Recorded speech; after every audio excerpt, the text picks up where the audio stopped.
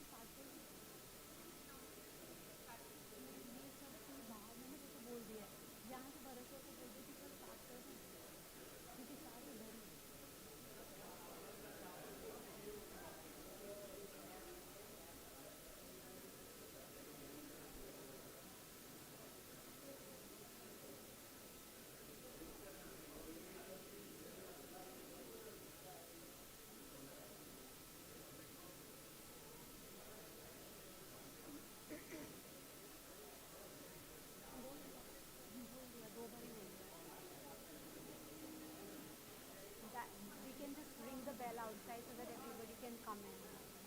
Prachi hotel से नहीं बनना नहीं है होटल से कोई बनना नहीं है थोड़ी कुर्सियाँ पीछे करो बहुत आगे आगे नहीं लगाएंगे मतलब घुस नहीं पाएंगे लोग अंदर हल्का सा पीछे हल्का सा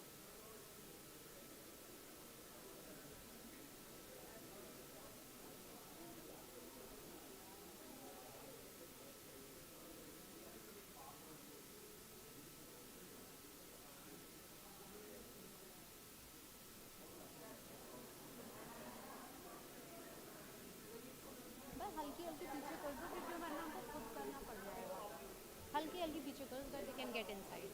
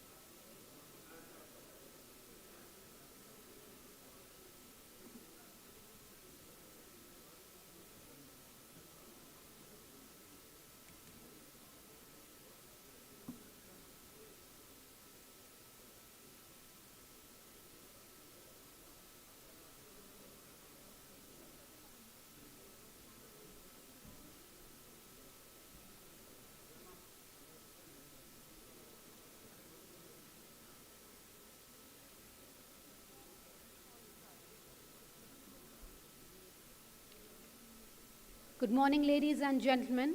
I request everyone to kindly be seated. All mobile phones kept on the silent mode and exit doors to be closed, please. Thank you. Namaskar once again. I, Manhar Rashid, on behalf of IAFI and GSOA, take a great pleasure in welcoming our distinguished delegates, senior government officials and regulatory leaders, diplomats, participating industry executives and innovators, defense and strategic experts, respected members of press and media, ladies and gentlemen, to the second edition of IAFI Space Policy Conference 2025, highlighting the immense potential of India's space sector while fostering an enabling environment for investment, innovation, and international cooperation. Today, we are honored to have the august presence of thought leaders and visionaries who are shaping the space frontier. Ladies and gentlemen, without any further ado, let's begin with today's proceedings and let's request and invite Mr. Bharat Bhatia, President IAFI, to kindly join us on the dais. I request Mr. Bhatia to kindly join us on the dais. So, ladies and gentlemen, please put your hands together and welcome Mr. Bhatia, President IAFI. I request sir to do the honors of welcoming our eminent dignitaries. We're truly honored to invite and welcome on the dais our Honorable Chief Guest, Shri Anil Kumar Lahoti, Chairman TRI. Welcome, sir.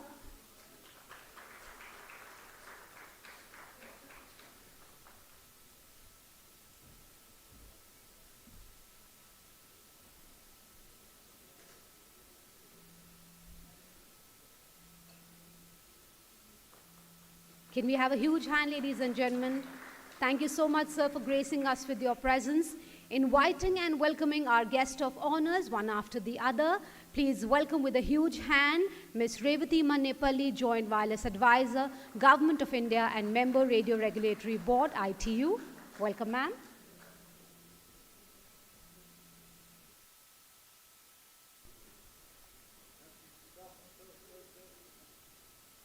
We welcome and honor Shri Gautam Sharma, MD in Marsat, India.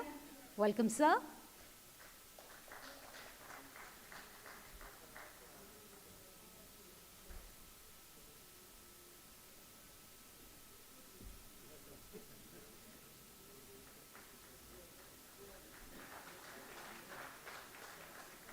Please join me in welcoming Ms. Isabelle Moro, Director General, Global Satellite Operators Association.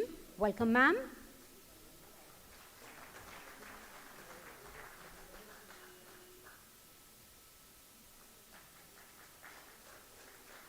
We welcome Shri Satyen Gupta, Secretary General IFI. Welcome, sir.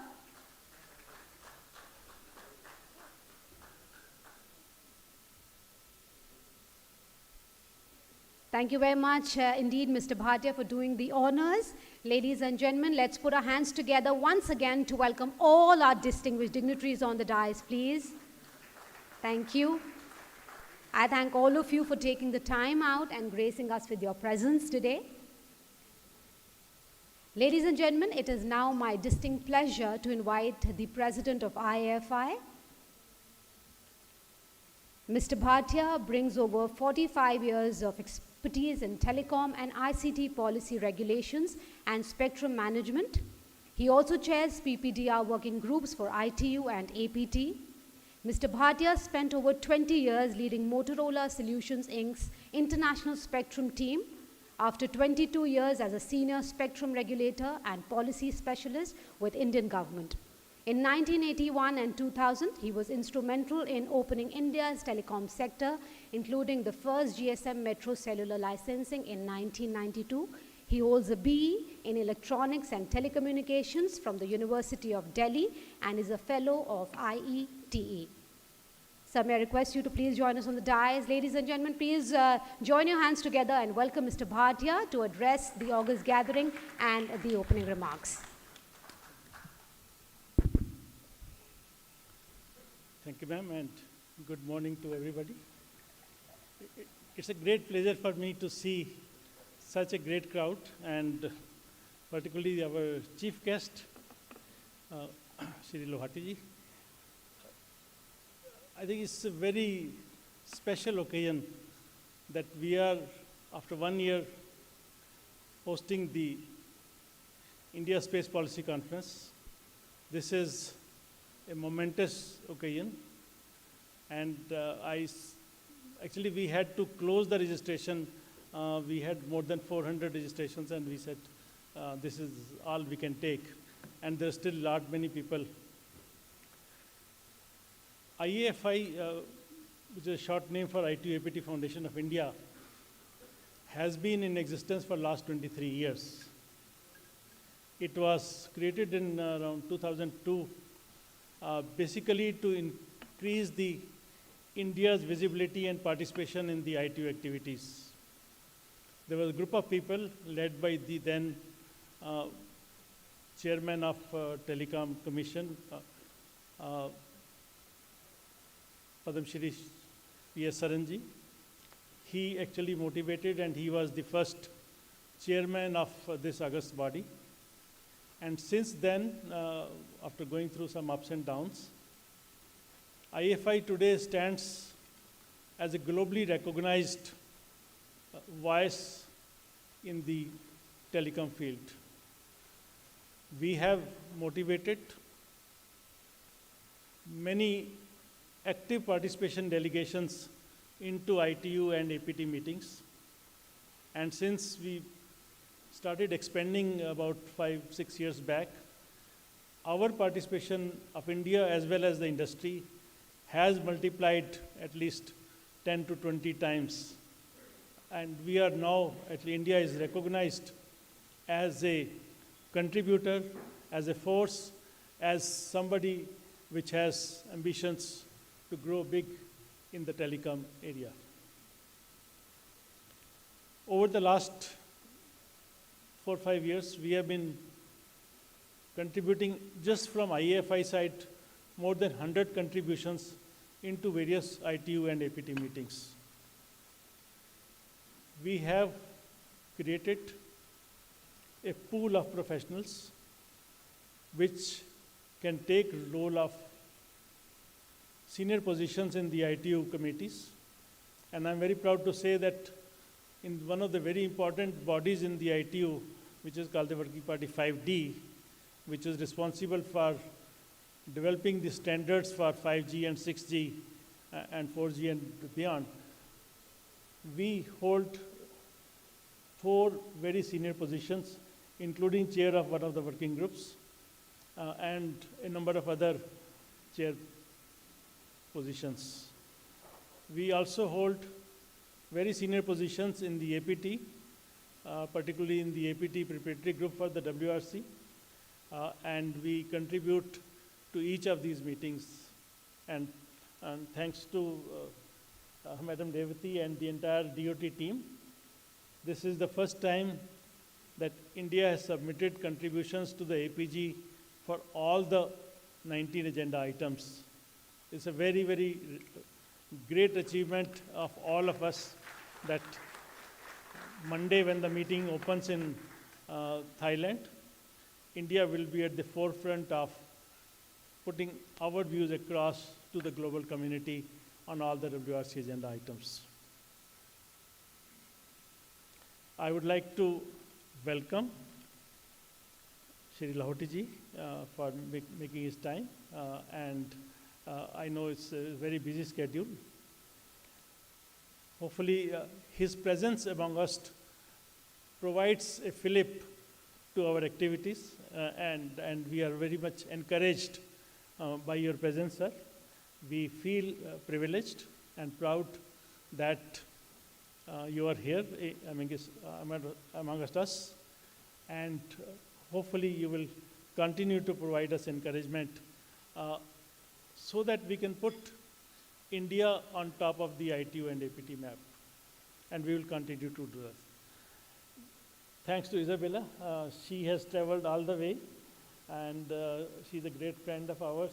She is the Director General for GSOA, Global Satellite Operators Association, along with our friend Peng Zhao, who couldn't make it here. I think he's gone to Africa for another meeting. We have very active support from all the GISOVA members. Uh, Most of them are our members, corporate members, and they contribute to our activities, both financially as well as through their technical wisdom, through contribution, through providing experiences, and working with us in submitting our contributions to various ITU and APT meetings. Thanks, Madam Revati. And I'm very happy to announce, I think most of you perhaps be knowing, she is India's first ever candidate for the post of director of the BR of ITU. And 3 cheers for her. It's a very interesting election that will happen in next year at the plenipotentiary. I myself feel very encouraged and very positive that she has a great winning chance. We have 2 candidates from Europe at this moment for the same post. And if they both remain, then I think they will cancel a lot of votes within Europe. And that's good for us. At the moment, Alex Kuhn from Germany and from the France. And we feel very encouraged. At the moment, we don't see other candidates, but we know there will be candidate from Africa. And not sure about China at this moment, but let's keep our fingers crossed. In the last election at the PP in Romania, we lobbied hard, and the entire industry was behind her campaign, and she got elected as a member of the Radio Regulatory Board, which she has been serving very, very effectively, making sure India's name remains high on the ITU Radio Regulatory Board agenda. And hopefully we are all behind you. Tuesday we are hosting a dinner to launch your career in the APG meeting in Thailand, and hopefully we will make sure that the entire APT is behind you. Thanks, Gautam ji, our longtime friend and friend of the industry, Managing Director of Viasat India. He has been a very staunch supporter of the satellite community in India and has been very actively involved in, and we'll talk more about the disaster activities and L-band, which is, I think, very important for India, and he will touch upon those. GMDSS and GADSS, those are the kind of areas which we normally don't see on the surface because we are always talking about 5G, 6G, and those kind of things. But I think we need to look after the disaster, we will look after the public safety. We will have some presentations from the defense services also. Defense spectrum also is very important, and so is the civil aviation and maritime spectrum, and I think we have a session devoted to that. Other area that we are going to talk about tomorrow, we have a dedicated workshop for direct-to-device. That session tomorrow will focus on this new technology where in future people will be able to connect their mobile phones directly through the satellites. Already some services have been launched in USA and other countries of connecting the phones directly. D2D is an evolving technology. We have a lot to do in the ITU, in the WRC 27. There are a number of agenda items, 11, 12, 13, 14, and they are very, very critical agenda items where we lay down the rules for how the D2D will work. And it's a very, somebody tells us more than $1,000 billion industry that is in the making. So we have to look to make sure that right sport framework is created in the ITU. We will also be talking about Viksit Bharat. It's a dream of India to be a fully developed country by 2047. And we have a whole session devoted jointly with the DOT on how we can leverage the satellite technologies for Viksit Bharat. And there are a number of verticals in that we will be covering in tomorrow's session. So we have a very full agenda, and I'm very encouraged to see all the presence. I'd also encouraged by the presence of Mr. Satyan Gupta, our Secretary General, and he's been a pillar in our working along with many other members who are present here. So thanks for everybody and thanks for support, and wishing all the best for the 2 days long conference. Thank you very much.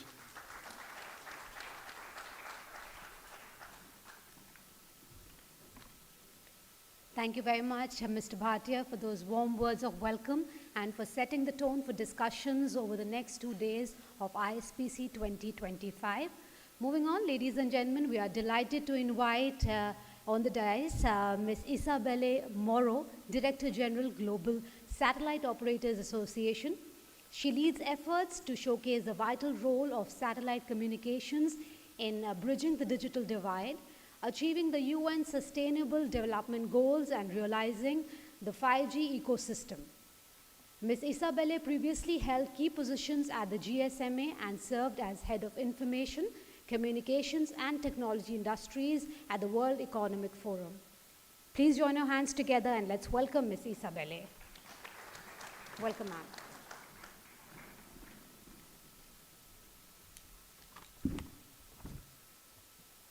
Good morning, everybody, and thank you, Barrett, for this warm welcome.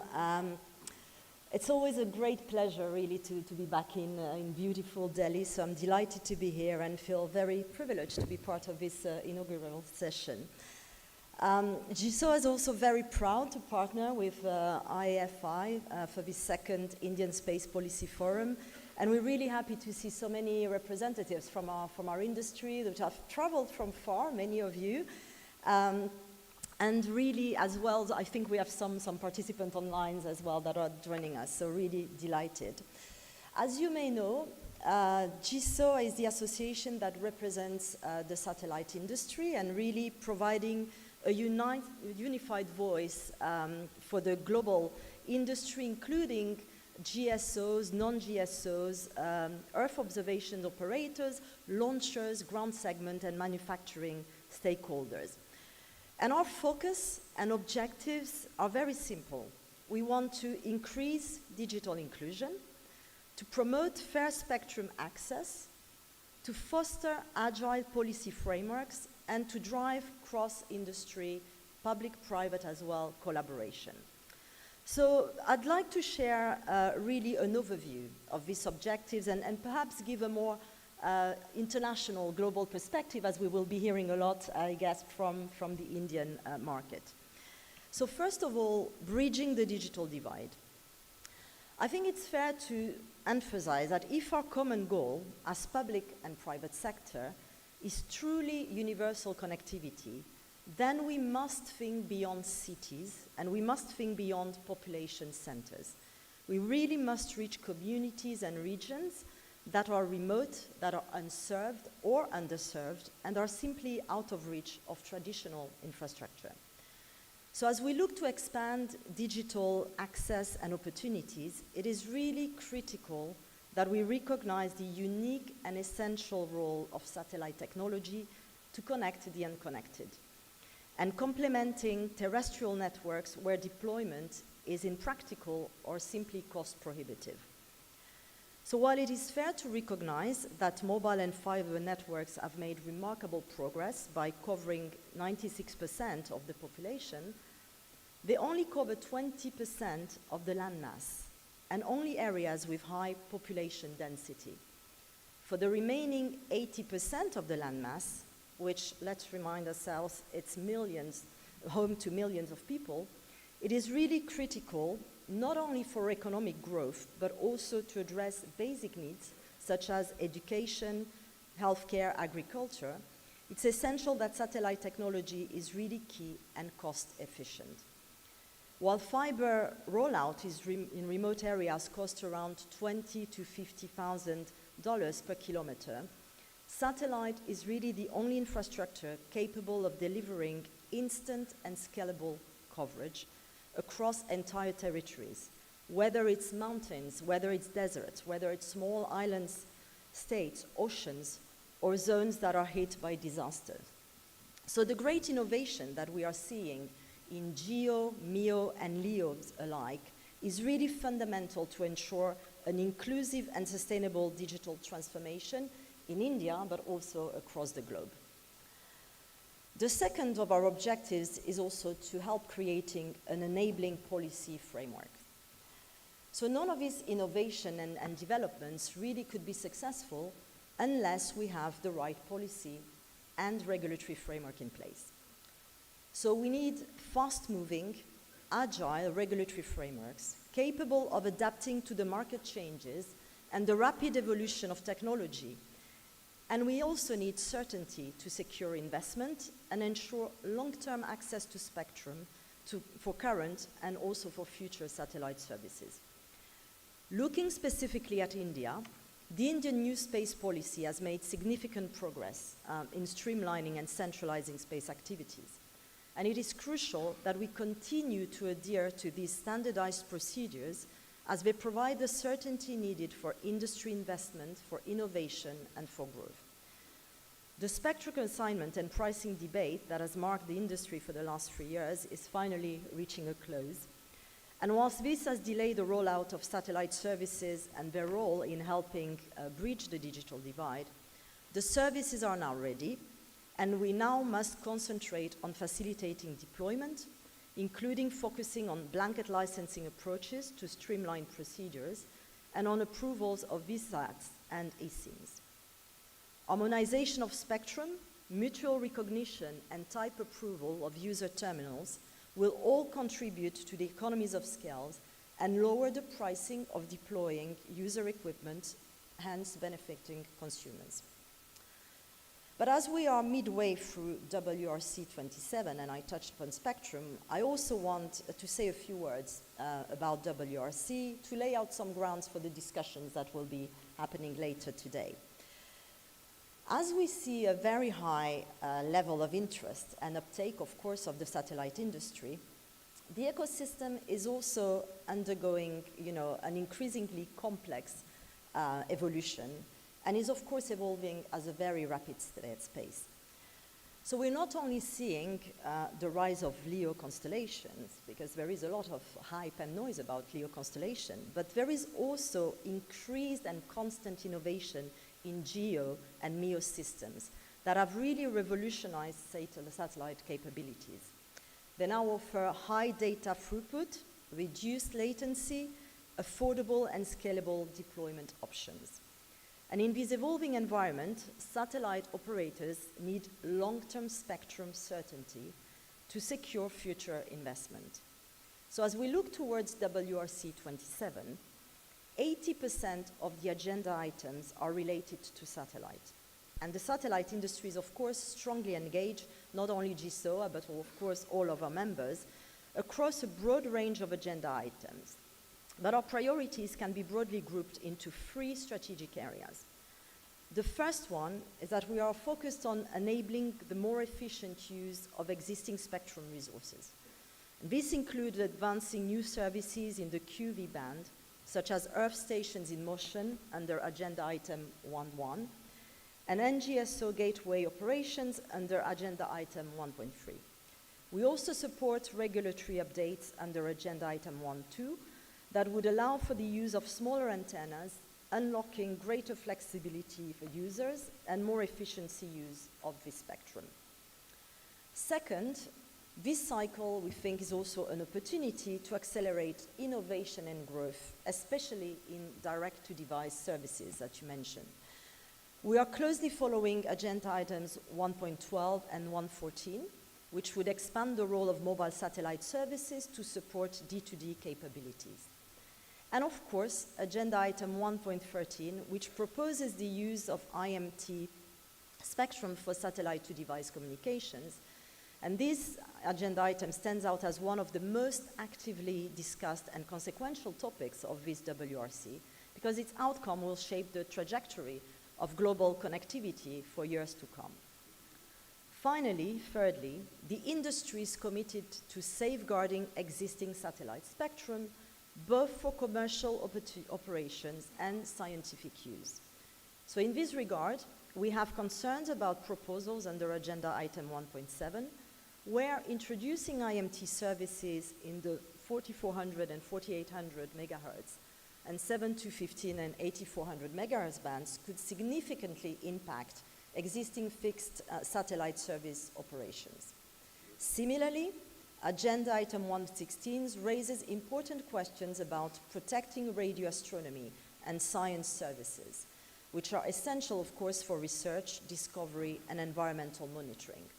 However, they should not impact FSS operators that are compliant with radio regulations. So, of course, there are many more other agenda items that carry a long-term consequences for our sectors, and I know there will be most of those discussed this afternoon in the sessions. But taking together, these issues are not just technical. They are really central to ensuring that satellite can continue to serve as a reliable, resilient, and innovative pillar of the global digital ecosystems.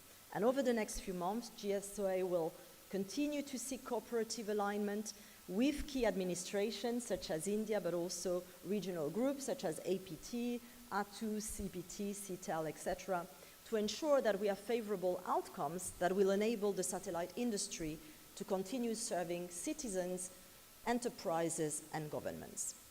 So last but not least, of our objectives, of course, is cooperation. And to increase digital opportunities for all, we really need cooperation between industries, not only the tech industry, but also with vertical industries, with policymakers, with regulators, and with international organizations. As such, as GSOA, we champion the integration of terrestrial and non-terrestrial networks, working actively with ITU, 3GPP, regional regulatory bodies, and the mobile industry to accelerate integration, and we signed a cooperation agreement with GSMA to that effect last year. So distinguished guests, let me conclude by reiterating that satellite connectivity is not just a backup. It is a necessity for sustainable, universal, and meaningful access, for 5G and 6G deployment, and for global resilience. And by aligning policies and fostering collaboration, we are all able to ensure that no one is left offline, whether it is in India or elsewhere in the world. Thank you very much.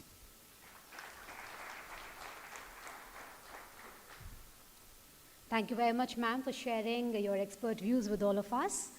Ladies and gentlemen, we are truly privileged to have with us Shri Gautam Sharma, MD in Marsat India. Previously, he was leading the Telenor Asia business for Huawei, based out of Bangkok, Thailand. He's an experienced business leader with over 2 decades in global mobile broadband, satellite operators, mobile network operators, and telecom OEMs. He has hands-on experience in driving the company's policies by maintaining balanced and transparent relations with various ministries and government departments, including the Telecom and IT Ministry, Department of Telecom, Commerce Ministry, Home Ministry, PMO, DIT UK, and various government bodies in centre and states. Ladies and gentlemen, please join your hands together in welcoming Shri Sharma. Welcome, sir.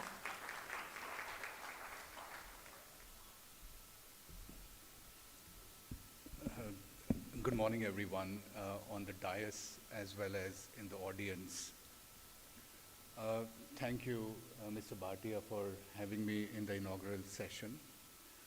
I will leave the regulatory part to my dear colleagues, Donna, welcome to India, and Bashir, who will be taking up on GMDSS and L-band in the later session today. I would like to focus on a couple of things probably that will be interesting for the audience here. I'll try to cover on India microeconomics, telecom sector, how space can actually help to bridge the current digital divide which we have. India this year became the 4th largest economy, surpassing Japan. It's expected to become the 3rd largest economy by 2028, when it surpasses Germany. It's expected to become a $10 trillion economy by 2030. And I think after that, every year it's going to be adding $1 trillion. So I think things are going quite good when it comes to Indian economic situation. coming to the telecom, I think telecom has been a success story in India. And if we see almost 1 billion people have been connected, it's not an easy thing to connect 1 billion people. And there are certain challenges which we have on the rural side, but I still believe both government as well as the 4 telcos are trying their best to see if they can, further reduce the digital divide. Viasat, with industry partners, is trying to work very closely on a couple of activities so that we can also contribute in reducing the digital divide. As of today, we see on the rural side, there is an opportunity to connect 300 to 400 million people. And from the government perspective, I think it helps them to ensure their programs reach to these 300, 400 million people. And at the same time, we all know when you embrace people digitally, the GDP also gets positive. We're focusing on 2 things. One is we're working with startups in India. We're looking at a possibility of reducing the cost of capacity per megahertz if we really want to get into these areas. Today, if I have to buy capacity from whether it is an Indian satellite operator or a foreign satellite operator, it goes into 3 digits per megahertz per month. And we are trying to work with some startups in India who have capabilities of building subsystems, buses, as well as launch capabilities. And we are looking at having a small geo satellite which has a capability of reducing those costs to 2 digits. And unless we have the cost per megahertz per month actually going that side, it's not going to be easy for us to connect unconnected. So that's one area we are exploring. And as I talk, in fact, we are already having conversations with some companies in Hyderabad. In addition to this, we're also focused on direct-to-device. We believe direct-to-device can also kind of help bring, those black spots can be reduced both in urban and rural. In fact, Viasat was the first operator to demonstrate direct-to-device last year. Currently, we are working with Department of Telecom, BSNL, as well as terminal OEMs so that we can scale this business. We are very confident by end of this year or early year, next year, we should be able to expand direct-to-device services in India. Another area where I think mobility, satellites are going to play a critical role is on the mobility side. There are 4 areas where SATCOMs have been playing critical role and they will continue to play critical role. One of them is, of course, defense. Then we have aviation, maritime, and advanced air mobility systems. Legacy Inmarsat, which is now part of Viasat, has been working with defense forces and providing mission-critical services to both defense and disaster agencies for decades now. You talk about any kind of connectivity service on land, air, sea, whether it is GSPS, whether it is GMDSS, whether it is BGAN, Fleet Broadband, Swift Broadband, all these services are being utilized by the Indian Defense Forces. Currently, we are looking at upgrading those services with multi-networks by adding a layer of KA over KU plus L. And we are also looking to do some trials with Indian Defense Forces on a concept called hybrid adaptive networks. This is something which we did with US government, where you kind of create network of networks, multiple networks. So you have a layer of sovereign satellites over, then you have enterprise-enabled satellites, commercial satellites. See, the idea behind this is whenever the war happens, the adversaries try to attack the sovereign assets. So it's important for us as a country to build a resilient network which has multiple network layers, which includes sovereign assets as well as trusted partners having those enterprise commercial constellations. So these trials we are currently discussing with defense forces. Aviation is another important market. India this year became the third largest aviation market, just surpassing Spain and UK. Today we have around 700 to 800 commercial aircrafts, and there are orders which have been given for another 1,000. So by 2030, we expect to have around 2,000 aircrafts in India. I always give this example. If we see US has a population of 340 million people, and they have 6,000 commercial aircrafts. We have a middle class today of around 500 million, and we are adding 100 million middle class every year. And even when in 2030, when we will have 2,000 aircrafts, we will need additional 2,000 aircrafts.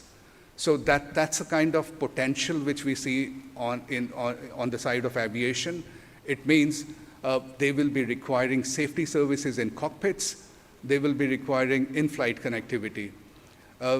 As of today, all the wide-body aircrafts in India are connected with our safety services, AeroClassic. Some of them are also connected with Safety Swift broadband.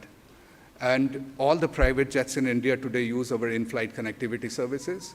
All the VVIP aircrafts are using, again, our services. And we are in discussions with the commercial airlines to see if we can get into in-flight connectivity with the domestic market. That's our target at this moment. Maritime, again, is a very, very important market for us. In fact, the legacy in Inmarsat was formed under ITU, and the reason why it was formed was to ensure connectivity for the seafarers in sea. And we're proud to continue to build modern networks for all these safety services. We invest so much, and as rightly said by Mr. Bhatia, a lot of things are not visible. There's a lot of efforts which go in building these networks and maintaining those networks. On the maritime side, we are the world's leader. There's no doubt about it, and we will continue to be the leaders on maritime aviation. Aviation also, I forgot to say, we actually have 50% of the market share worldwide. And on the maritime side, we have been partnering with all the Indian flagged vessels. In fact, all the Indian flagged vessels use our SAT-C services. Majority of them use our fleet broadband services, and now we are kind of upgrading them into L and plus Ka band. In fact, we have recently announced a product called Nexus Wave. Nexus Wave kind of bonds multiple networks, which includes LTE, our GX series of satellites, Viasat 3 series of satellites, and even our partners from LEO. So that ensures you have a kind of a floating office, floating home in the sea.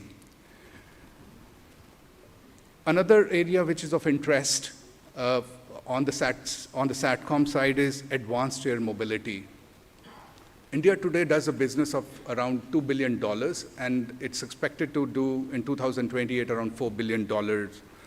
And we have tied up with a company called E-Plane, which recently got an order of $1 billion for building around 700 plus air ambulances. And we have a product called Valeris, which is like 83 mm. It just fits in anybody's palm.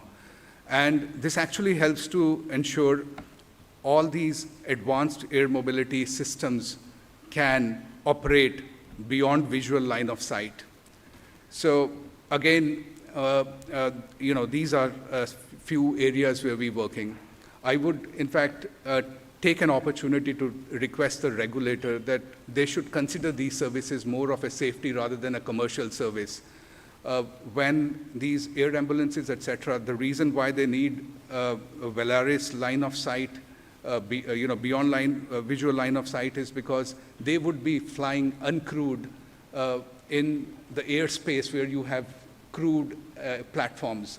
So I think it's very important for the safety perspective that these advanced air mobility platforms and UAVs, the SATCOMs are considered as safety services. Finally, I won't take much time. I will also request humbly, I think India is a power, and we request, that there are one or two, vertically integrated companies which are trying to consume all the finite resources, which include spectrum as well as orbital slots. And if tomorrow India decides to launch a LEO satellite constellation, or let's say one of our entrepreneurs wants to launch a LEO satellite constellation, they will have no spectrum or orbital slots left. So I think India has a lot of weight in ITU, and India should put its weight, and we should learn what happened during the GEO era, because all the orbital slots were taken by the Western world. So my humble request is India should put its weight and see that orbital slots and spectrum are secured for India as well as for other nations. Finally, we are committed to the Indian market. We are expanding our operations in India. We have 2 engineering centers based out of Chennai and Hyderabad, having around 300 skilled engineers. We're also committed towards the society. Last year, in fact, early this year, we launched a program called Space for Good. It was launched simultaneously in US, UK, and India. The idea behind this was to create awareness of space among the university level young generation. I would be delighted to share with you that this program was started in Jan, and it's gone through multiple phases. And now we have 8 shortlisted candidates from 8 universities, and they are running certain projects, and they've been mentored by the industry at the moment. We would be having a final, final event happening on 26 September at Shangri-La. I would encourage all of you to please join, encourage those students, listen to the projects on which they are working, and we will be, announcing the winners on 26 September. I will give more details to Mr. Bhatia and his team, and I look forward all of you coming and encouraging young students who are working on certain programs on space. Thank you.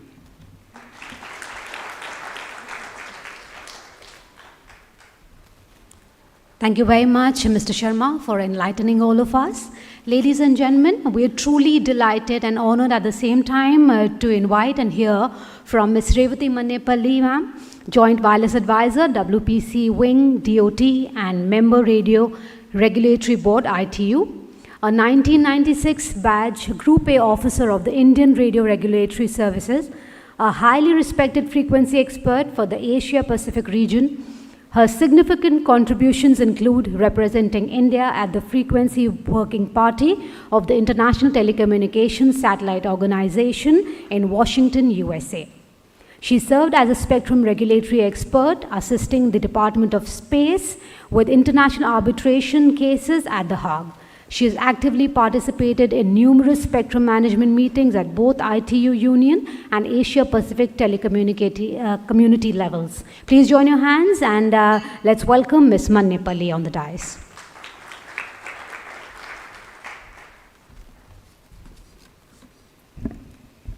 Thank you for the very elaborate introduction, and very good morning to all of you. Respected Chairman, Telecom Regulatory Authority of India, and other esteemed dignitaries on the dais. And I see a very huge crowd here. I am very happy to see the room is really crowded. And especially international partners who traveled all the way from their countries or their office places and visited Delhi, and the space community and the distinguished delegates. Again, a very good morning. It's a privilege and honor to speak in your august presence here. And I want to congratulate ITU-APT Foundation of India for conducting the second India Space Conference. I think this is the second chapter you are conducting in India. That's good. They have been conducting for the WRC and other spectrum management conferences. For the space conference, this is the first one. While going through the agenda, it's a 2 days program, and they are, apart from covering the policy topics like Space Policy 2023 and Indian Telecommunication Act 2023, of course, they are covering the agenda items of WRC 27. And one interesting item which caught my attraction is that is the dedicated workshop for direct-to-device satellite communications. Even if you see in the WRC agenda items, most of the traction is going towards this agenda item. It comes under agenda item 1.13, that is direct-to-device communication, where my previous speakers also was referring to, it's a $1 billion or $1,000 billion business in the future they are expecting. When we come to the policy issues, let me take one by one. That is India Space Policy 2023. And I think we have a Department of Space and in-space colleagues, they will be delving more on it. But my earlier association with ISRO and continuous association with DOS as well as a space regulator, this is the dawn of new era. This Indian space policy is a dawn of new era. So far, the ISRO was the torchbearer reaching to the heights, whatever the area. It's an interplanetary exploration or remote sensing or communication satellites. The space policy has brought a change in the era from the government-centric driven model to multi-stakeholder cooperation model, where startups, academia, industry, international collaboration, all have been working together to make space as a driver for the global community. It is not only for India. Space is the now driver for the global community, which is essential. My colleague just now pointed out that the orbital resources and spectrum, we should ensure that everyone should get their share, because it is an essential infrastructure to achieve sustainable development goals. I am sure India is working and to achieve this goal with the help of all the industry and all the stakeholders, including global community. When we are coming to telecom policy, that is the Telecommunication Act 2024, it is the modernization of the regulation. The basic aim is simplify the telecom regulation and framework to promote ease of doing business, to promote innovation, to promote R&D, to bridge the digital divide. We are trying to cover all these activities by establishing different rules. All the rules, the process has already been started, and some of the rules have been published. While formulating these rules, the government of India has followed the due procedure which has to be followed, like consultation, wider consultation, including recommendations from our Telecom Regulatory Authority of India, then wider detailed deliberations, and finally coming out with the rules. We are in the process of finalizing the rules for now, the authorization rules. We have changed the name of the license from the authorization, because we don't want to have any license raj in India, especially when we are talking about telecommunication or broadcasting. Then for the spectrum assignment, much talked about the spectrum assignment method. We had a legal standing, legal backing. Earlier also we had, but that was indirect. In the Telecommunication Act, a separate chapter has been dedicated for the spectrum assignment methodology, and it has been very clearly mentioned under what circumstances spectrum will be assigned administratively, under what circumstances it will be auctioned, and what is the mechanism. It has been clearly spelled out, which gives a very great sign of regulatory stability and certainty. People know that what is going to be assigned administratively. And with that, one among them is the satellite-based services.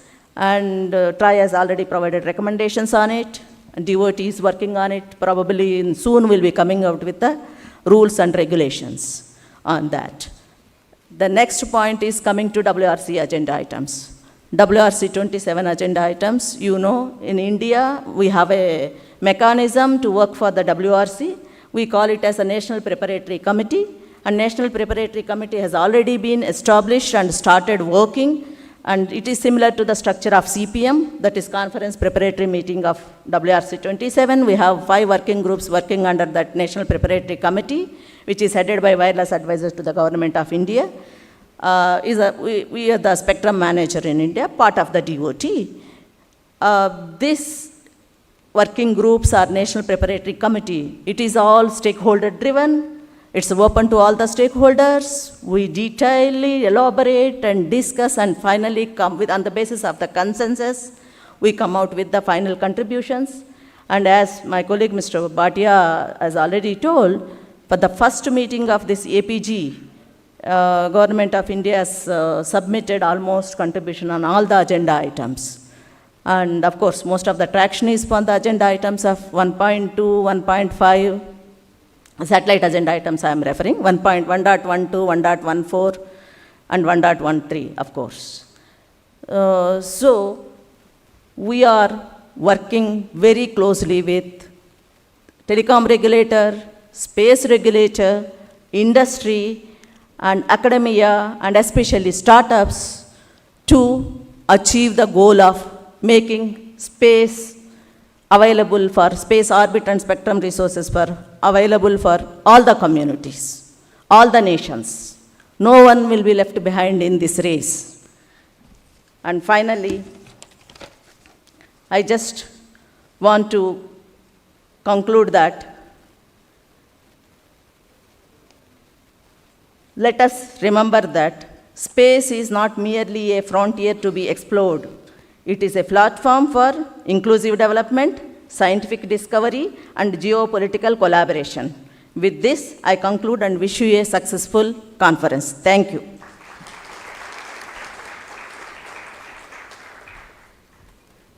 Thank you very much, ma'am. Ladies and gentlemen, it is with great honor that we welcome our honorable chief guest, Shri Anil Kumar Lahoti ji, Chairman TRI, a 1984 badge Group A officer in the Indian Railway Service of Engineers, and culminated his 37-year career in Indian Railways and superannuated as the chairman and CEO of the Railway Board. He held pivotal roles across various railway zones and the Railway Board. Shri Lahoti is renowned for his expertise in railway operations, track maintenance, and project execution, having spearheaded numerous reforms, modernized maintenance, and significantly improved freight transport performance during his tenure. It is our privilege to have such a visionary leader with us today. Ladies and gentlemen, please put your hands together and let's welcome Shri Lahoti ji to kindly address the gathering.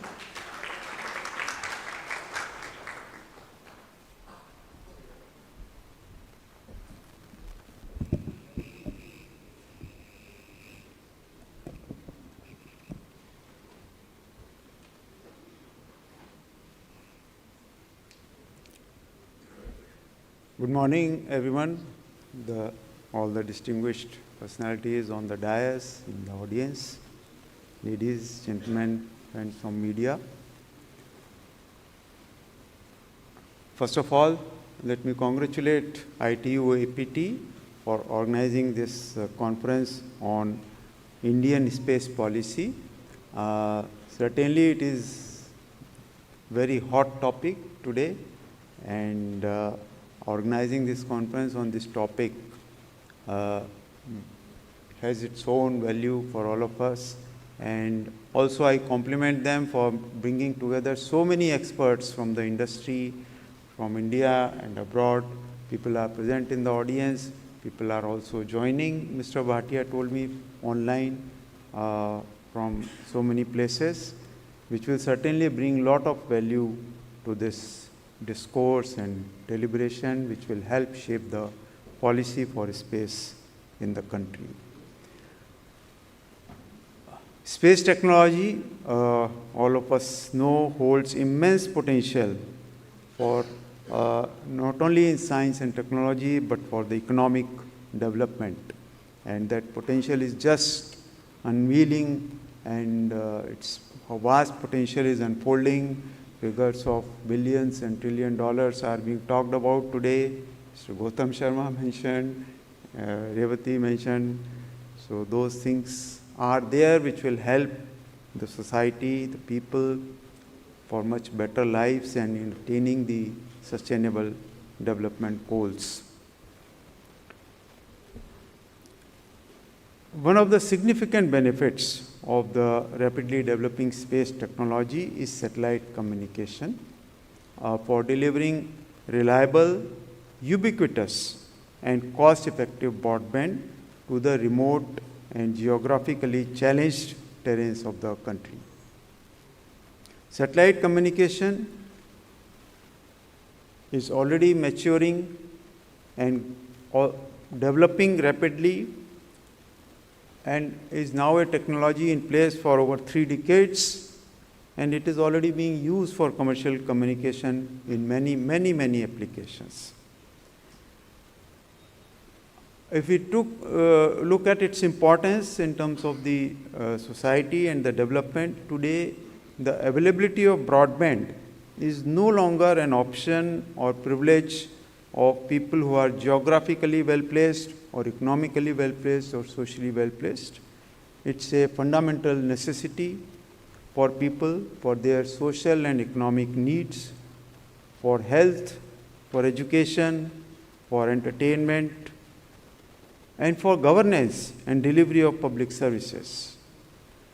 Therefore, ubiquitous access to broadband will increasingly be necessary to bridge the socio-economic disparity in the society. To bridge gaps in connectivity and broadband access, particularly in the rural and remote areas, it requires more efforts towards development of terrestrial infrastructure. Even sharing of terrestrial infrastructure among the telecom operators is a challenge. In today's era, satellite communication, therefore, can play a vital role in helping to accelerate broadband penetration and to provide ubiquitous access to the remotest part of the country.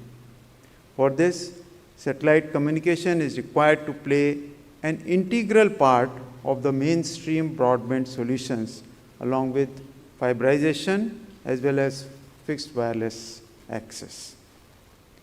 For the operation of satellite systems effectively and safely, the satellite communication is subjected to numerous regulatory norms at both national as well as international level. The regulatory aspects of satellite communication focus on managing the orbital resources, managing the spectrum, licensing, and compliance to ensure efficient and secure operations. Satellite systems, along with terrestrial networks, can also play a vital role to manage connectivity with vehicles, vessels, aircrafts, and IoT devices in remote and far-flung areas. Satellite communication is also critical for communication during disasters when terrestrial network is damaged by such disasters or natural calamities. Satellite communication innovations in high throughput satellites, very high throughput satellites, and GSO satellite communications are revolutionizing the satellite industry. Technological innovations in the field of small satellites, especially nanosatellites, the satellite Internet of Things, all these will drive next generation of satellite capabilities. Mr. Gautam Sharma has mentioned of many more technologies which need to be looked into and will provide many solutions which the society needs. Such innovations are expected to enable connectivity across industries and complement or empower the 5G and upcoming 6G capabilities. Innovations on the satellite ground stations, orbital services, digitized payloads, propulsion systems, and artificial intelligence would enable satellites to perform more complex functions efficiently and seamlessly. The government has taken a series of reforms to promote satellite communication, enhance ease of doing business, and lower the operational costs. Revati just now mentioned the various initiatives taken by the government in terms of the space policy and the telecommunication policy. Some of the key measures also include removal of artificial restrictions on antenna size and carrier speed, elimination of several charges like NOC charge, SECFA charge, MPBT charge, annual license fee for M2M or IoT devices under captive VSAT CUG licenses, etc. The scope of satellite licenses has also been broadened to support M2M IoT connectivity and allow VSAT CUG providers to offer backhaul for cellular and Wi-Fi services, including adding rural, which will aid the rural connectivity. 100% FDI has been permitted under the automatic route to facilitate investment in this area with suitable safeguards. Processes have been simplified to enable the industry through user-friendly guidelines and online processes. Many of these reforms are based on TRAI's recommendations from time to time. The government, as we just now heard, is unlocking the space sector, and the introduction of the Indian Space Policy 2023 has enabled increased participation of private players and startups across the entire space value chain, enabling a level playing field for non-government entities. This policy, which is aimed at driving social, economic, and technological growth, was further operationalized through the release of norms, guidelines, and procedures, that is NGP, in May 2024, outlining the space activities requiring in-space authorization and related criteria. Additionally, the promotion of non-terrestrial networks is seen as a transformative step to enhance connectivity beyond terrestrial reach and foster innovation. In all, space technology has significant potential to contribute to achieving the UN Sustainable Development Goals. In September 2024, TRAI made recommendations on the new framework for service authorization to be granted under the Telecommunication Act 2023. Under these recommendations, TRAI has recommended for a unified service authorization to achieve the objective of one nation, one authorization. If an entity obtains unified service authorization from the government, it can provide numerous telecommunication services, including satellite-based communication services on a pan-India basis. Besides, under the scope of access service authorization, TRAI has recommended the use of non-terrestrial network as well. Regarding the assignment of spectrum for satellite-based communication services, the government brought about the much-needed legal clarity with the enactment of the Telecommunication Act 2023, which clearly listed out what falls under the domain of auction-based assignment and what falls under administrative assignment. TRAI has made its recommendations, much-awaited recommendations, in May 2024 after an exhaustive consultation exercise, and we believe that this is a very balanced recommendation which will benefit the sector, yet take care of the interests of all the stakeholders. The spectrum assignment policy that TRI has recommended is initially for a 5 years period, which is extendable for 2 more years. The recommendations cover wide range of spectrum bands, including Ku, Ka, and Ls bands, addressing both fixed satellite services, that is FSS, and mobile satellite services, that is MSS, but distinct from non-terrestrial network. The spectrum for non-terrestrial network was neither the part of government's reference to TRI or nor is it a part of the TRI's recommendation. The recommendations are designed to support both GSO and NGSO satellite systems. TRI has also suggested for a faster application processing, proposing a 30 days timeline for in-principle assignment approvals. Regarding the spectrum charges, TRI has recommended for providing satellite-based communication services with spectrum charges to be levied as percentage of the adjusted gross revenue, subject to a minimum annual spectrum charge. For NGSO-based FSS services, an additional charge per subscriber per annum in urban area has also been recommended to distinguish the cost of urban use of spectrum in the urban areas vis-a-vis the rural areas, and it is intended to incentivize the satellite operators to provide services in rural and remote areas so that they do not divert capacity to high-paying urban areas. Further, TRI has recommended technical safeguards also, such as coordination norms, adherence to ITU regulations, flexibility for early surrender of spectrum if needed. Overall, we hope these recommendations will be a significant step forward, enabling the growth of India's satellite broadband ecosystem and support national digital inclusion goals. Working with all the stakeholders, the country can build on the dynamism already created to further deepen, widen, and scale its digital access for all citizens in every underconnected or unserved area of the country.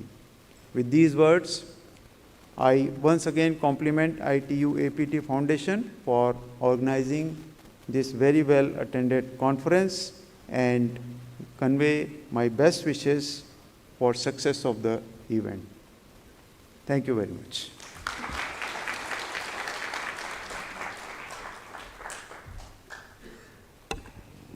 Thank you very much, sir. We're truly, truly grateful to have the opportunity to hear from you today. Thank you so much. I would now like to request Shri Satyen Gupta, Secretary General, IAFI, to kindly join us to conclude the inaugural session. He is an international expert in NGN technologies, regulation, and broadband with 40+ experience of telecom experience. He is a recognized analyst, author, advocate, and advisor on ICT policies and projects. The first Indian recipient of IPv6 Hall of Fame Award 2019 and Lifetime Achievement Award 2022 by Global IPv6 Forum. Presently, Dr. Gupta is working as chairman of Bluetown, India, and BIMSTEC, South Asia, and Bharat IPv6 Forum. Welcome, sir. Thank you. Good morning. It's indeed a great pleasure and honor for me to propose the vote of thanks and concluding remarks on behalf of our foundation. I'm thankful to them for this opportunity. To start with, let us start with our honorable chief guest, Chairman TRI Anil Lohoti Saab, who very kindly agreed to do the honor for this session, because though his busy schedule was actually almost preventing him to be here, but he dared, and we are really thankful to you, sir, for this gesture. And it is not only your presence, but your words of wisdom. Actually, lot of things you have clarified as well as sort of announced and mainly given the ideas that what is the view of regulators, especially in the domain of satellite communication. And especially the one thing which we liked was that you have dared to set a deadline for the government actually, that each application has to be cleared in 30 days. That is a great help actually to the industry and also towards the ease of doing business. And I hope government will accept that. In addition, your concept of unified authorization for spectrum itself, actually GMPC has VSAT and then IFC, and now more and more different satellite services, different licenses were there. So you have mentioned about unified authorization for everything towards the one nation, one authorization actually. That will also work towards ease of doing business actually in the satellite side, and the role of the satellite now not only as a secondary service or disaster service, but also as a main service actually. Wherever the conventional or terrestrial network cannot deliver the services which are supposed to be delivered by a conventional or terrestrial network, actually satellite can do that and more efficiently. And that means the satellite and terrestrial don't have to be treated as competitor, which is given to understand through the media actually. They are actually coexisting, complementing each other. In fact, satellite is doing the job which terrestrial network is unable to do or has failed to do. Actually, that is the message we get from your ideas, Sahab, and also doing the balancing act during your last recommendation to the government, where you have seen the interest of not only satellite bodies, but also of the terrestrial actually. All like, that is called balancing act. That is what regulator is meant to do actually in its recommendation.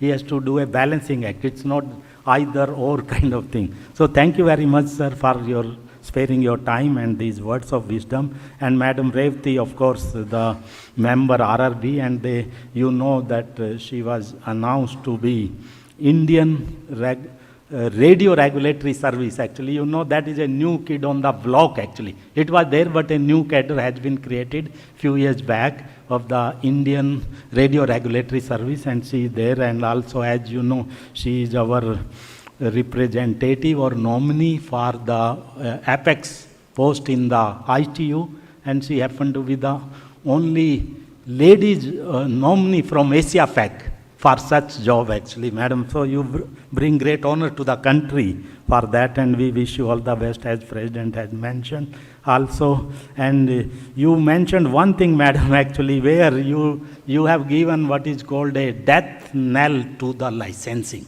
You told now you will not government will not use the word licensing. They will call it authorization. When we were professional 45 years back actually, that time government used to say any scarce license have to be licensed. There is nothing like unlicensing. And now we have changed that. So we will like to compliment you, and that is what is required towards ease of doing business. The death of licensing as a word itself, and we wish you all the best for your endeavor to reach the global actually level now, and so many other things. You have told a lot of clarity about WRC 27. Thanks a lot for your presence and your advices. And our friend Gautam Sharma ji, actually it is not only head of Inmarsat now in India, he is actually the head of Viasat, which is the parent company of Inmarsat actually. He is a satellite man for years. So many new things, Gautam, you brought to our knowledge actually, though they are different type of technology, different kind of services actually, helping make in India, startups, nano satellite, direct to device actually, mobility part of it, and multiple kind of network layer. That is a great thing he told actually. The different network layer still to have the national security at the top of the agenda. So you can use a foreign satellite to provide what your sovereign satellite have to do as a backup. As a backup, having all kind of protection, security. That is a great idea you have given actually. And we are thankful to you for that, and also bringing all these new things to all of us, especially to the audience also. And Madam Isabel from GSOA, Secretary General, and all the way you came, Madam, from Brussels, I think. So thank you very much for sparing your time and coming here and mentioning about the importance of satellite sector as a whole in the basically view of the WRC 27. And we have taken note of that, that WRC 27 is almost hijacked by satellite communication, 80% of the agenda. So that gives to our foundation also a food for thought that we will have to have such meetings, more and more such meetings before 27 actually. A great idea you have given, and all your support also in that. Very thankful to our president, of course, Bhatia ji, actually, who under his guidance only we have done all these things, and he could bring all of you, and even if he was abroad, but he was guiding all of us from there, so that this event is well curated, well done, and well attended actually, and that is the example of all of you being there. And last but not the least, I like to thank actually all of you also, and especially our friends from abroad. Mr. Bashir is there, and all of you who found so much time actually to come physically here. Normally nowadays people want to attend remotely, but most of you have come physically. So we are really thankful to all of you and all of other senior colleagues of ours, our President, our Chairman Dua Sahab, Vice Chair Goel Sahab, and all of you who could make it, and the team of Chairman TRAI, Secretary TRAI, Senior Principal Advisor Singh Sahab, and others. We are really thankful to all of you for sparing your time and coming here and supporting all of us, and we will expect the same thing in our future endeavors as well. Thank you very much.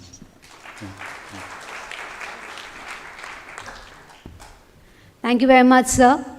On behalf of IAFI, I once again extend a hearty vote of thanks to our esteemed dignitaries on the dais who spared their precious time and joined us today. We really appreciate it, and we have a small token of appreciation for all of you. I request you to all accept it on our behalf. I request Mr. Bhatia to kindly do the honors of felicitating our chief guest, Shri Anil Kumar Lahoti ji. Ladies and gentlemen, please put your hands together. Thank you very much, sir, for joining us today.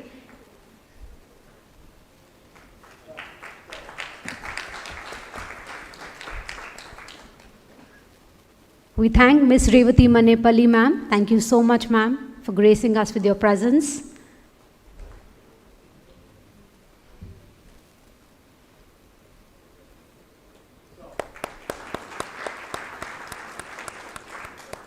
We thank Shri Gautam Sharma ji. Thank you so much, sir.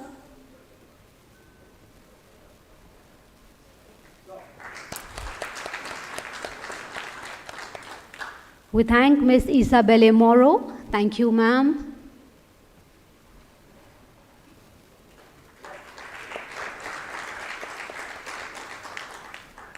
We thank Shri Satyen Gupta, sir. Thank you very much, sir.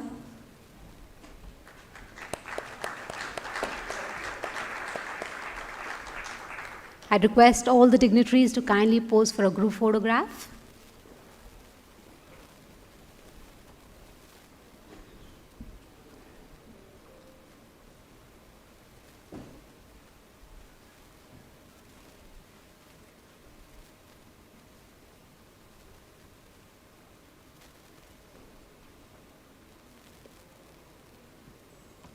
Thank you.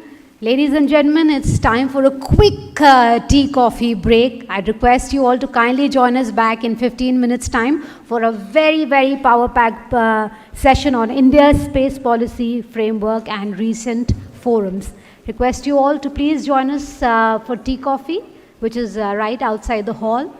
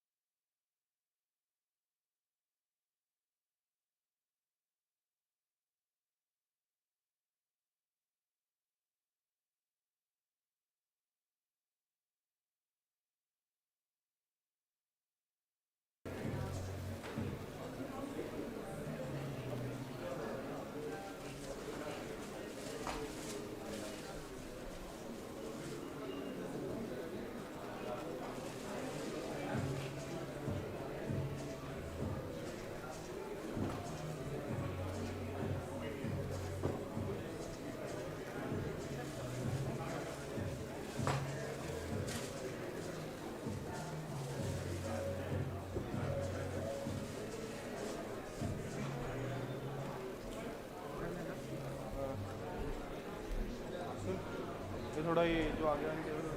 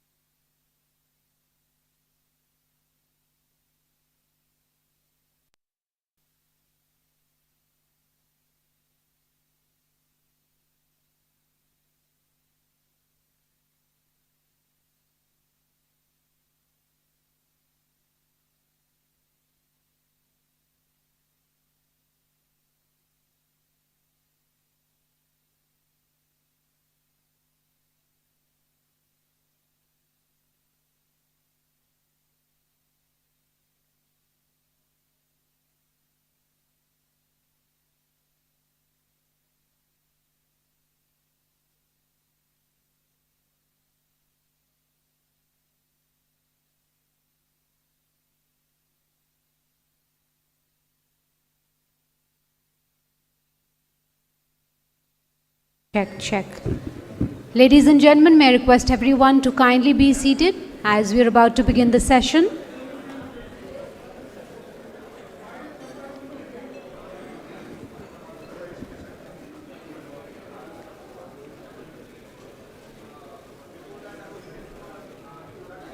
Requesting everyone to kindly be seated as we are about to begin.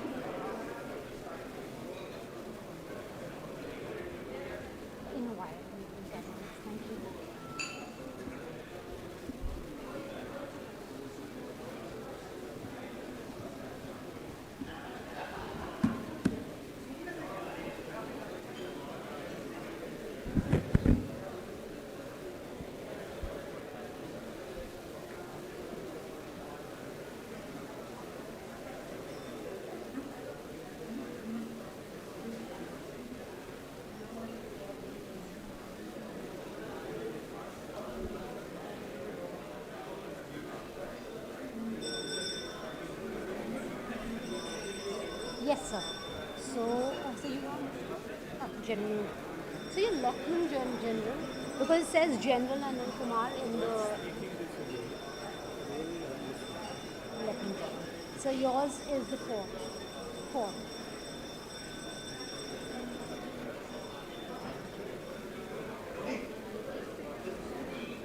Welcome back, ladies and gentlemen. I hope you all enjoyed your teas and coffees. I'm pleased to welcome our esteemed panel for our upcoming session on India's space policy framework and recent reforms. Chairing the session, we have Shri Bharat Bhatia ji, President IFI. I request everyone to please join hands together and welcome our session chair, Shri Bhatia ji. I'm pleased to welcome the speakers on the stage. To start with, Shri Arun Agarwal ji, DDG Satellite, Department of Telecommunications. Welcome, sir. He is having vast experience of working of the USOF, an ITS officer of 1990 badge, and has about 32 years of experience in various areas of telecom, such as planning, installation, standardization, rural telecom, USOF schemes, etc. He also is a member of DOT's Committee on Circular Economy in Telecom Sector and various committees of Bureau of Indian Standards. Please join me in welcoming Shri Vinay Paliwal, Deputy Director, Program Management and Authorization Directorate in Space, Department of Space, Government of India. Welcome, sir. A BTech in Chemical Engineering from IIT Madras brings expertise in composite solid propellant motor processing for ISRO's launch vehicles with a keen interest in high burn rate propellant formulations. He currently coordinates crucial support from supply and development to testing and technology transfer between various ISRO centers and new space entities. He is also responsible for authorizing launch-related activities from India. Please welcome Lieutenant General Anil Kumar Bhatt, Director General in Space Association. Welcome, sir. He is a highly decorated veteran of Indian Army with over 38 years in the Indian Army. He held apex leadership roles, including Director General, Military Operations during the Doklam standoff. General Bhatt is a recipient of multiple prestigious awards, including the Param Vishesh Seva Medal, and is now at the forefront of energizing India's private space ecosystem. Welcome you, sir. Please join me in welcoming Dr. Tony Azzarelli, Vice President, Eutelsat OneWeb. Welcome, sir. Dr. Tony has more than 25 years of experience in telecommunications sector with appointments at the UK regulator Ofcom, Inmarsat, ICO, Global Communications, the Boeing Company, the European Space Agency, and as an independent regulatory consultant. In his previous industry appointments, he always strived to initiate, develop, and promote global harmonized policies for space and terrestrial telecom technologies on the move. Please welcome Dr. Laura Roberti, Director for Spectrum and Market Access, Telesat.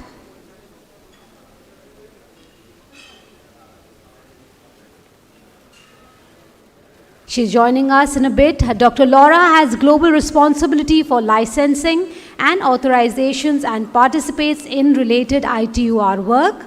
She has a PhD in electronic engineering from the Polytechnic of Turin, Italy, and many years of experience working in the industry and academic research world. She is the author of several research papers in the area of radio propagation, and she has worked for Inmarsat, British Telecom, NASA, and Polytechnic of Turin. Welcome our keynote speakers and our session chair. Over to you, sir.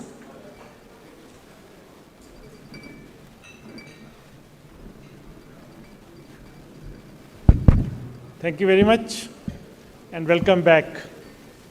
So we start this two-day session event with this first most important session on India's space policy framework and the recent reforms. And we have a very great set of 5 speakers, starting with Shri Arun Agarwal ji. He is the DDG satellite in the Department of Telecom, and he is in charge of all telecom policy relating to satellites. We have Shri Vinay Paliwal. He is the Deputy Director, Program Implementation and Authorization at the InSpace, which is the regulatory authority for all space approvals. Then we have General Bhatt. He is the Director General of Indian Space Association, and he is really concerned about and involved in the entire private sector participation in the satellite industry, which is opening up.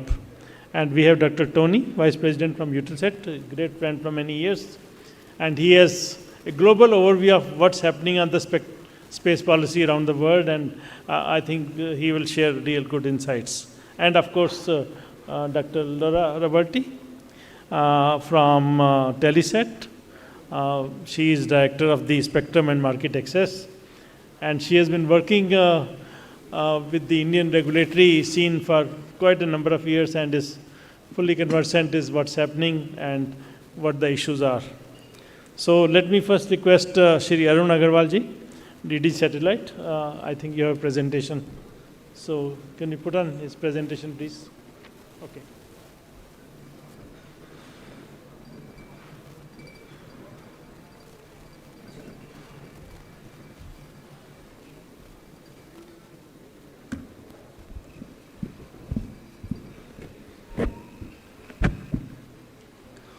Namaskar. I am thankful to IAFI for inviting me and giving me an opportunity to share my thoughts. So I will discuss how Indian Satellite Regulatory Framework or SATCOM Regulatory Framework is there and how it enables the provisioning of SATCOM services.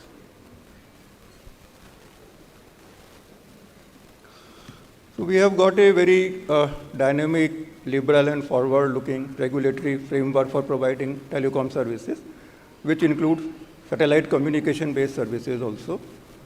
Right now, all such licenses are provided under the Indian Telegraph Act, 1885.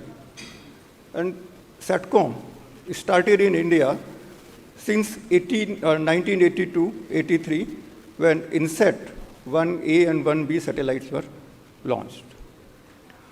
Now we know that for providing satellite-based communication services, we should have an enabling space policy framework as well as telecom policy framework.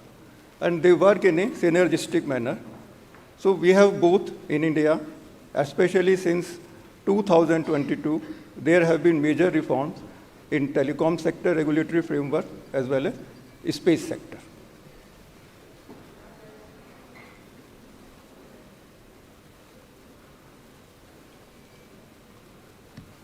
So there are 3 governing bodies which regulate this sector. Department of Telecom that provides licenses, grants licenses, authorization, and then InSpace, which now authorizes the satellites, and only authorized satellites space segment can be used for providing SATCOM services in India. And the other thing is the Ministry of Broadcasting, which looks after the information and broadcasting services, DTH, teleport, and all such services.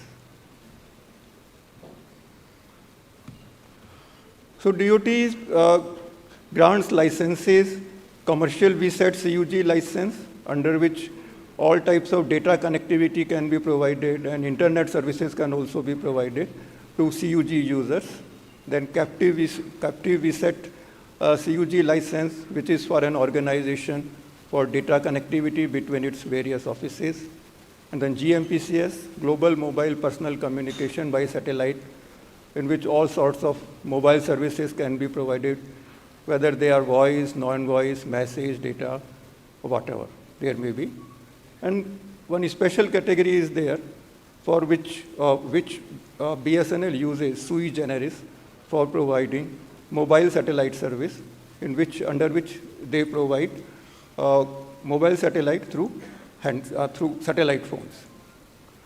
So we have about 11 commercial VSAT licensees, 24 captive, 3 GMPCS, and 1 sui generis licensees.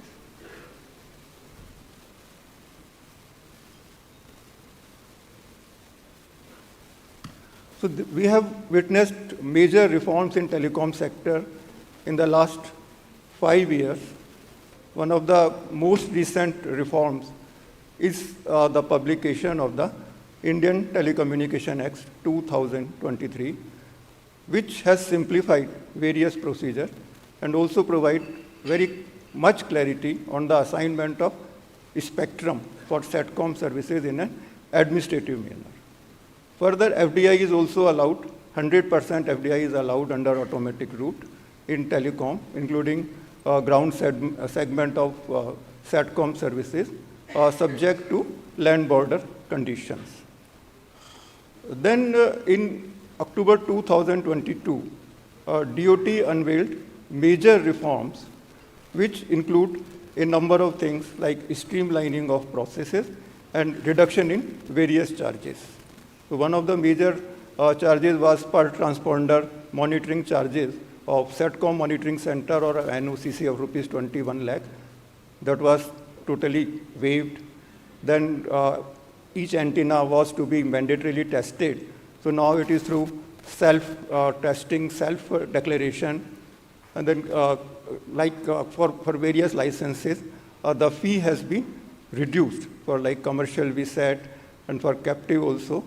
So there has been reduction or waiving of the license fee.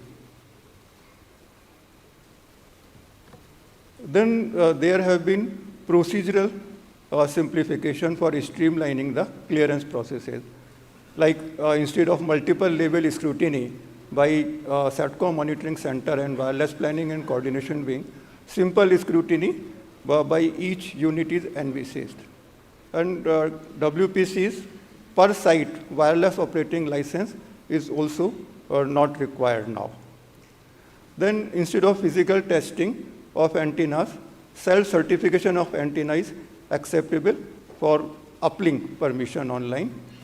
And DOT also published guidelines for all such reforms for making public and for the information of the operators, the various changes that have been made. The scope of the various licenses was also enhanced for introducing new services and for ease of providing these services. Like for providing M2M and IoT services, the CUG nature of network, if not violated, then one VSAT terminal may be used to aggregate the traffic from various M2M and IoT devices.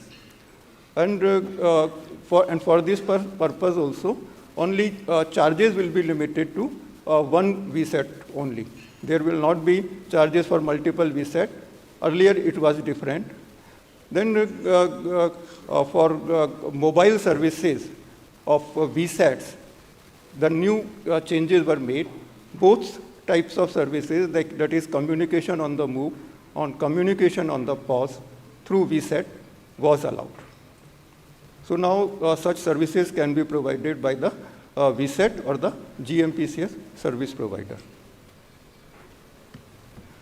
Then another major reform that has been unleashed is the Telecommunication Act, as I mentioned earlier. That section, because it provides very much clarity on various aspects and also in a very simple language. So now under Section 3 of the Telecommunication Act, the authorization is to be provided for provide telecom services or for using network as a service or for possessing radio equipment. So for all these authorization, the rules are under formulation right now. So even now, the telecom sector is governed by our old Indian Telegraph Act.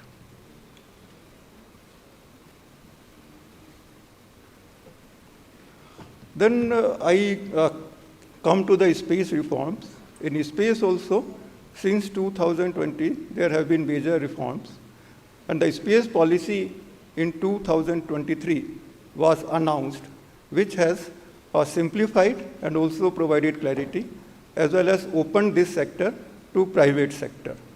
So now the non-government entities, they can provide in national and international space-based communication services also, can use Indian orbital resources or even non-Indian orbital resources.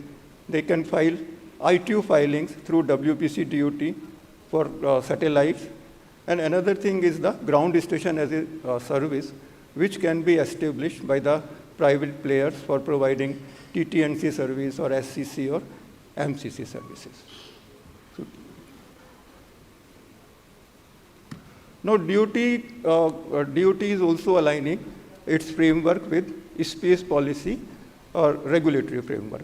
Like for making new ITU filings through the WPC DOT for acquiring orbital resources, it has come out with guidelines and procedure for submission of satellite network filings to ITU by Indian entities. So these guidelines provide very much clarity into the procedure which are to be followed, and also they provide the information related to the various procedures. So this document is a very forward-looking document, and it is a very useful document published by DOT for filing for satellites.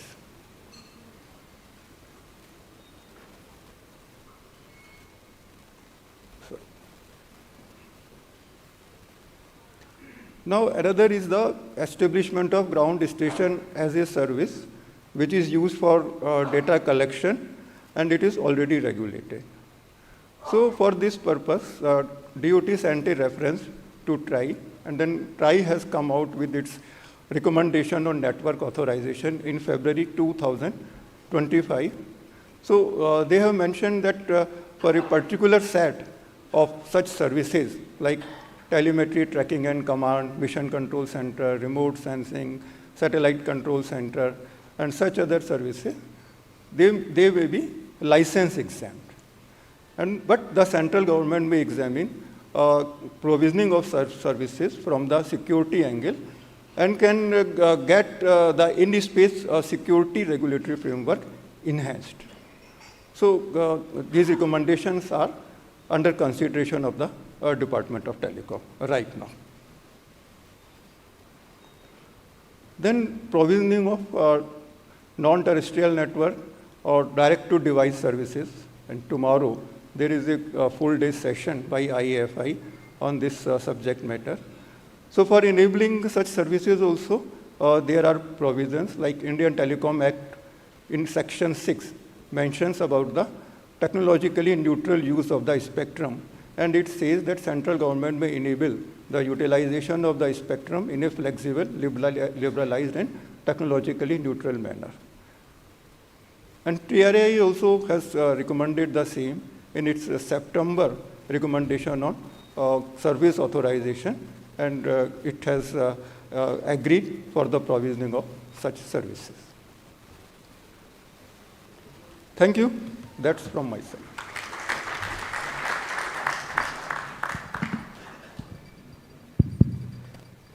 Thank you very much, Agarwalji. Perhaps I think we can have some questions at the end if there's a time permitting. But we can continue to the next speaker. I think Vinay Paliwal from InSpace. He has a presentation. Okay, yes, go ahead, please.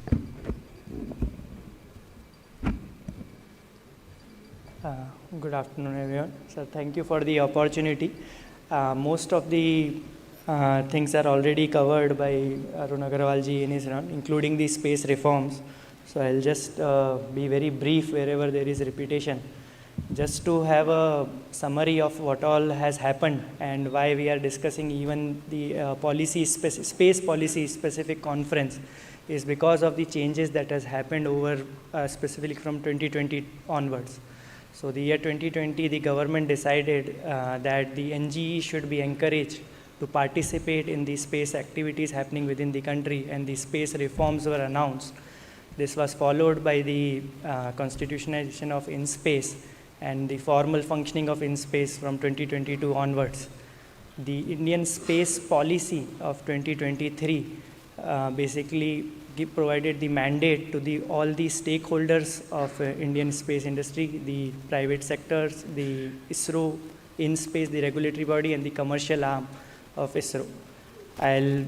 To give you a brief about the policy basically, it's an overarching policy and removes restrictions of any kind from the private entities so that they can participate in the activities relating from satellite building, launching, and providing services through them. So all the restrictions are removed, and the policies went around. We are now seeing the outcomes of this change.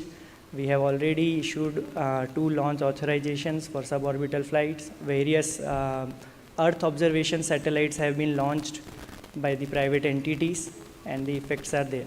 So I'll not harp more on the policy, and slightly like to dwell more on the InSpace initiatives taken to encourage this private sector participation, especially with a focus on the SATCOM area.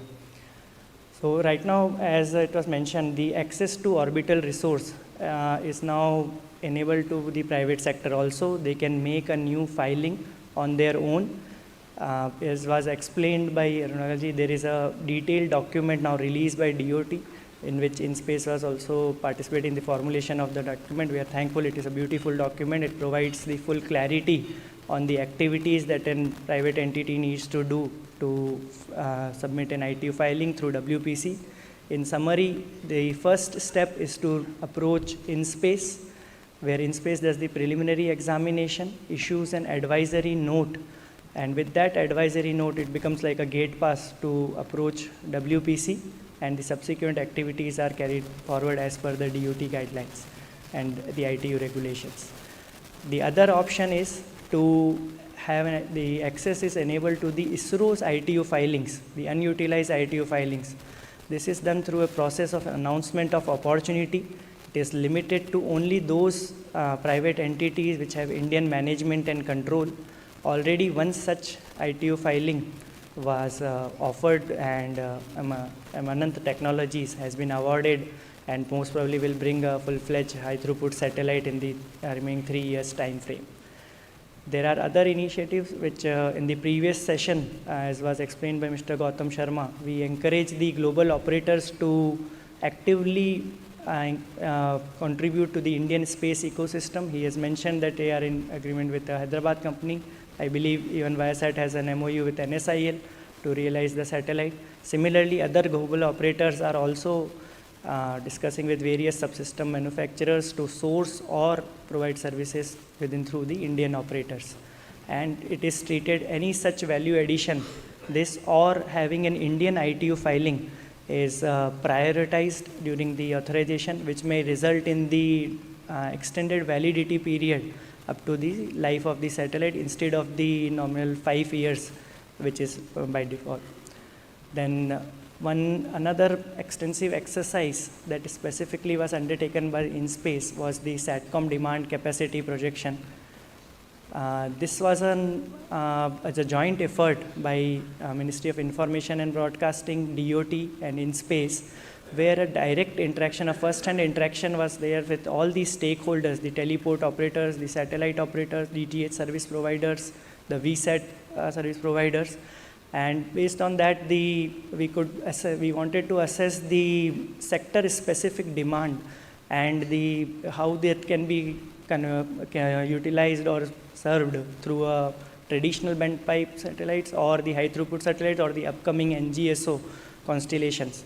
So these are some of the challenges as well as opportunities which the team has highlighted. InSpace has released the report on it. It is available on our website. I encourage all of you to go through it.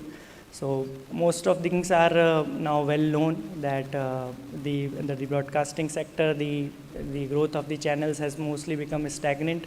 There can be a slight increase due to the changing from standard to high definition to 4K. Further, as we reach a good pricing point, that can lead to further increase in the capacity. So, though the stakeholder inputs varied from various ranges, best estimate was provided, and it is consolidated here. It's just a summary of the discussions, and we can see that this basically reflects that if the direct consumer broadband demand picks up, the overall projected capacity demand can easily overshoot more than 3 Tbps, 2.9 Tbps for the high throughput or the NGSO, and even then there will be some demand for the traditional band pipe transponders. So, and there is the other scenario also, slightly pessimistic scenario in case the direct T2C consumer broadband doesn't pick up. We have not stopped at that. With this, InSpace also conducts periodically this space application adoption workshop. Here we engage actively with the various state governments. We demonstrate the various space data solutions, the various connectivity to Earth observation to all the solutions. In one such on the bottom of the slide, and the workshop conducted at Northeast, these are the mostly startups which benefited, and they have been mapped with the specific requirements of the state. The last such workshop which we did was in Kerala, and we are open to conducting more such workshop to specifically cater to the state's regional requirements and map them. Further to that, a joint working group has been formed, again with the participation of InSpace, ISRO, DOT and MIB, to see that this projected capacity demand is really met or fructified, and to promote the usage of SATCOM in the country. One key thing which even was mentioned in the morning also, that the release of the norms, guidelines and procedures to bring in transparency to the regulatory landscape for the authorization of space activities is done by InSpace. It is a detailed document which lists out what are the activities which need authorization, what will be looked in while before granting the authorization, as well as various conditions, even the post-issuing of authorization. This is just the summary of what all you do. Every activity, any authorization application will be processed within 75 to 120 days timeline based on the complexity and given the complete inputs are available. And we are open to having discussion with various applicants even prior in case you have any queries. The document is anyways available. Some few specific point with respect to SATCOM. As I mentioned that any Indian NGE can launch a satellite, provide services, and even the communication services through non-Indian GSO or NGSO satellites can be done. Only thing, it has to be applied to InSpace by an Indian entity. It can be a partner, a subsidiary, or an authorized representative. As declared in the NGP, it was all such existing services should be regularized or authorized by InSpace by a deadline of September 30th. And I'm happy to note that we have issued authorization to almost all the existing use capacity.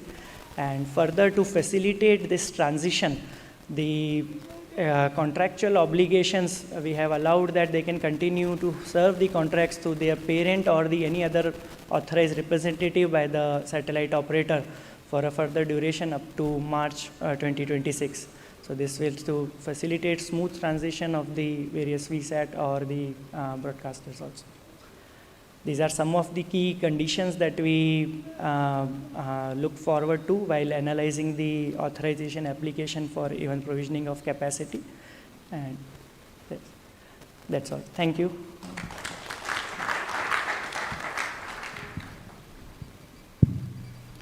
Thank you, Vinayji, for very succinctly explaining the InSpace, the way they have gone ahead and engaged with the stakeholders and provided all the inputs for getting authorization for the space segment. So we will come to the questions a little later. May I now request General A.K. Bhatt for your presentation, please. Thank you.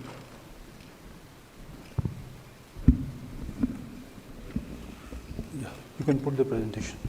The advantage and disadvantage of being the fourth speaker is most of what you want to say has been said by someone.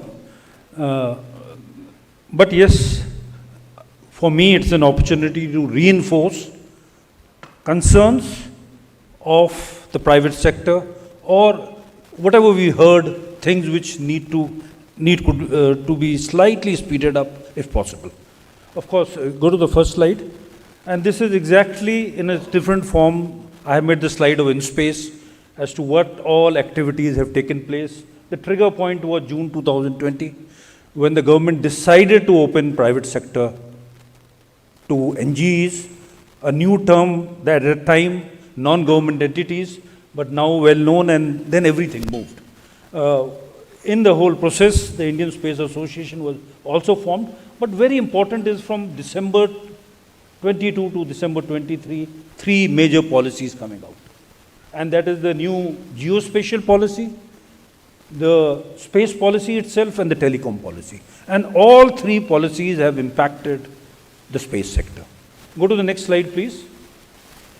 These are all the policies which have come with impact the space sector very positively, including the Indian telecom policy, very importantly, especially for SATCOM, and the Indian geospatial policy also, because at the terminal end, geospatial data and other things, quite a bit of freedom the government has now provided from what was only being done by the government of the Survey of India.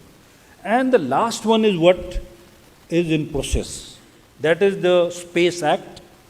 The draft of it has already been circulated to the ministries, and we are very sure very soon this Space Act will come. But our request always to everyone in the government has been, like the kind of intimate interaction they had with us when the space policy was made, if that a similar one is done when the Space Act has to be taken up. Because it will be very important, it will be lasting, and it will require time with all of us stakeholders to give our inputs, our 2 bit on it, to ensure that it is smooth and it's functional. So we are waiting the draft to be shared with us, which I am very sure and we are assured by the government will happen. Next. Now, this has already been defined, but the Indian space policy, 2 critical things happened. One, the government defined the role of NGEs, ISRO, the new organization in space, and another new organization called NISL, NSIL, that's the New Space India Limited. And as you see, amongst all what the government now opened up to the NGEs was satellite communication. Of course, the details of it, Mr. Agarwal has already given you what all has now been permitted because of that. And very interesting part of this policy is, it is so forward-looking that it allows private sector to even go for space mining and extraterrestrial habitat if they're capable to do it. And let me assure you, the Indian private sector will do it. Next. Now, with all these policies, these are the organizations which came up, I was talking of. ISRO's role defined in space, which has done a great role ever since they've been formed. And I would give you an example is, we have had now 4 to 5 companies who have launched satellites. There have been rocket launching and all. The interaction of in space has not been between the government and a private player. Many of the startups, when they started, there was a day-to-day support which was provided from the chairman to down to the last man to do it. And that is why in a very short time, we've been able to launch satellites, we've been able to have pre-orbital launches. NSIL is the new Space India Limited. I'll just talk of it what it is, and the NGEs we are. And the only one addition is the Defense Space Agency. In fact, this came much before the space policy came. They are responsible for the entire aspirations of the defense forces as far as space goes. And here also, SATCOM plays a very, very important part. Go to the next slide. So this was what the policy defined for ISRO, IN-SPACE and NSIL. And very emphatically it said, ISRO is now only responsible more for research and development of new space technologies, and it is for outer space, that is what they are looking at. While IN-SPACE is one single window, and why I want to emphasize single window again is, it's a unique organization only made in India, where the promoter, authorizer and the regulator is the same organization. Otherwise, promotion, authorization and regulation are done by separate organization. There were many observations on that when it happened, but as far as we see it, it has been working very effectively. And we would recommend that it continues the way it is. And of course, the Space Act will give it the necessary teeth as far as it being a regulator goes.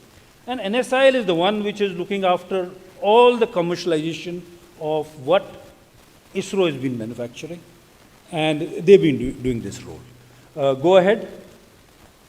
So overall, and this is a slide I've taken from IN-SPACE, this is what the last chairman of ISRO stated. I have defined it as a slide that today from ISRO, which led everything in space, today it is the space enterprise, which not only includes ISRO, but in space, academia, NSIL, and most importantly, the industry and startup, which make the space enterprise in India and which will take India's space journey ahead. Next. This has been highlighted, but what was most important for us in the telecom policy was how spectrum will be allocated for SATCOM, and that was by the administrative process. All of you who are sitting here would be well aware of the arguments and counter-arguments and whatever went through this.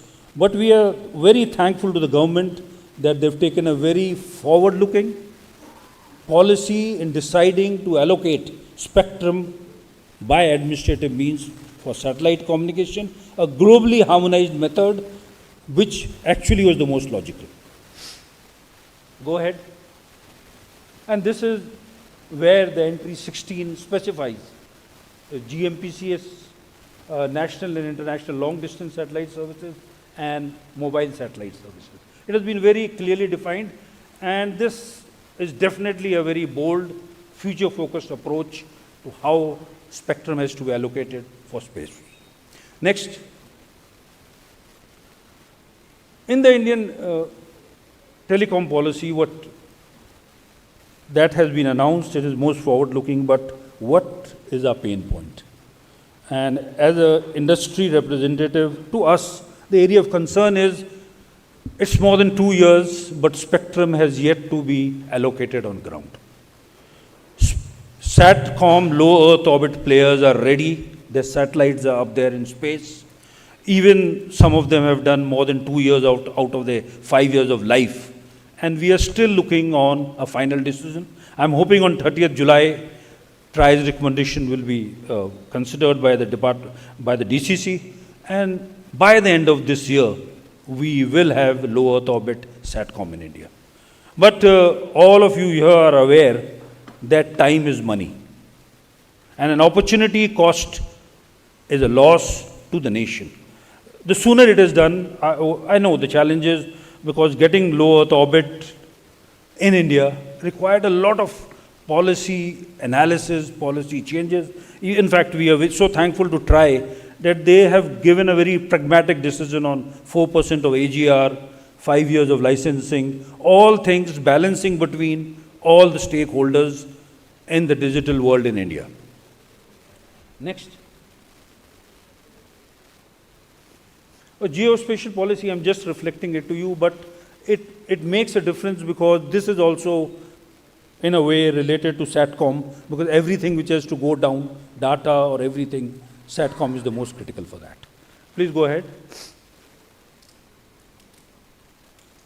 This is what I was talking of, which is a very pragmatic, very balanced recommendation of TRAI, and we want it to be accepted at the earliest possible. Next. That is where I end. But just to tell you in the 4 years since the government took a decision to open space, apart from SATCOM, what are the best positives which has happened? One, there is an Indian private player which will now have a geo satellite launched. They've already been given authorizations by InSpace, and that company has taken the risk of the first geo satellite, high throughput satellite, which will be launched from India, and hopefully by 2028 or around that time it will be completed.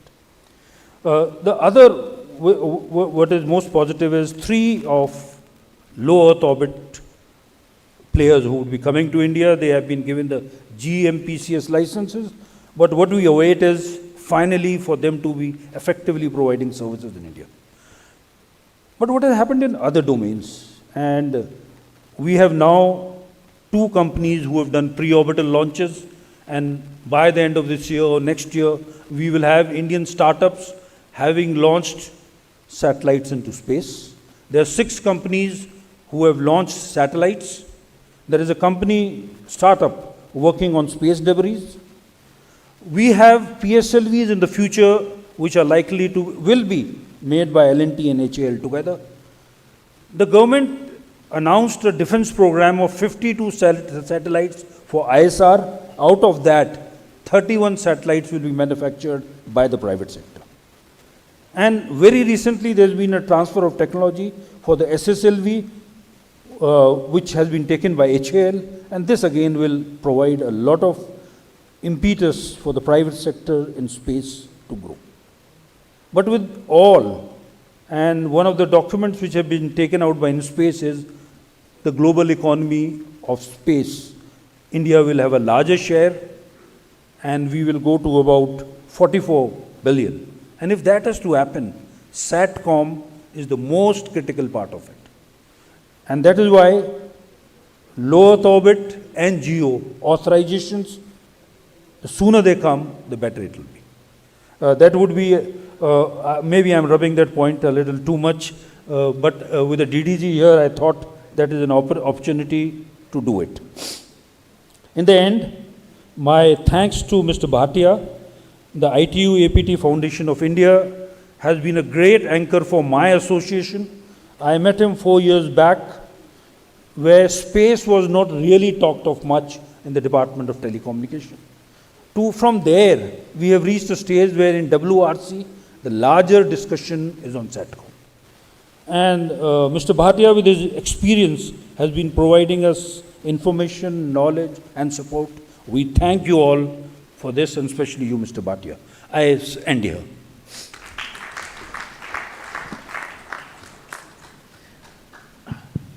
Thank you very much, General Sahab, and thanks for those kind words. I'm sure government is also moving with all the speed to get the last few hurdles, the last mile hurdles cleared as soon as possible, so that people could actually see the services. Now, we have 2 very important speakers. Both are from abroad. So let me start first with Tony. Go ahead, please.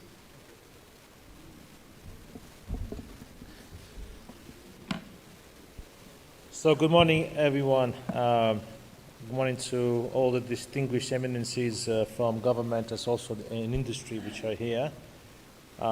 It's not my first time in India. It's maybe my nth time.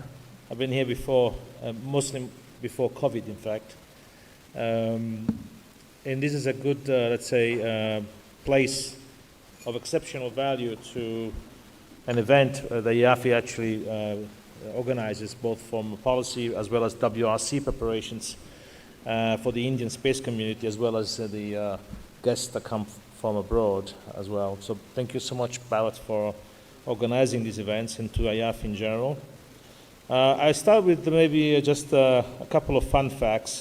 First of all, I joined OneWeb in 2015 as the first UK employee, and now I'm, I think, the oldest serving member of OneWeb.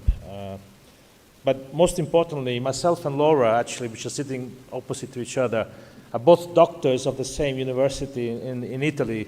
We graduated almost at the same time, some 35 years ago, so pretty much. Just to give you some fun facts like that. Next slide, please.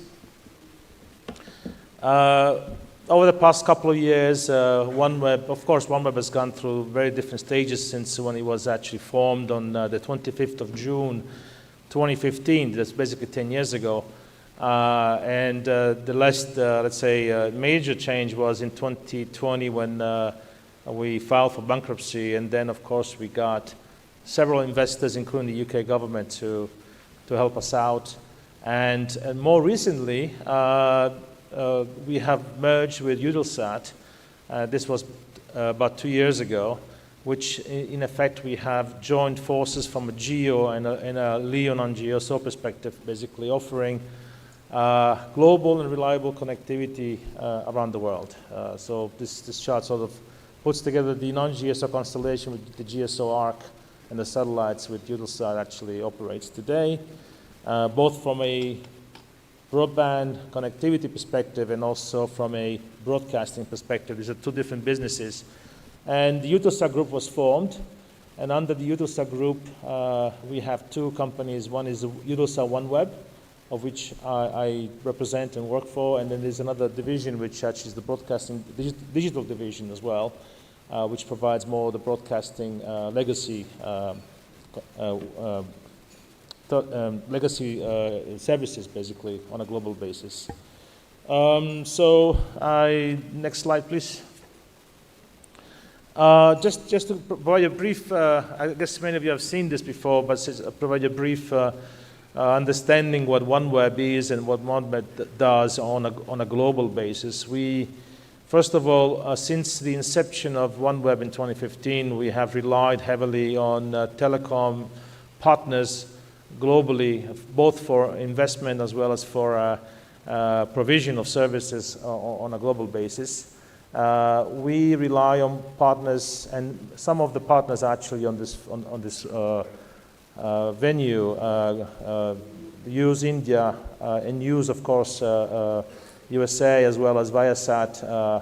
Our global partners basically are on the floor here, and also we have Intelsat and other satellite operators like Intelsat, but also MNOs, also infrastructure providers, and also other companies like Panasonic, Marlink, and so forth.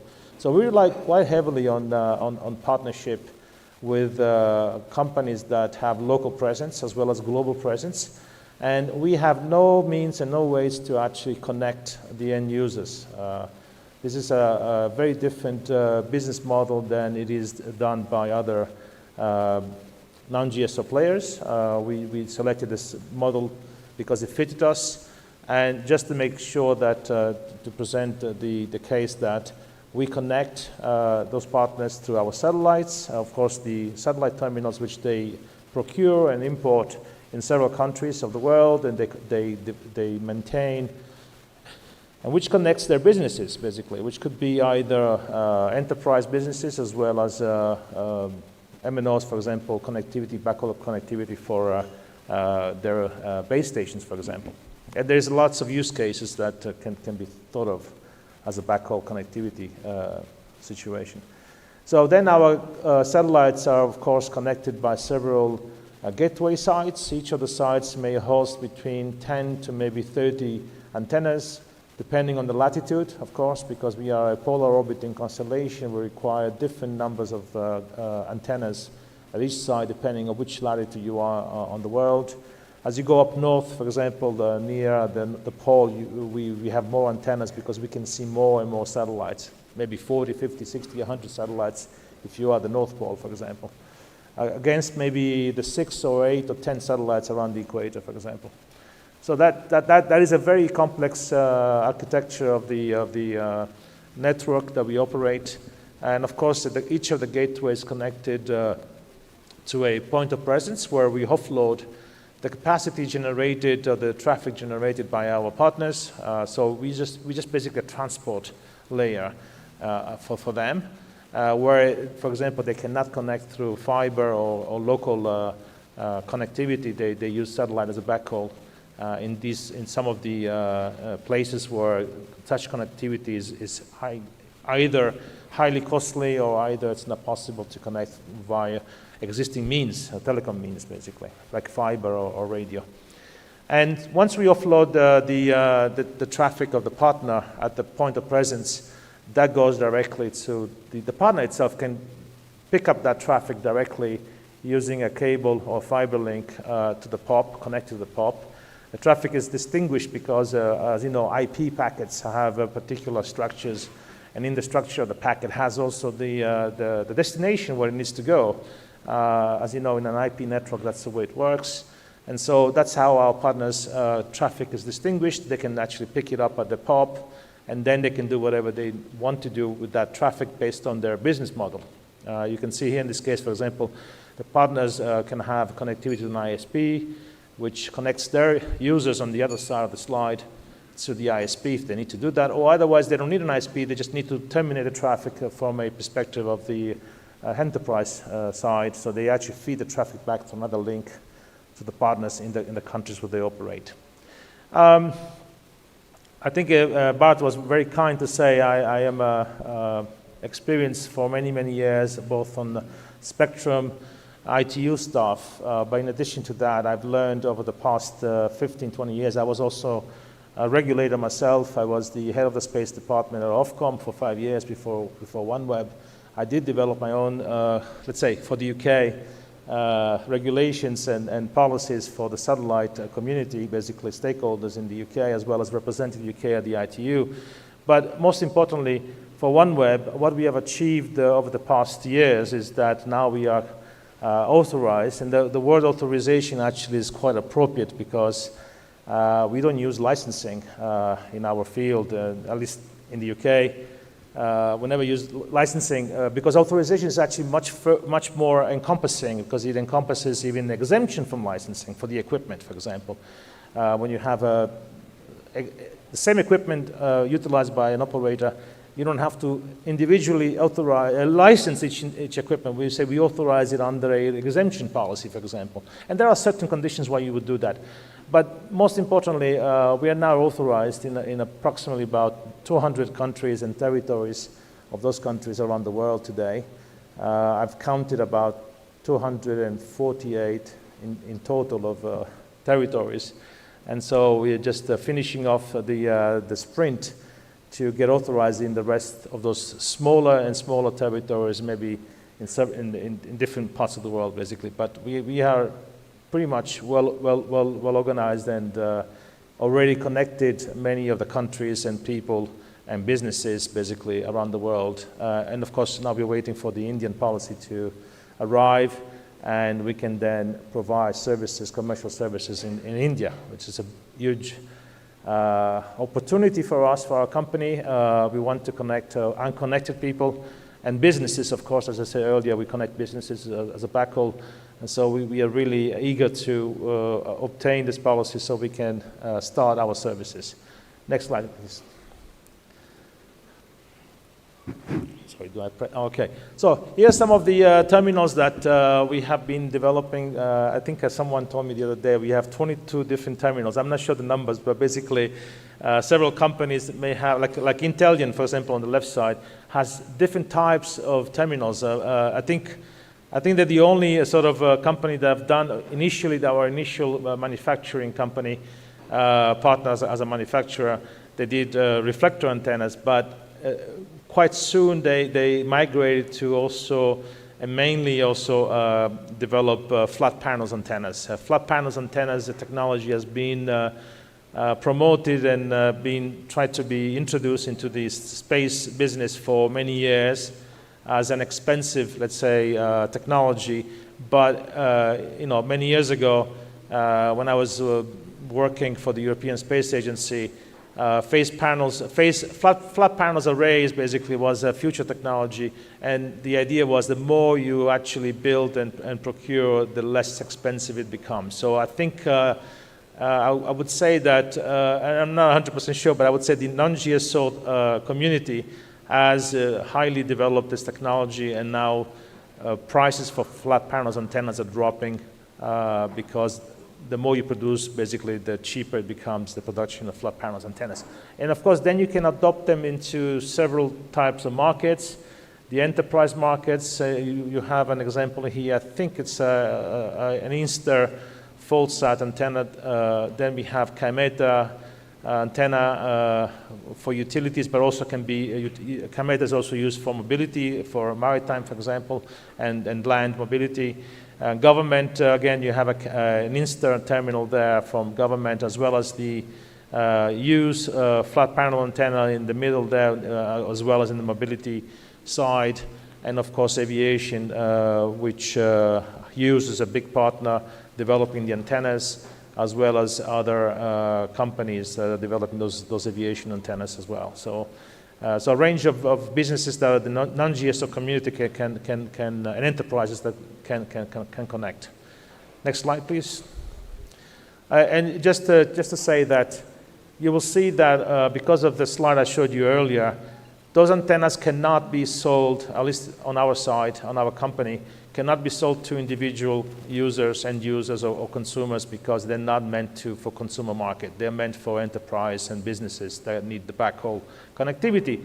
They're expensive. They're not cheap, and also the business model does not allow us to actually produce antennas which are directly for consumers as of today.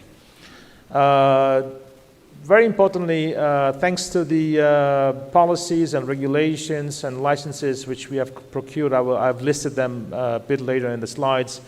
We received an LOI back in, I think, 2022 or 2023 to build gateways antennas, satellite gateway antennas in India. We have now built the two, Mehsana in Gujarat and Tuticorin. Sorry, I always get this wrong. Basically. So these are actually new technologies, basically innovative technologies. There are antennas that actually each follows a single satellite. So it's a one-to-one, and they actually, I would just say, they actually move and track the satellites as they move to the sky. Each of the antenna will hook up to the satellite within maybe a range of let's say 5 to maybe 15 minutes as the satellites actually move from horizon to horizon. They can go down to 5-degree elevation depending on the terrain around it. And they can connect those satellites up to maybe 3,000 kilometers from where the antenna is. And I have to say that this is the golden pin for India, because it is actually a very important gateway system in India, because it can connect many of the countries which are around to India for nearly 3,000 kilometers around it. So quite an important facilities that we have built as of today. So next slide, please. And of course, with the gateway antennas, with those antennas, it's not, I talked about the POP, the point of presence. We have put 2 point of presence, one in Mumbai, one in Chennai. You see where the Gujarat and Tamil Nadu or Tuticorin stations are located. And of course, the 2 POPs are connected to each other as well through land cable as well, to the Earth station, to the POP as well. And then, of course, we connect directly Indian partners' facilities through the POPs, which are basically inside India. So no traffic will actually leave India for Indian connectivity, basically. So all the traffic is maintained and kept and managed through these gateways and POPs in India, and the Indian partners will pick up their own traffic from those 2, one of those 2 POP interfaces, basically. Next slide, please. We have received, thanks to what happened last year, the preliminary license which was issued by DOT as a good thing to do to test our network. And basically, we have started testing with the MODs, and also recently even with the ITU-APT, our partner here in India. One of the applications which we also have a license in Thailand now as well. So in fact, the Indian Army went to help Myanmar after the quake, and they actually took one or two, I don't remember how many, but Insta terminals, I think, and use terminals there. I think maybe it's a Kamet, I'm not sure, maybe Nishta over there will know. But at least we have shown that the Indian Army can actually connect using our satellite systems, not only in India, but also if they actually are going as a helper in other countries to help the country during difficult times. So the OneWeb satellites were used by the Indian Army in Myanmar, as you can see here. Of course, we have done other testing with the Army within India, both maritime, for maritime terminals and ships, testing as well as in the Himalayas, not Himalayas, but in sort of the higher mountains to help some of the Air Force and Army bases there. Again, on a test basis. Next slide, please. So here's a list of sort of things that we have done as a first LEO operator in India. We have obtained several licenses, again, thanks to ISRO, InSpace, TRI for the development of new regulations, as well as DOT for the licensing side. Now we call it authorization side of things. As I said, we built the gateway stations and POP facilities in India. We have also launched two of our launchers with 36 satellites in each launch from India using the Indian LVM3 vectors, basically. It was an important event for us because at that time, because of the Russian-Ukraine war, we couldn't actually use anymore the Arianespace Soyuz contract that we had with them, so we had to use the Indian vectors. It was a great opportunity for us. I didn't mention this before. One of our main investors bought the enterprises, and they made it happen that we were able to launch from India, and it was really successful launches. I watched them myself when it happened. They were all televised as well as a satellite deployed in orbit and so forth. Of course, as I said earlier, we have tested with the Indian Army, Navy, and Air Force, and we are ready. We are ready to provide secure enterprise-grade B2B LEO connectivity in India. We're just waiting for the last milestone, and I think my colleagues earlier have explained that we are just nearly there, which is good information. Next slide, please. I think I'm going to pass over this slide because it has been said a lot by DOT, TRI, and also the Indian Space Association of what has happened in the past 5 years. I think it's a great thing that India is doing in terms of innovating policy regulations for satellites in general, not just non-GSLEO, but satellite in general. They're doing a lot, and we are just nearly there. Especially when you want to grow your economy, space economy, to 44 billion by 2033, you do require flexibility and aggressiveness in the policy side to allow the industry to prosper, and also for the benefit of the consumers, the citizens of India, and enterprises. Banking systems and transportation and infrastructure requires that kind of connectivity around many places in India. Next slide, please. So in terms of opportunities, as I said earlier, 44 billion projected Indian space economy by 2033. Expected a 20% compound annual growth rate, and one of the fastest, in fact, it's one of the fastest space market globally. I can see the number there, 20%. The UK is trying to reach something about 10 to 15%, but it's competing as well with the neighbors in Europe, like France, Germany, especially, and Italy as well. So it's not easy with the United States, which is close by as well. And I'm really surprised how many private space startups are in India. I was consulting for, before the beginning of this year, I was a contractor for OneWeb. And I was also the one of the directors of the Access Space Alliance. We have closed that down, of course, and as well as now fully employed by Eutelsat OneWeb. But what I wanted to say is that I was really amazed how a lot of the space companies, especially the small satellite, pico-satellite companies, startups, have come to the Access Space Alliance to ask for help or to represent them at a world stage. So it was great to work with them. as a side opportunity I had as a consultant contractor before the beginning of this year. India does matter, and India provides a lot of opportunities for the satellite players. So this is actually quite an important country and market, and is in need of connectivity. So that's great to be there to help the country in the digitalization of its telecoms.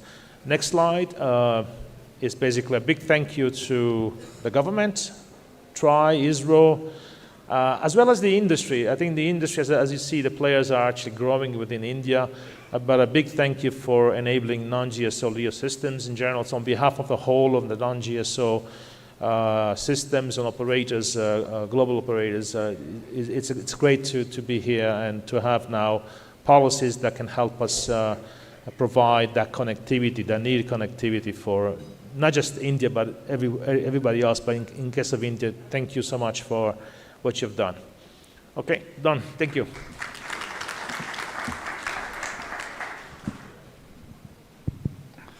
Thank you very much, Dr. Tony. And thanks for taking us through the journey of OneWeb and how well so many steps have been done, but still so many steps are left. Hopefully we will see the service soon. We all wish that India will see the launch of service shortly, as shortly as possible. And our final, but not the last, final speaker is Dr. Laura. Over to you.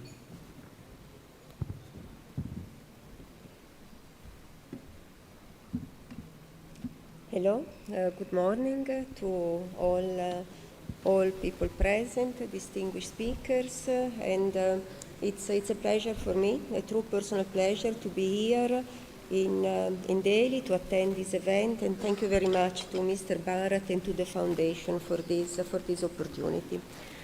I will not take too long with my presentation. What I wish to say, first of all, is that in the Telesat view, but I think in that I'm conveying the view of the entire satellite industry. India has made major progresses in terms of policy development, especially in relation to satellite in the last few years. It all started back in 2018 with the publishing of the in-flight maritime connectivity policy, which was a very streamlined, very clear piece of legislation opening the market for these important services. And then there was the satellite communication reform of 2022, which had some very important principles in it. The intention of this policy was really to make satellite services more affordable for people, and there was a clear indication towards streamlining further the overall regulatory framework to make this possible. And this was followed, and this list is not exhaustive, by a number of, again, very good initiatives. And I will not go into details because some have already been mentioned by the previous speakers. But for instance, the opening of a unified portal for licensing, the development of technical standards, the separation of gateway licensing from the service provision license, and a very good space policy, introducing the possibility also for non-GSO satellite system, for foreign satellite systems, and also a very streamlined and clear piece of policy. But then an issue was brought to the table, which was the issue of assigning spectrum for satellite services. And this started now a few months, if not years ago, and the discussion is still not entirely concluded. There was this idea that was brought to the table of possible assignment, very strange idea, I have to say, again on behalf of Telesat, and again I believe in turn on behalf of the entire satellite industry, of assigning satellite spectrum, and in particular microwave satellite spectrum by auction. And this was brought to the table by the terrestrial mobile operator on the principle of same service, same fee. But is it really the same service? I believe all of you, all of us in this room have one of these, which translates into billions of customers worldwide. But I wonder how many of you have a satellite user terminal or planning to buy one. Personally, I work in the satellite industry for many years now, but I do not own one or planning to have one. The only time that I use satellite connectivity is when I'm on the plane.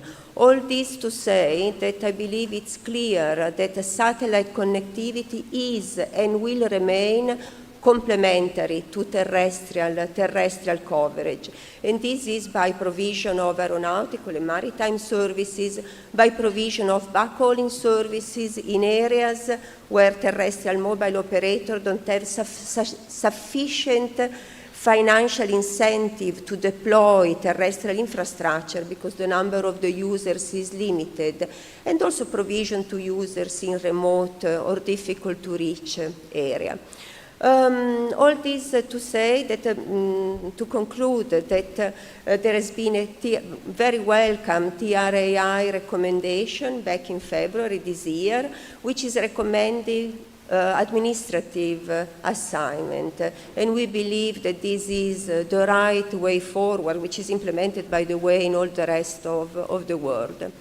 In terms of charges, what the RAI is advising, recommending, is the maximum between 4% of the adjusted gross revenue and a minimum spectrum charge that is based on 3,500 rupees per megahertz, which, for instance, in the case of KA band, approximately 4 gigahertz of use is not negligible. It's $160K US for 4 gigahertz.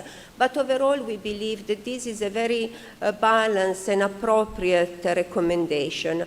There is only one comment that I would like to make, in that there is a differentiation between the fee for GSO and non-GSO, in that the TRAI is recommending an additional 500 rupees multiplied by the number of subscribers in urban areas.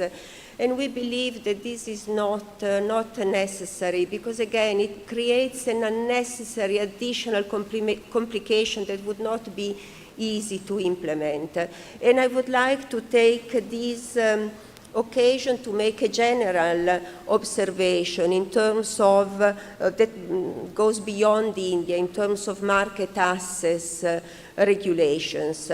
In general, at least as Telesat, we think that the undeniable success, commercial success and interest that non-GSO systems are generating are a clear proof that they are making access to satellite services simpler and more affordable. And this is fully in line not only with the Indian reforms of 2022, but more in general also with the UN goal of closing the digital divide. And all this to say that also on this basis, there is really no reason why market access regulations for non-GSO should be different, and in particular more complicated than for GSO. But in general, I think it's time for a decision, a final decision to be made, and time really is of the essence. This is my last slide. There is one more point that I would like to raise.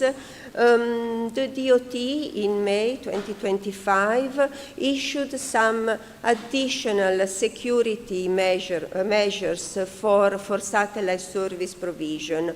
And the security concerns are, of course, fully understood. However, we believe that caution should be used towards possibly unwarranted requirements that would unnecessarily complicate service provision.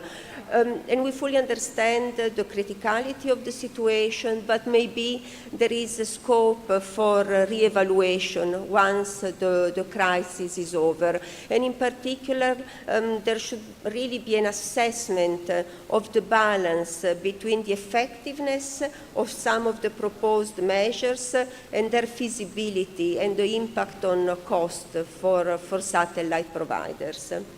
And this is all I wish to share this morning, and I wish to thank you very much for your attention.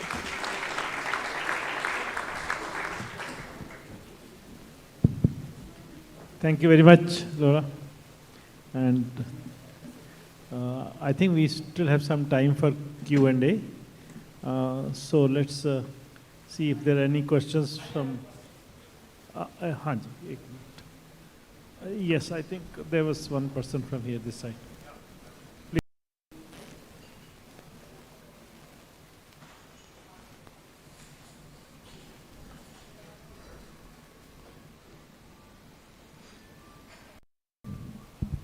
Morning, gentlemen. Very insightful discussions and presentations.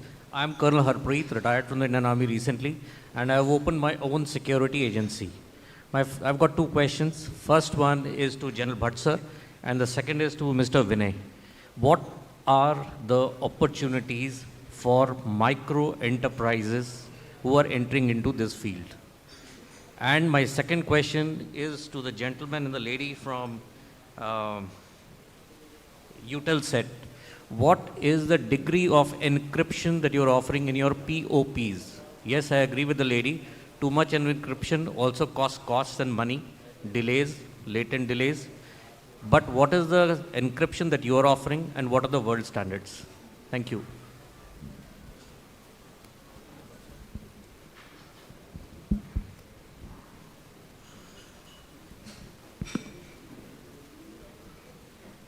What I understand is you are looking at the cyber security aspect and opportunities for that in SATCOM. To start with, cyber security really is very, very critical for all types of SAT communication. And in fact, NESCOM-led DSCI, there's an organization with which we have an MOU to pursue this and follow it up. But yes, many of our companies who are operating in space, presently there is no diktat which has been laid down, and it is a vulnerability. And there is where there is an opportunity for you. Reaching out to all startups, not only in SATCOM, in all other domains, where there is a potential, because there is no doubt, cyber security in SATCOM is difficult and essential. Specifics of that, you can have an interaction with us, come over to us, and I can give you more details.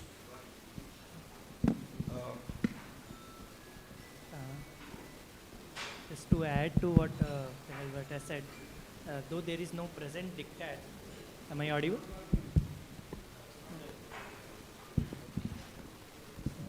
Though there is no present diktat, but the authorization that is granted is majorly focused on the safety and security aspect of the satellite as well as the launch.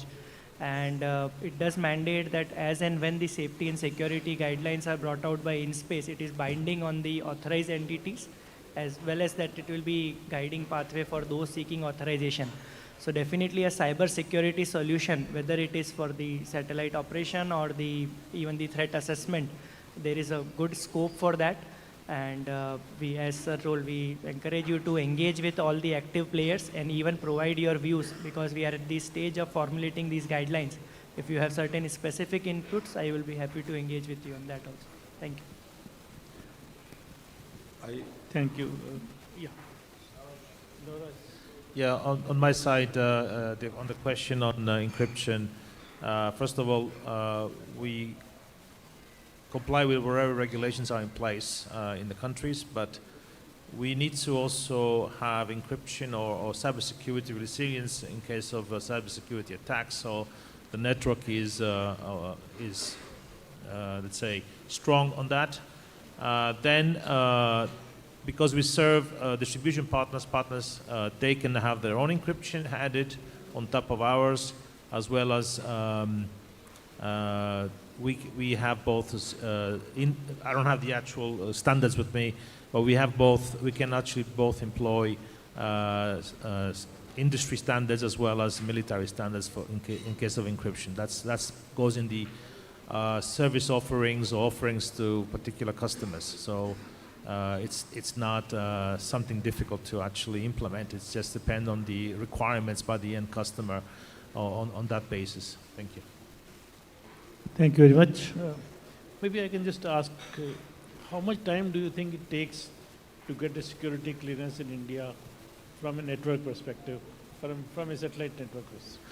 I hope soon. We are working very closely with the security agencies. We had our first demo in January, and we are going through several questions which they still pose to us, and we answer.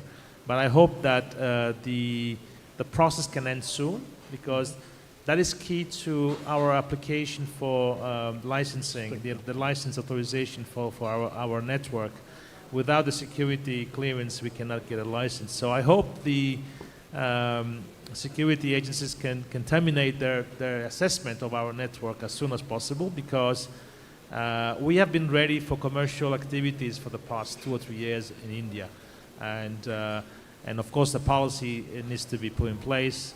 We have a provisional license for Spectrum, but we are keen to get this done as soon as possible. So we are waiting on the agencies to help us and help themselves in finishing this as soon as possible. Thank you.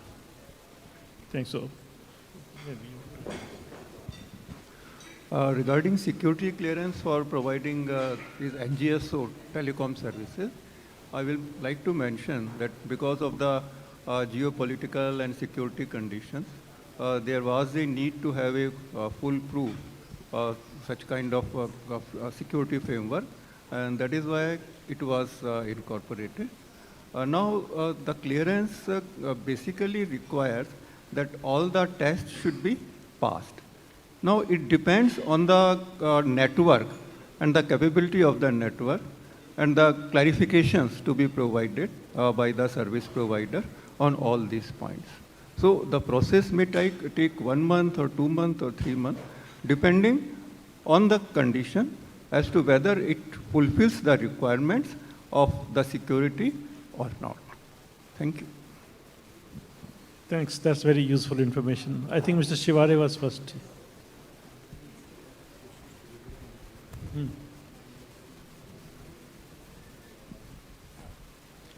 Sir, Dr. Jagdish Shivare, professor and ex-scientist ISRO.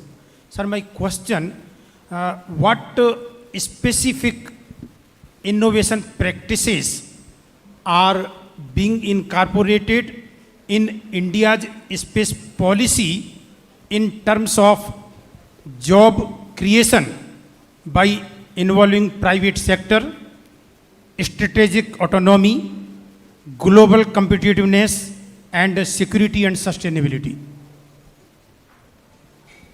Thank you. Take 1 or 2 more questions together. Yes, please go ahead.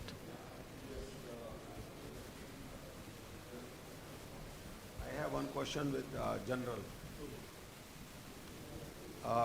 Sometime it comes in my mind. Will the next world war expected in orbit, viewing strategic competition in space? Yeah. And my second question is this Starlink. If we give the open opportunity for the communication, satellite communications, will not affect our own borders, monitor our skies, and scare on our economy? Will not be a threat in future? These are my 2 questions. Thank you. Thank you. I think there's 1 more question.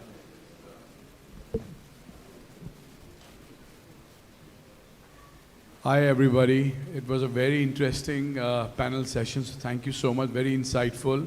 My name is Vishal Mathur. I've been in the satellite and TV industry for the last 27 years.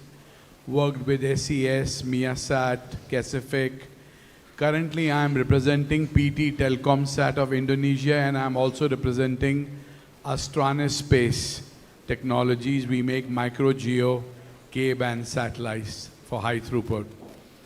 My question to my friend with OneWeb is that how do you foresee Starlink competing with you guys, since look, Starlink excels in consumer broadband, and you guys are the best in enterprise, right? So if tomorrow Starlink decides to come into oil and gas, they eat your prime customers, how would you face it? Because Airtel is also going to be distributing Starlink as well. Thank you so much. Is it a question just for me? Look, I have been in this business for a long time, and I remember we fight a lot at the ITU for spectrum, for sharing, and for coordination, and so forth and so forth. And my learning of the experience I had over the years, and now it's nearly 30 years, is we want to compete in the market, basically, and we have no fear of competition. We should not have that fear of competition. The market will decide, basically. Let it be. We're there for that. There is enough demand. I think I had this discussion earlier today with someone. When I was at Ofcom and I had to do some calculations on how many non-GSO constellations and GSO satellites can fit in the demand that we have today, the 3 billion or the O3B type idea, there is not enough number of constellations and not enough number of satellites that could actually fill that demand. We can fill maybe 8%, 10%, and still there are people out there which will not be connected, basically. So for my side of things, I mean, I welcome the competition, and it should be that way. We can share the spectrum. It's possible to share it. The ITU helps us with that. So it's all up in relation to the market and to the competition in the market, basically. That's all. Yeah, especially at the time when Kuiper is also coming, and you know, we have a friend at Telesat Lightspeed. So, and look, you guys have the first movers advantage already, right? You have all those tick marks in terms of the approvals, right? The regulatory approvals. But any which ways, all the best, and we look forward very keenly, being the Geo K-band operators, looking very keenly what you guys are up to. Yeah, and let me just add that our partners are also satellite operators. Intelsat, Viasat, I don't know, use EchoStar, yeah. We also have, we work together with companies, so we don't fear that kind of competition. Thank you very much. Thanks. Yes. Yeah, thank you. My question is actually to Mr. Paliwal and Arunji. Like we have talked of space sector from last about 1.5 hours, and then it is all about the utilization of space assets, like management and utilization of that. And then there is a life cycle of the space asset, you know. So my point is that are we working on any matrix or mapping of the provisions in the regulatory and policy framework with the life cycle of the space assets? Are we having any ready reckoner for that? Are we working on that? That is my point. Thank you. Anybody else? Last question, one more. Yeah, we will have a concluding. Yes, Malhotra. Hello, I'm Rakesh Mehrotra. I'm from IFI. Now, I have my specific question to Vinay. Vinay, the thing is that you told the Indian is this orbital assets that can be given to the private sector and all those things, entities, until the lifetime of the satellite. Okay? Now, if any company has taken the asset, first, how do you select that? Is it a beauty contest? How do you do that? That's one. If there are the 2 or 3 contenders for same orbital slot. The second thing is coming back to this thing. First, you answer this question, then I will come back to the second one. Please. So first of all, it's not a beauty contest. So there, whatever the process, it is already written in the NGP also. So we follow the process. So one of the condition that I told also that it has to be Indian management and control. So it is not that any orbitals or on all orbital slots are on offer. It's selected few which are curated based on suggestions and input by ISRO, DOT, WPC and InSpace. They first of all select which is that orbital slot and at what stage. The last ITU filing was on as it varies basis. Basically, it is not, the coordination was not complete. So the grantee will carry forward the coordination activities, is taking on the risk and will then bring in the satellite. So similarly, as and when that particular orbital resource is identified at whatever stage it may be, so it will be transferred with certain set of conditions, one of them being the company having an Indian management and control, the others being its capability to bring in the satellite within whatever be the remaining validity period for that filing. And the benefit or the efficient use of the spectrum, the benefit that it will, suppose there is a special use case and it serves the India. So those are the criterias on which committee comprising of various other departments other than InSpace sits on it, rates it, it is quantified and based on, and finally it is on a somewhat of a QCBS matrix where a certain weightage is given to the price bid also. So that is the way it is selected. Okay, and the second question is thanks, that... thanks. I think there are a lot of questions already with us. So maybe we start just concluding and whatever questions you can answer. In this case, I would just use a couple of minutes to complement the reply to the question first asked from the gentleman in relation to competition with other non-GSO operators. We believe as Telesat that there is room for more than one operator. For instance, at Telesat we have a different business model from Starlink that was mentioned before. We'll operate purely on a business-to-business basis. We'll work in synergy with other GSO operators, including Viasat, for multi-orbit operations, and we'll work with telecommunication operators in the various countries for provision of services such as backhauling and provision of last mile to local telecom operators. Thank you. So, any concluding? So, there was a question on space warfare. Well, I can take a day and keep talking of it. But to summarize it in one line, there are two terms used: militarization of space and weaponization of space. Militarization of space has already happened, meaning space is used, communication, PNT, ISR, everything is being used. Now the next stage is weaponization. No country in the world talks of it today. But what is already coming in terms of capability is space-launched weapon systems for anti-satellite weapons. Then, of course, there are satellite weapons, anti-satellite weapons which are ground-based, which can be used to neutralize the satellite. Some countries have shown that capability. Then there are capabilities of non-kinetic weapons like directed energy weapons, even devices of jamming, lasers. And then there is a term today in space, rendezvous operations. That is for on-orbit maintenance and all. But that can again be used to go to adversary's satellite and neutralize it. But all are evolving things. No nation in the world says that they have got offensive space capabilities in space today. And I hope it stays like that for some time.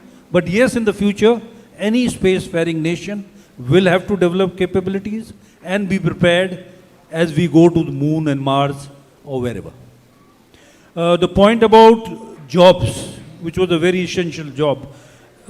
I'm so happy, and one point which we did not bring out now, you have given me an opportunity to bring it, is 4 to 5 states have taken out space policies, state space policies, a very positive thing. And if you read any of the policy, it talks of one very important thing, the kind of jobs it will generate. And definitely, the government's aim of opening space to private sector is that this is a new opportunity after IT and pharmaceuticals in India.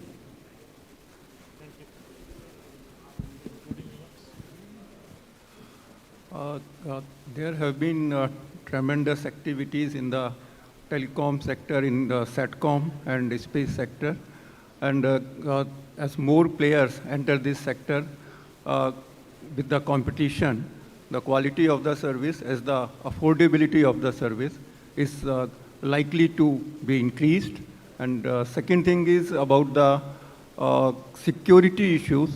So as far as the Indian telecom regulatory framework is concerned, we have quite a robust framework, and there are sufficient checks and balances and measures and penalty for the violation of such stipulations. So I believe that with more players entering the market and with a good regulatory system, we will have a good quality of services and also affordability in SATCOM also, what we have witnessed in mobile services. Thank you very much. Any closing remarks? Thank you, Bharat. On the issue of jobs, let's not forget that space and growth of the space economy creates jobs. If you don't have that, there are particular places in the country which may not actually grow as much.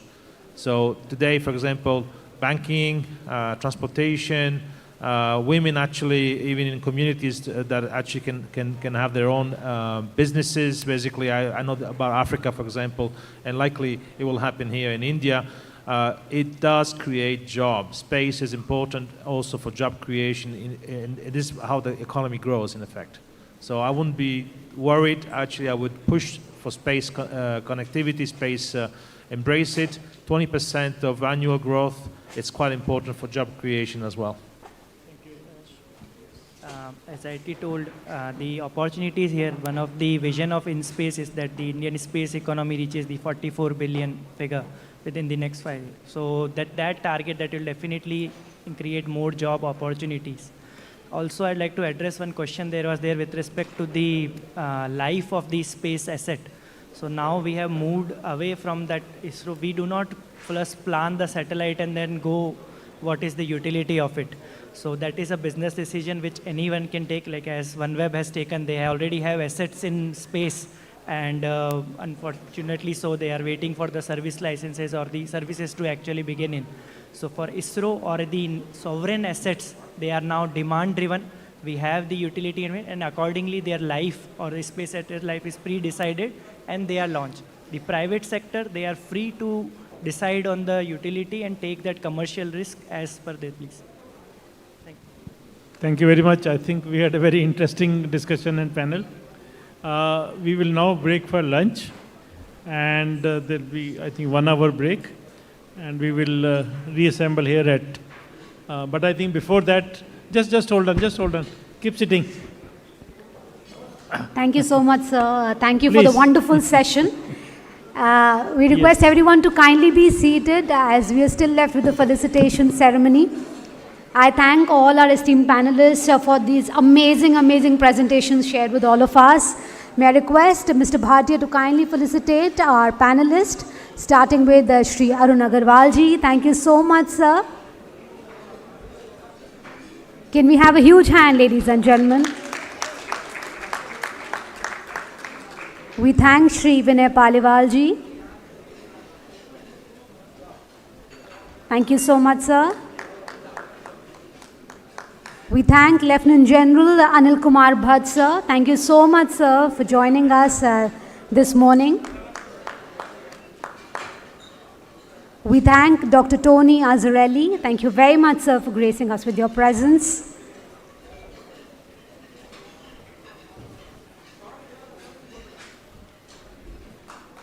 Ladies and gentlemen, can we please put our hands together for everyone on the panel? And last but not the least, Dr. Laura Roberti. Thank you so much, ma'am.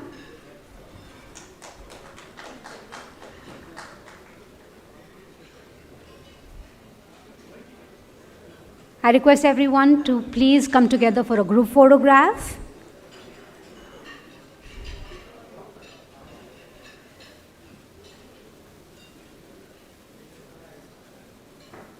Thank you once again. And now, ladies and gentlemen, please proceed for lunch. It is ready right at the back of the same hall. And I request everyone to kindly be back for the post-lunch session in 45 minutes' time. Thank you so much.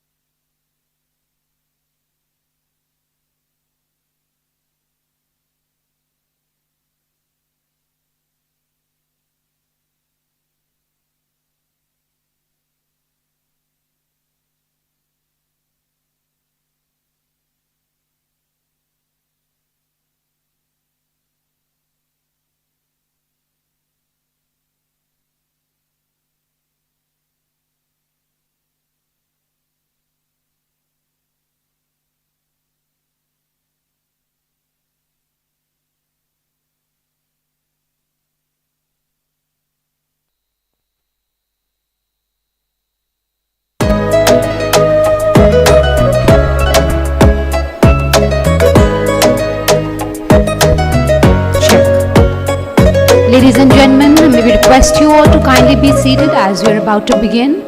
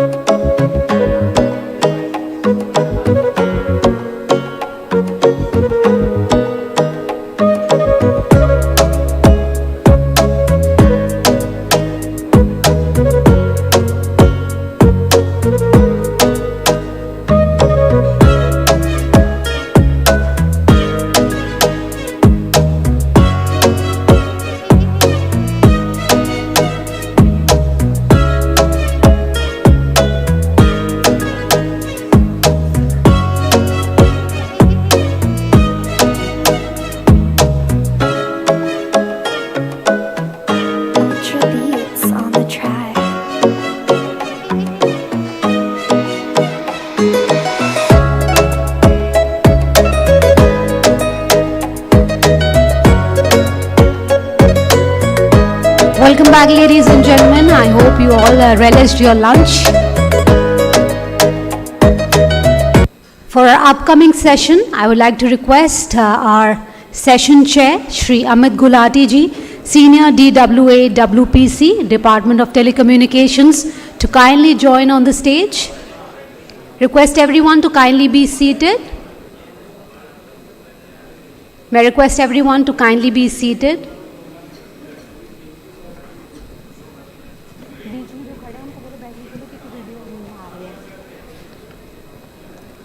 Mr. Gulati holds B degree in electronics from the North Maharashtra University and Masters in Business Administration from Faculty of Management Studies. He has over 22 years of experience in spectrum management in various domains, including spectrum monitoring. He looks after key issues such as policy issues relating to frequency assignment of existing and new satellite networks and satellite network filing. Ladies and gentlemen, may I request everyone to kindly put your hands together and welcome Mr. Gulati. I request our session speakers to please join us one after the other. Director for Spectrum and Market Access, Telesat. Welcome once again, ma'am. We'll be joined virtually by Ms. J. Sophie, Associate Director, Frequency Management, Satellite Communication, Program Office, ISRO, Headquarters, India. She is responsible for frequency management activities, which involves ITU filings and frequency coordination for all ISRO missions, communication satellites, remote sensing satellites, space science and interplanetary missions, and is involved in satellite planning activities. Her contribution has been significant in obtaining the extension of validity period of satellite networks during previous WRC 19. Welcome, ma'am. We'll be joined virtually by Ms. Marta Donate Fuente, Spectrum Engineer, Eutelsat OneWeb. She has demonstrated a strong commitment to enhancing the company's global footprint, particularly through her efforts in cultivating relationships within the Americas, Africa, and recently APAC regions, advancing Eutelsat Group's worldwide outreach for WRC and spectrum regulation. Ms. Marta.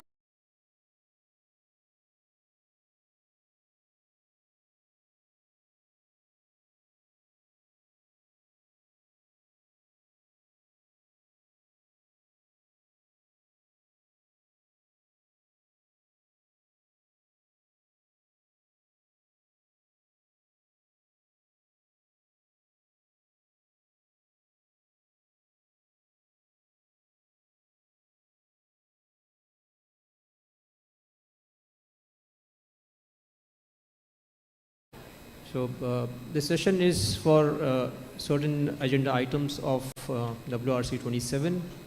6 agenda items we are dealing with right now. As you might be knowing, WRC, which will be happening in 2027, is predominantly looking at satellite issues. And the issues that we are dealing in this session are predominantly focused towards opening up frequency bands for non-geostationary satellite orbit systems. A few key revisions might happen in the Earth station, operating in GSO and NGSOs, and we might look forward to key regulatory changes that might happen, and would enable a lot of services, enable the mobile broadband to happen, and especially addressing a key issues on the unauthorized emissions which were happening in fixed satellite service and MSS. So we're looking at a complete bouquet of issues addressed towards MSS and FSS, of course. So we're looking forward to this session. And we are being joined by online by Ms. Sophie from ISRO and Ms. Martha from Eutelsat OneWeb, and also we have Ms. Laura Roberti from Telesat.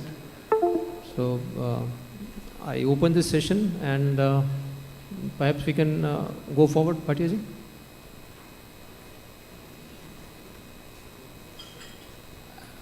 You want to carry forward for the next session? Can you put my presentation? I'll go there.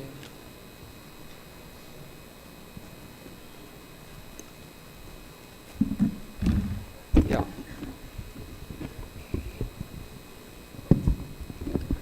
I'll be focusing on 3 agenda items of WRC 27.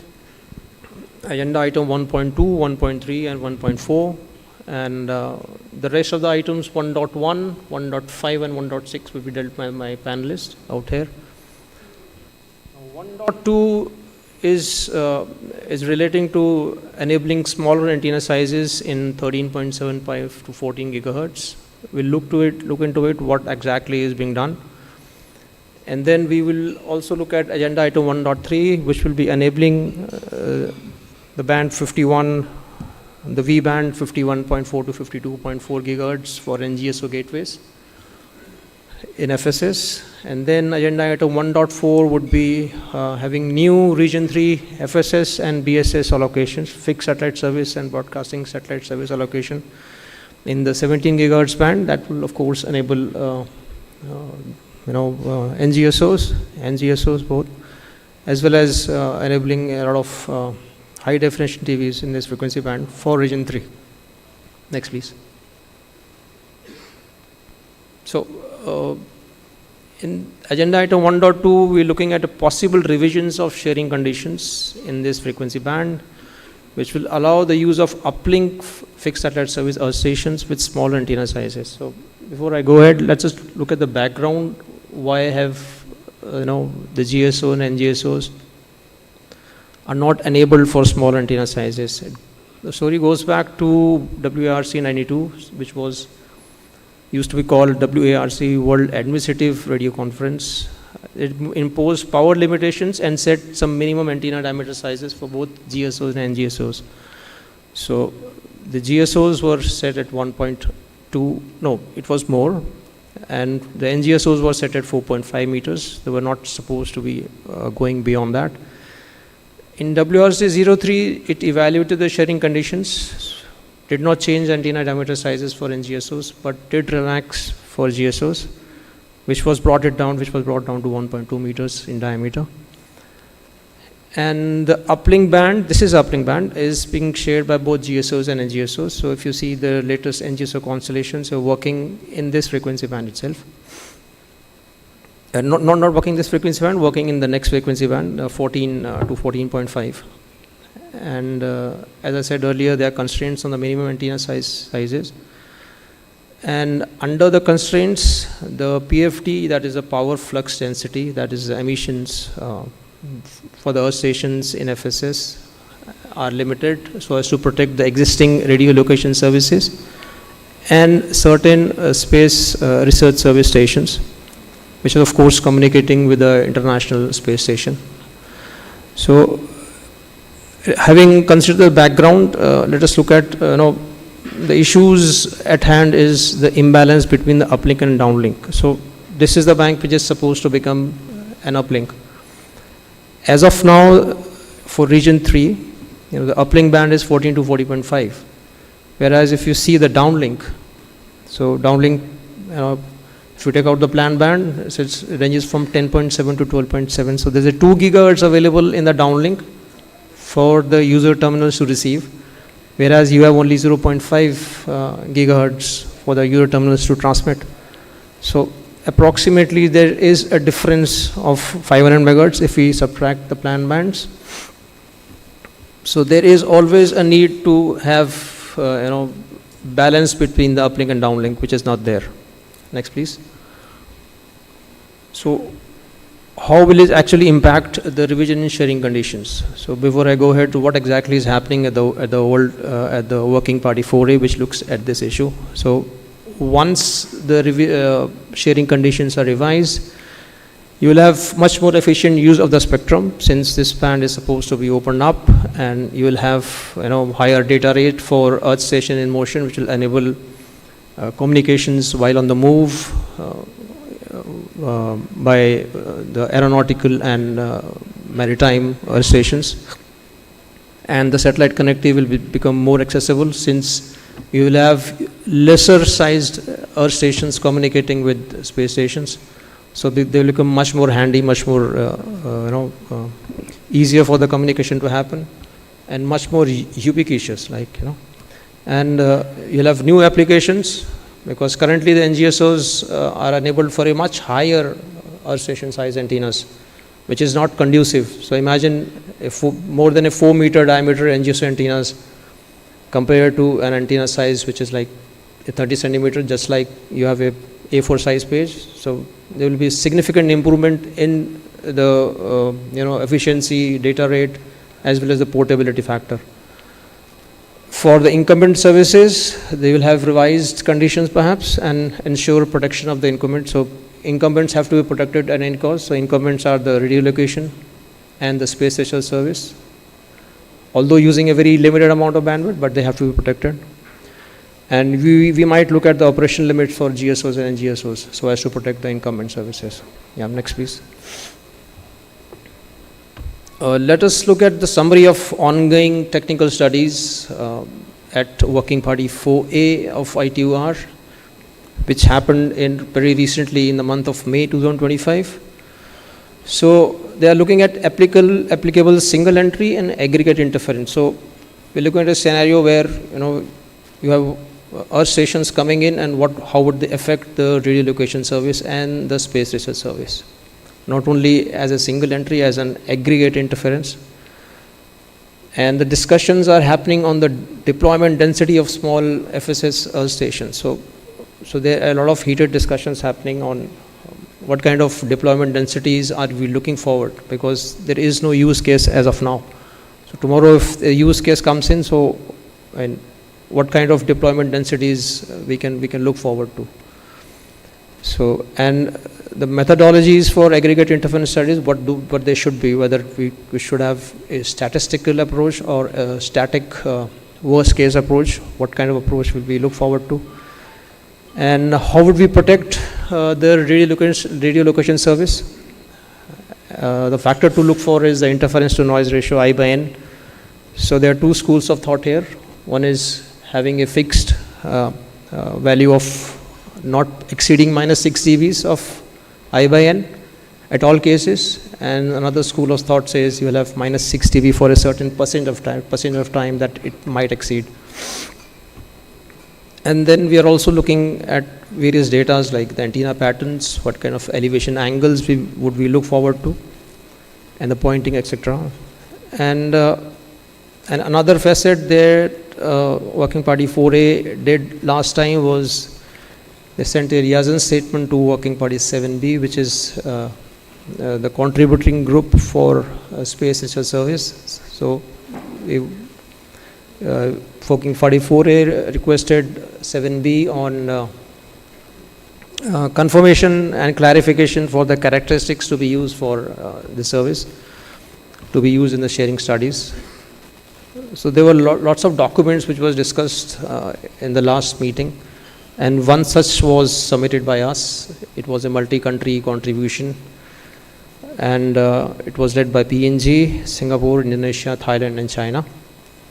And we did propose a few studies, and we concluded, especially for the radio location service, that if we reduce antenna sizes for GSO and NGSOs, it will have no exceedance and no such regulatory condition need to be changed for the radio location service.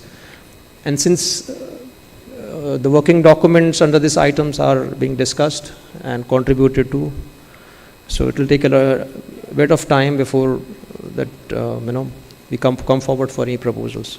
And we might also would add some studies for the next meeting, but not as of now. And next please. Coming down to the next item, we have enabling NGSO gateways for FSS in the Earth to space direction in the 51.4 to 52.4 gigahertz band. That is a V band. Now, let us look at the background, what exactly is the issue. So, WRC 19 allocated this band to the fixed satellite service Earth to space on a primary basis for all regions. But this band was not opened up for NGSOs. This band was limited only to the GSO networks with a 2.5 meter antenna diameter. So NGSOs were there, but communicating only with the GSOs. Earth station gateways were there. So, and the global allocation in this band is also there for the fixed service and mobile service on a primary band. Although there is no allocation for radio astronomy services, but they could be used under national arrangements.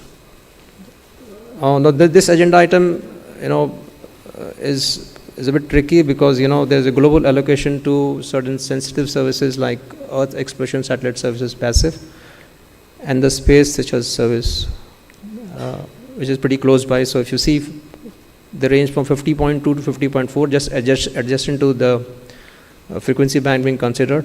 And there is another frequency band, 52.6 to 54.25.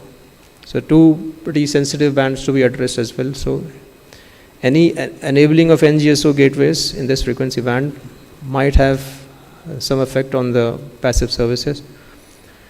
And you also have this band, adjacent to some allocations given to fixed service, mobile service, and fixed satellite service in the Earth to space direction on a primary basis.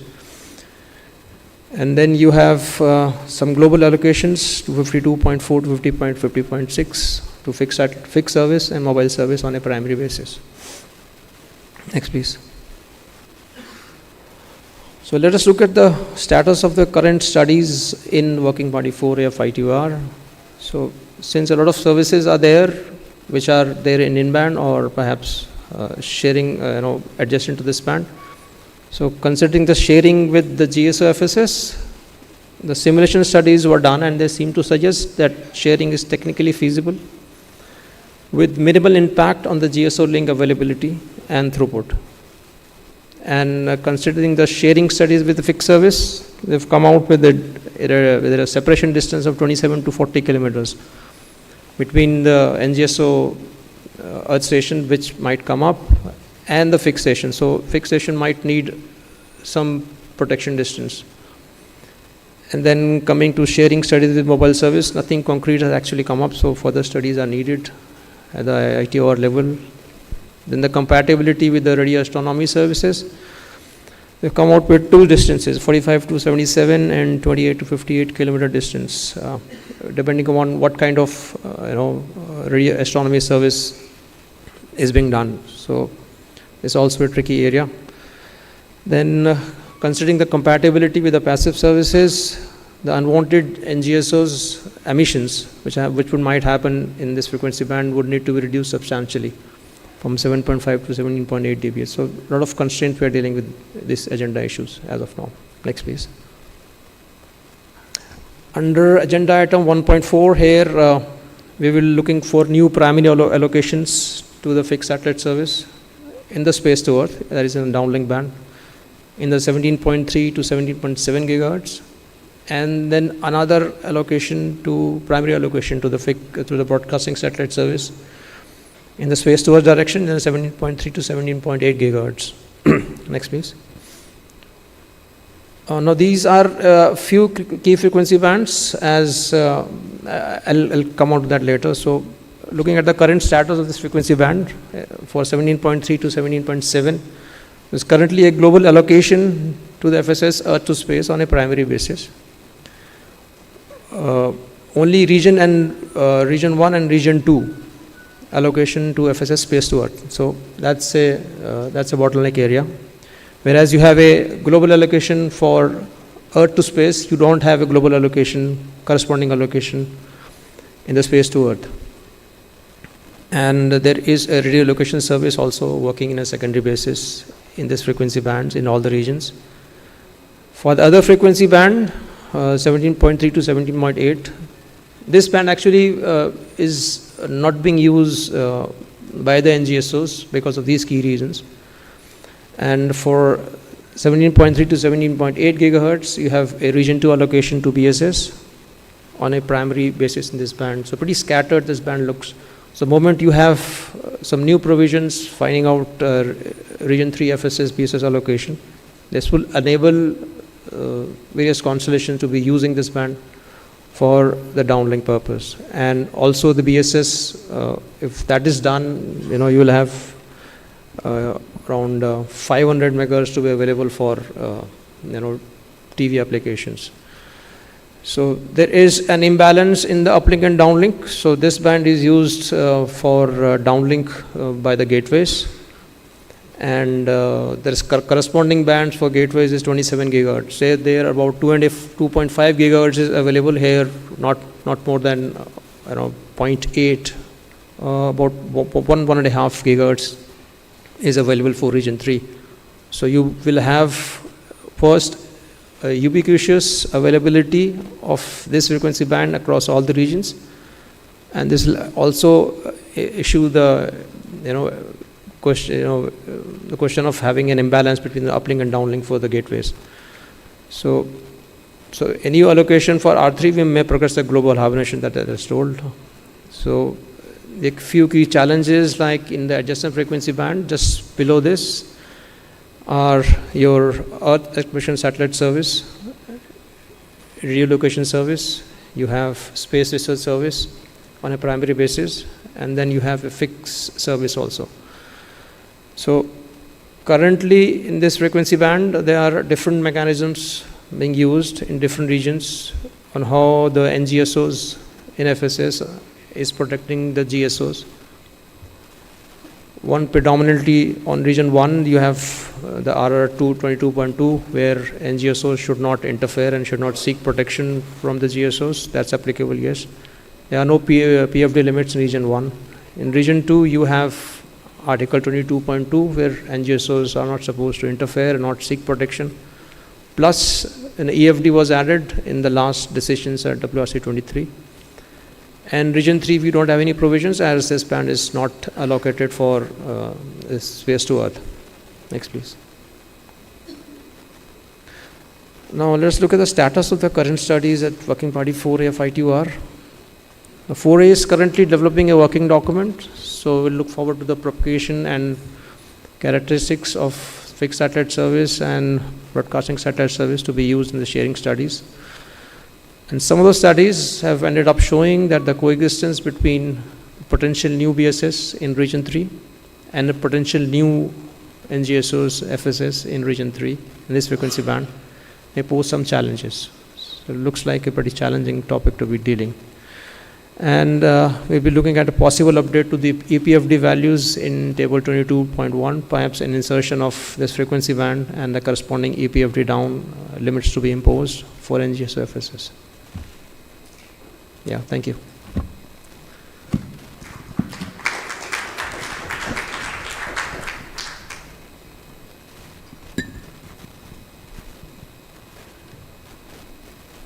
After having dealt these three items, perhaps we can shift our attention to agenda item 1.1, that is enabling around 4 gigahertz for Earth station motion in the Q and V bands. So I'd like to invite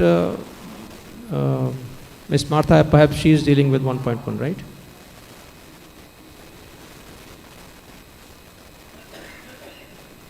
Am I audible, Ms. Martha? I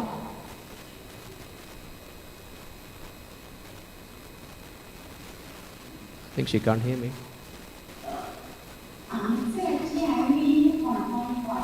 Okay. Apologies. Mr. Sophie, please come in and enlighten us on agenda item 1.1 on eSIM issues. Thank you. Okay, thank you, sir. Slides, please.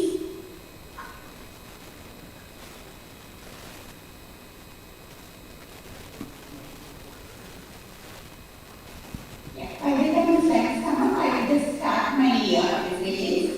So, good afternoon, sir, and esteemed panelists and distinguished dignitaries and all the participants. So, at the outset, I would like to thank the organizers to giving me an opportunity to share our perspectives regarding these 6 agenda items. And actually, I will just throw some lights on 1.1, 1.2, 1.3, 1.4, and except 1.3, I try to throw some glimpse on all the agenda items, and especially with importance with respect to the satellite service and the ongoing activities in the ITU. So while we all agree that this particular WRC, it is dominated by the satellite agenda items, as our chair also indicated, one more striking feature which we observe now, that is that many agenda items, this time what we are discussing, are either the additions or the extensions or enhancements, and which are built upon the previous WRC agenda items. So this, without any doubt, this trend,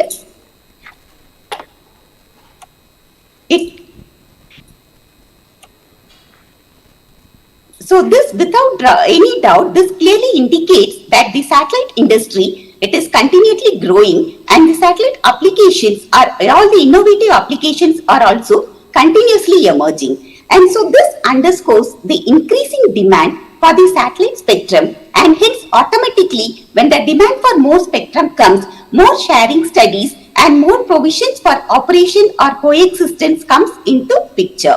So now with this background, let me move into each agenda items. Next slide, please. So the first agenda item which I would like to focus on is the agenda item 1.1, which is nothing but the SIMs in V-band. And so now, actually, given this world, we would like to be connected anytime and anywhere in the world. And this calls for actually fully connected globe. And the only mode for connection, whether we are in air or in maritime, the only option, it is through the SIMs connectivity. And historically, actually, if you see, this particular service, it was provided using the lower frequency band, especially L or S band.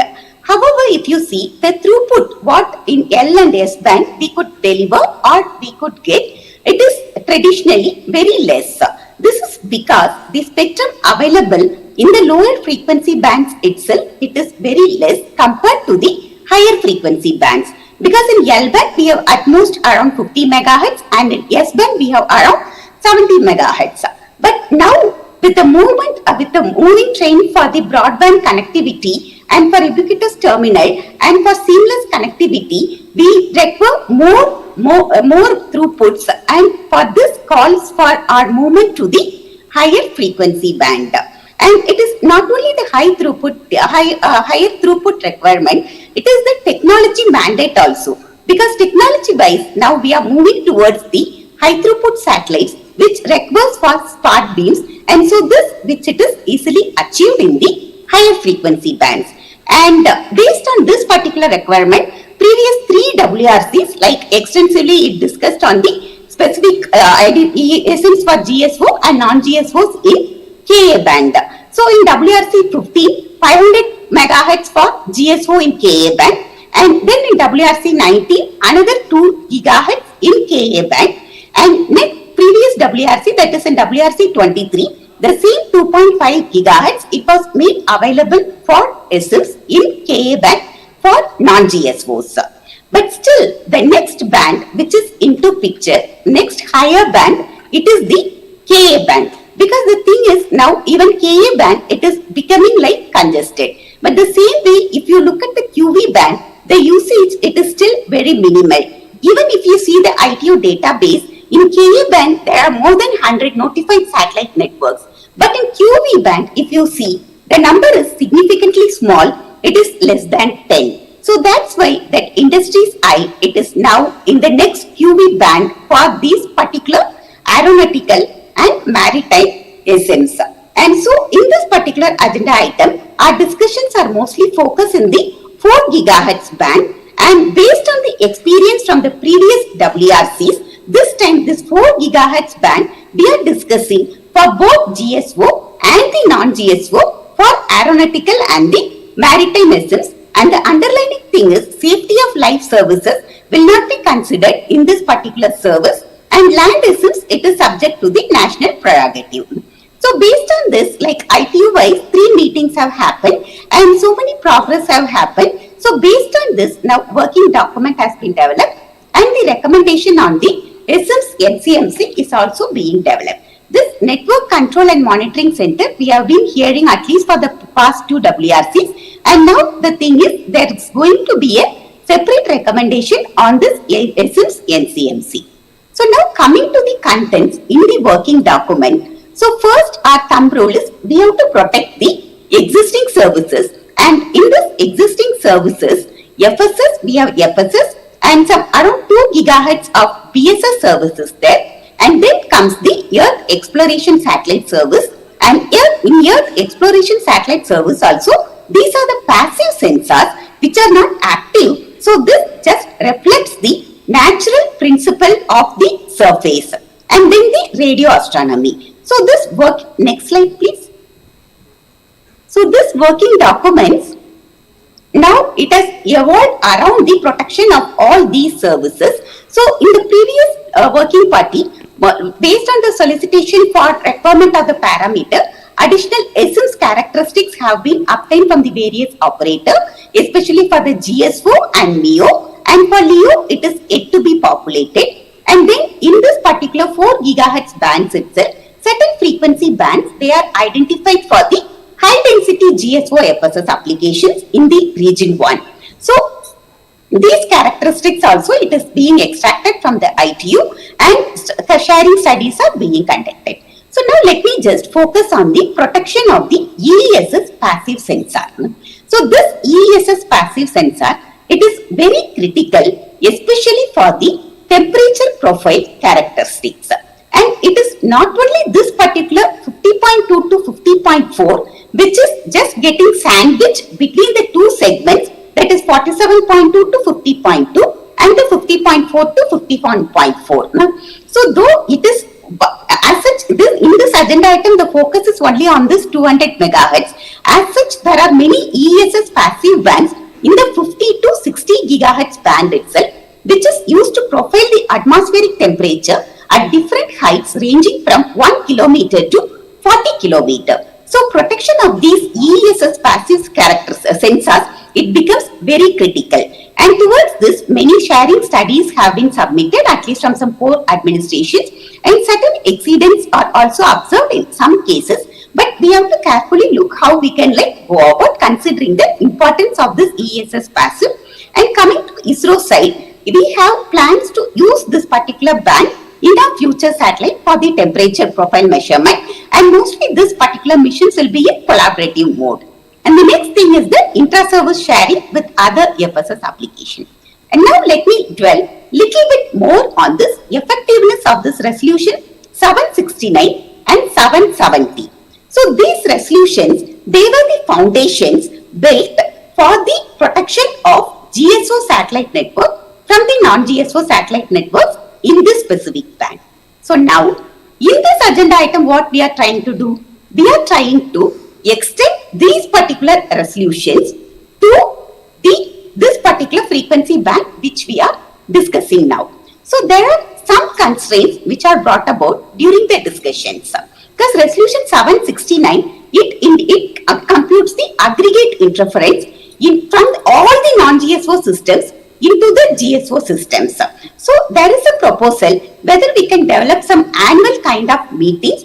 We will meet together all the satellite operators, calculate the cumulative interference impact into the GSO systems, which is similarly currently being done in the resolution 649 for the L band for protection of the aeronautical radio navigation satellite service.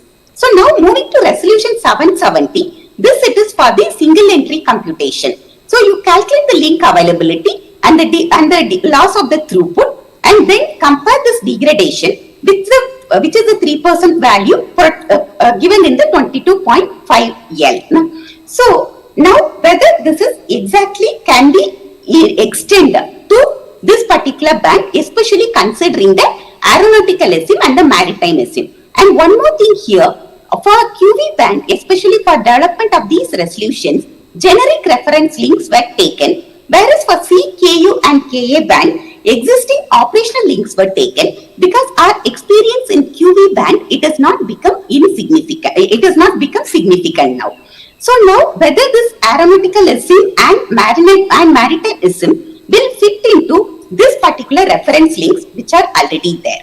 And coming to propagation models, like they take into account the rain attenuation and the cloud attenuation and atmospheric impairments into account for calculating the degradation or the throughput reduction. But now, especially if we deal with aeronautical SIM, it operates above the clouds. So how do we account for aeronautical SIM, how it will fit into this? And this particular interference analysis, it is more of probabilistic analysis than the worst case analysis. So most of the discussions which are going on are revolving around how effective these particular two resolutions are for the interference computation with respect to aeronautical SIM and the maritime SIM. And the next thing is the safety protection criteria for the GSO aeronautical SIMs also, because here there is no redundancy. As of now, like many multi-orbit constellations are coming up, but so protection criteria for GSO aeronautical SIM also, we have to have a careful look. So next thing is the SIMs NCMC discussion. So here, the main thing is SIM's operation, it is dynamic in nature. And hence, this SIMs always it has to be associated with the NCMC or the equivalent structure. And so, this particular operation, it has to be mandated or enforced. But how do we do that?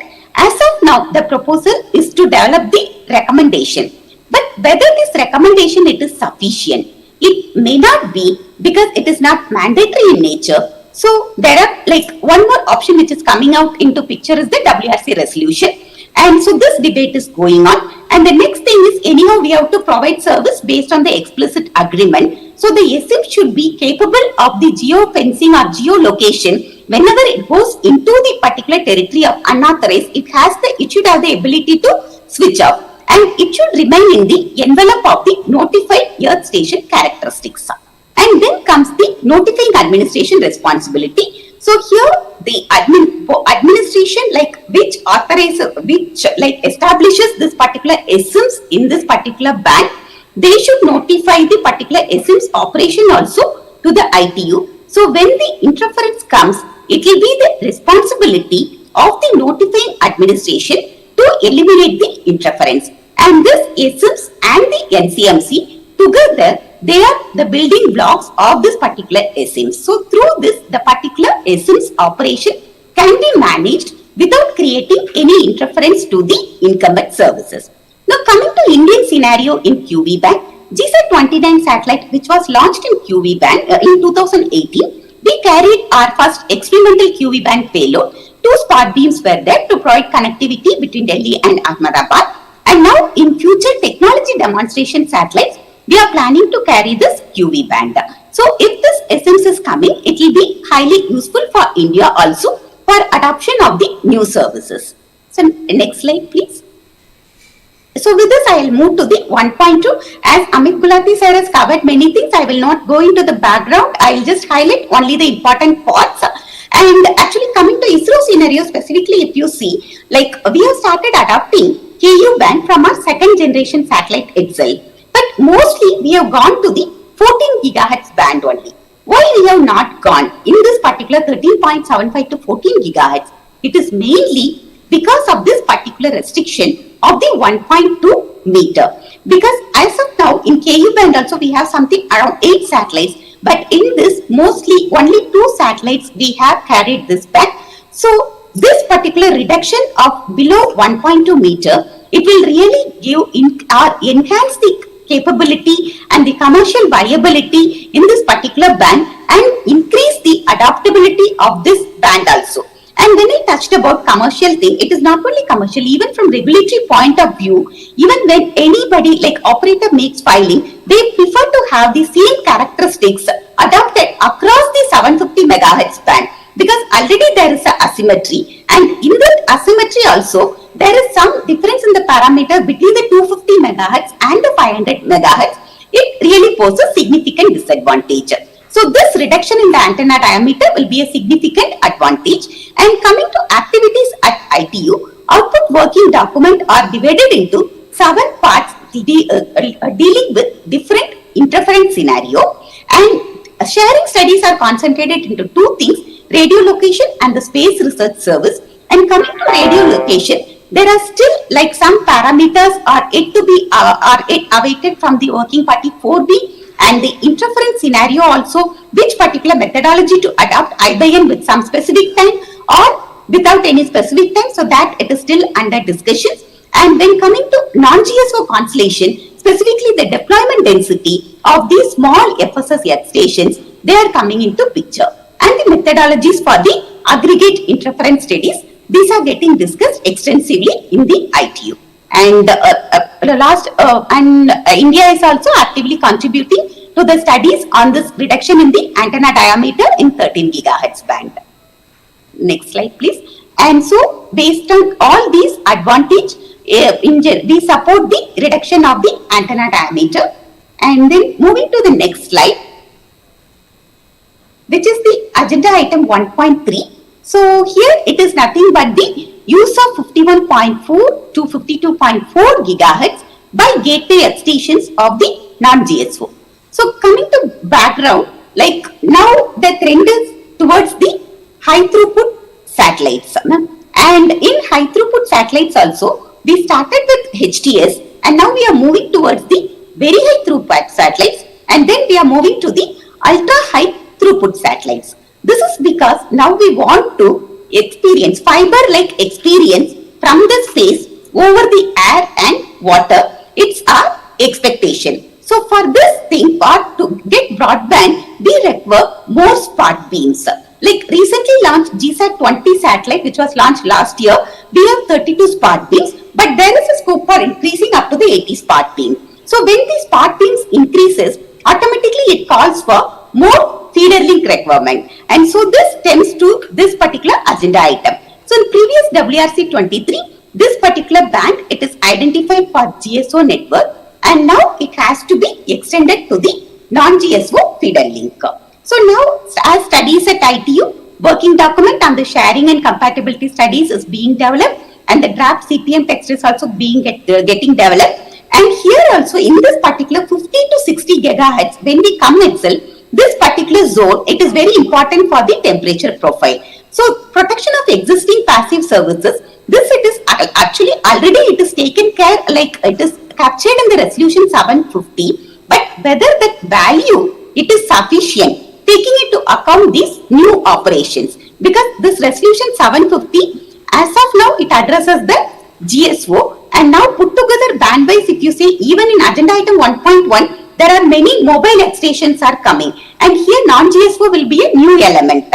So whether there is a requirement for updation of this resolution 750 in this context, and here how to include the non-GSO, and when we include the non-GSO satellite, well, how to compute the aggregate interference from both the GSO and the non-GSO. So the main activity going on here, it is the review and the revision of the resolution 750 and the protection of the GSO network.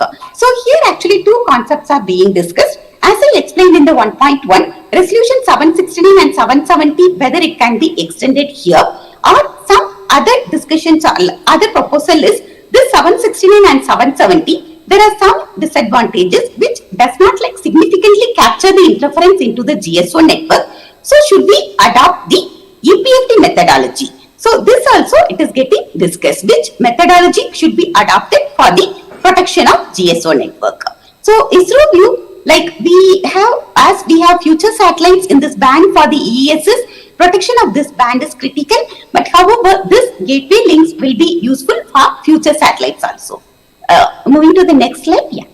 So, this 1.4, as Amit Gulati sir explained, it will be very much helpful for the broadband application and the ultra high definition TV applications. And currently this particular band, it is covered under the ITU-APT Appendix 30A category, which is the uplink frequency band. And this we have started using in our GSAT-24 satellite. And currently there exists asymmetry in the KA band allocations, and hence we have to harmonize the radio allocation. And coming to the protection of existing services, FSS service and the feeder link to BSS service has to be protected now. And here actually two new services are being discussed, and how these two services will coexist. So that it looks challenging. So that discussion it is happening, especially between the potential new BSS service in region 3 and the potential new non-GSY FSS service in the region 3.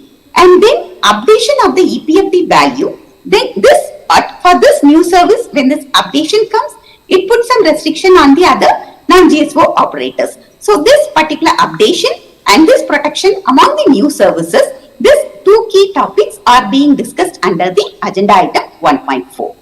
So moving to the next slide. Yeah, so this is the agenda item 1.6, which is quite different from all the other agenda items apart from the calculations and other things. So this particular agenda item 1.6, it is the equitable access in QV band. So let me just give the background. So planned band, ITU has categorized the available bands into planned band and non-planned band. Because non-planned band coordination is based on the first come first serve basis. So if somebody enters late, they have serious coordination restrictions, and which puts restriction on the satellites to be launched, and sometimes it happens that they won't get the orbital slot for launch of the satellite. To avoid this situation and to provide equitable access, ITU has categorized the planned band. And in planned band also there are two kinds of planned band. One is planned FSS band and planned BSS band. So I will throw certain lights on this planned FSS band.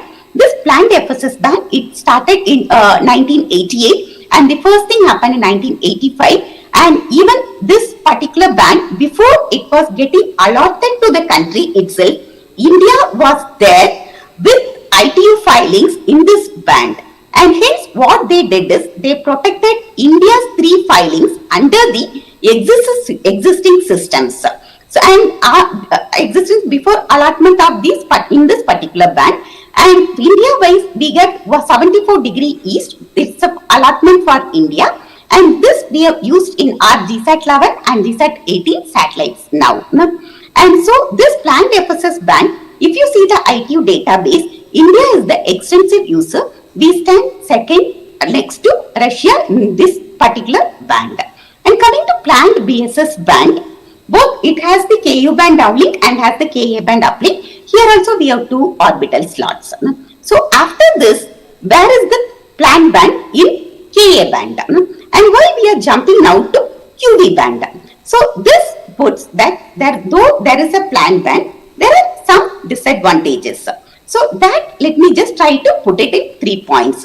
First, it is the flexibility in the technical parameter. Whenever ITU was given an allotment, it stems to national coverage, especially with certain technical characteristics. Like if you see now currently what is existing in the FSS planned band, 5.5 meter for C band and 2.7 meter for KU band. Whereas now the global trend, it is 1.8 or 1.2 for the C band, and even in KU band it is very less, like 0.45, 0.6 we are talking about. So the technical characteristics, it is not exactly commensurate with the technological advancement. So that is one of the disadvantages. And another thing is the complex regulatory procedures. If you have to register with ITU, you have to eliminate total interference into the allotments, and then with respect to other additional uses, you have to give the signed agreements. So these are all the regulatory procedures. So taking all these aspects into account and based on the experience in the planned FSS and planned BSS, instead of going to full planned FSS and BSS,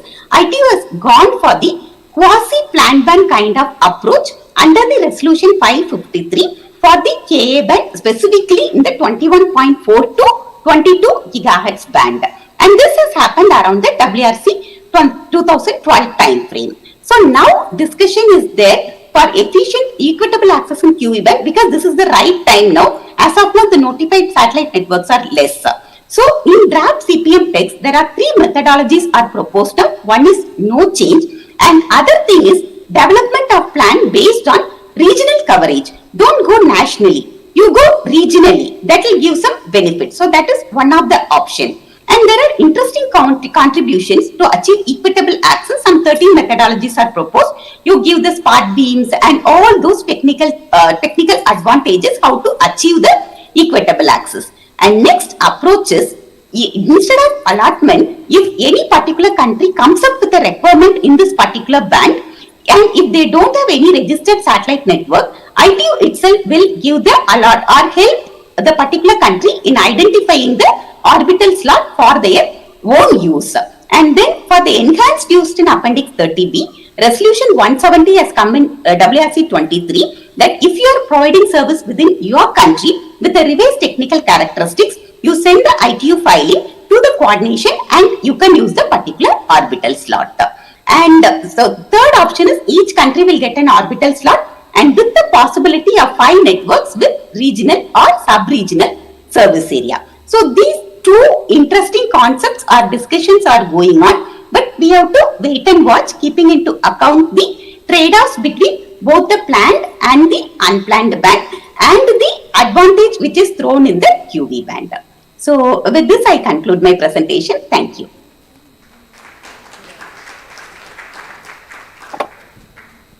Thank you so much, Sophia, for exhaustive presentation. You covered nearly everything. So for agenda item 1.5 on the unauthorized emissions from NGSO, GSO, FSS and BSS, I'd like to invite Laura Roberti to kindly take over. Thank you.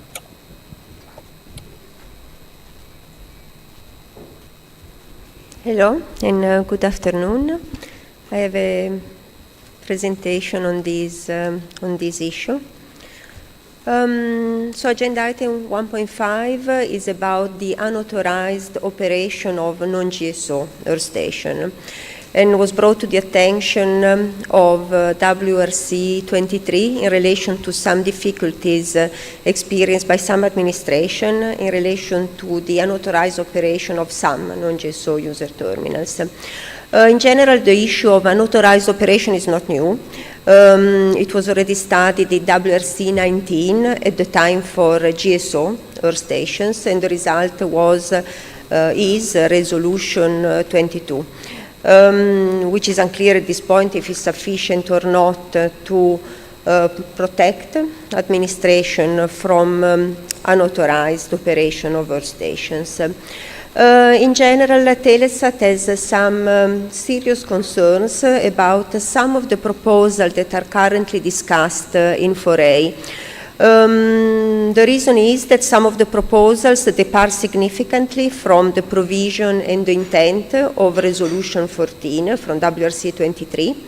And also there is a significant technology biased differentiation in relation from the equivalent or even the same GSO Earth station operation. So there is the clear risk to unduly penalize one specific technology. Agenda item 1.5 has two resolves. The first resolves calls for studies on regulatory measures, not technical, regulatory measures to limit the unauthorized operation of non-GSO Earth stations in the Earth to space direction, not space to Earth.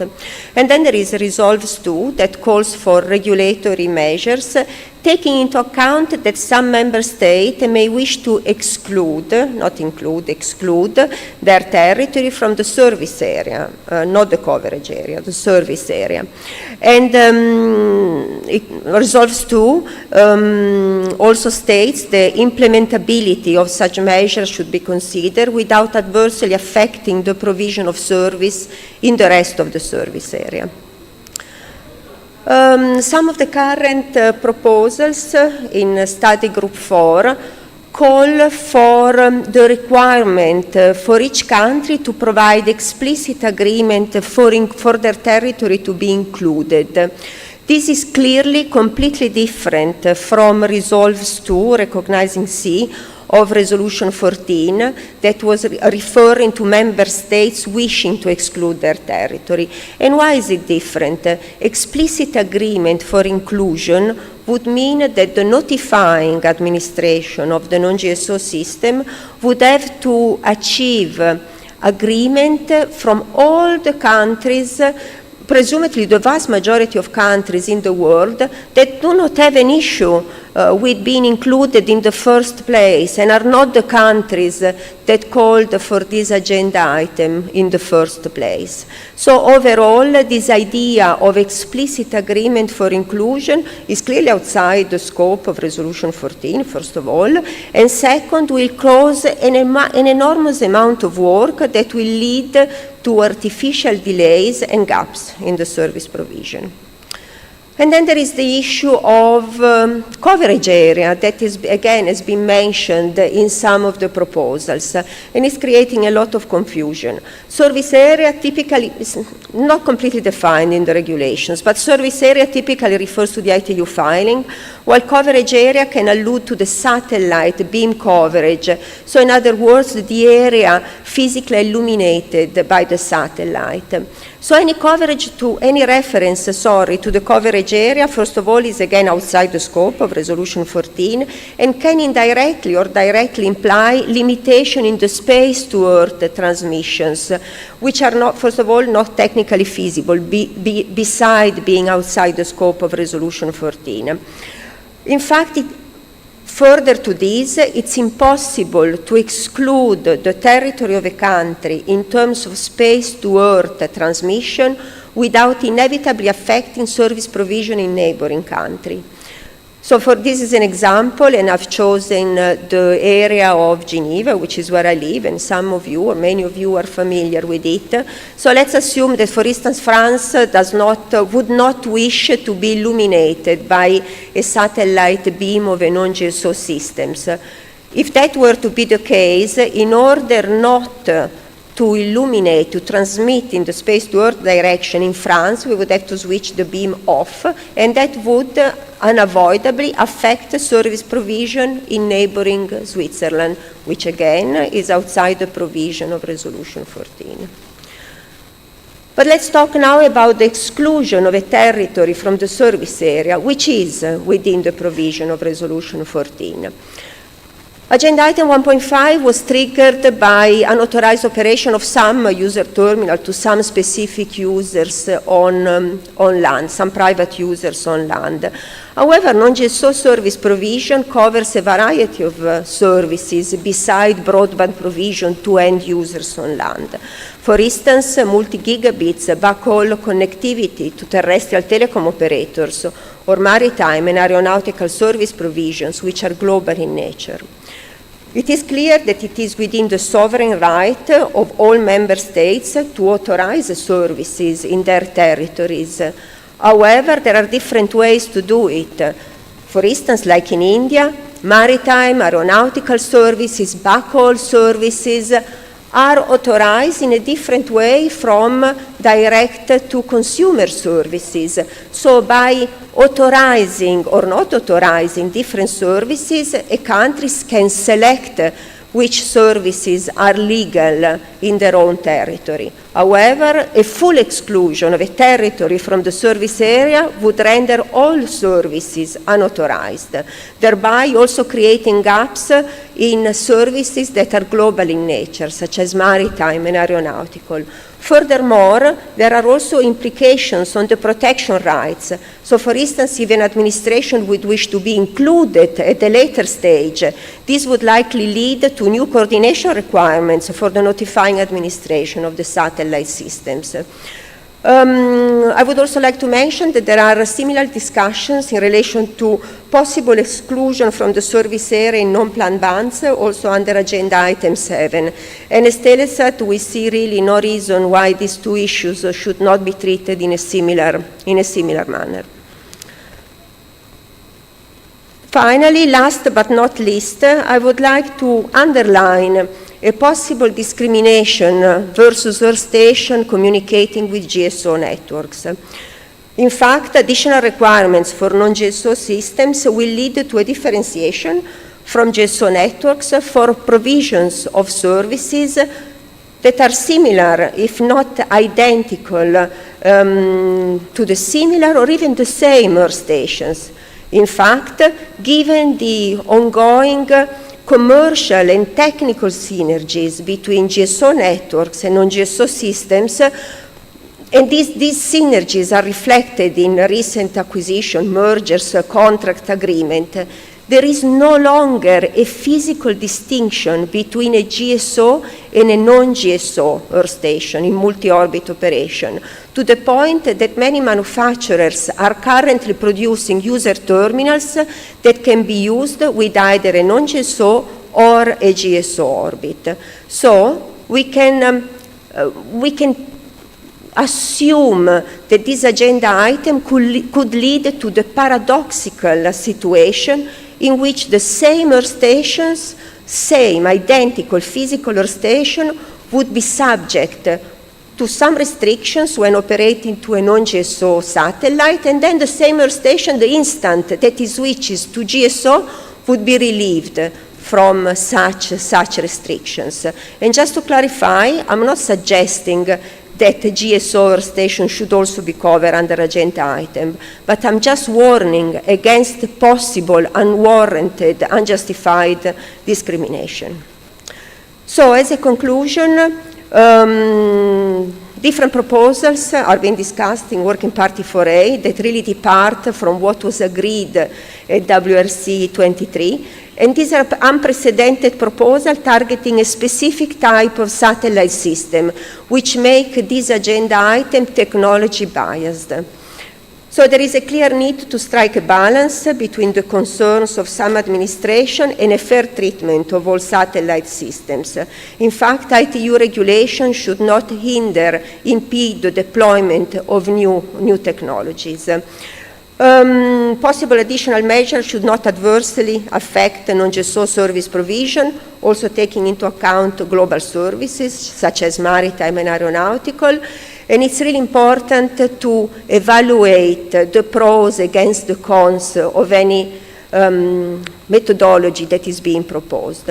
Finally, to conclude, at least as Telesat, we oppose any departure from WRC 23 agreed provisions, any reference to the coverage area.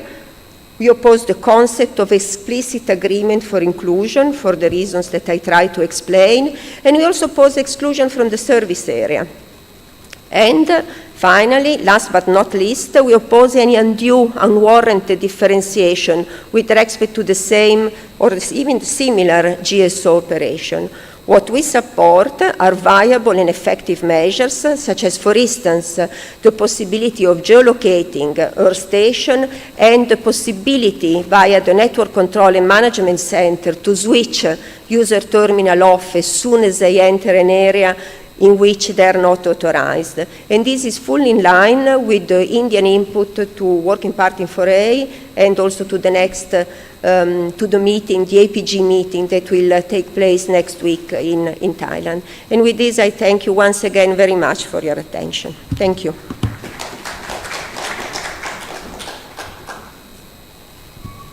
Thank you so much, Ms. Laura. In fact, it's a this item is being keenly looked forward to by many countries which actually suffered by unauthorized emissions in FSS in the recent times, and there is one, this issue is right now before the RRB as well. So let's look forward to what happens. On one hand, you have a challenge of unauthorized emissions which needs to be actually addressed, and on the other hand, we should not unduly constrain NGSOs. So it's a very keenly look forward agenda item. Going forward, I would like to invite Ms. Martha to come in and present. Thank you. Thank you very much. I hope you can hear me okay. Well, first of all, just to start, I would like to thank very much IFI for organizing this wonderful event and for inviting Eutelsat to this event.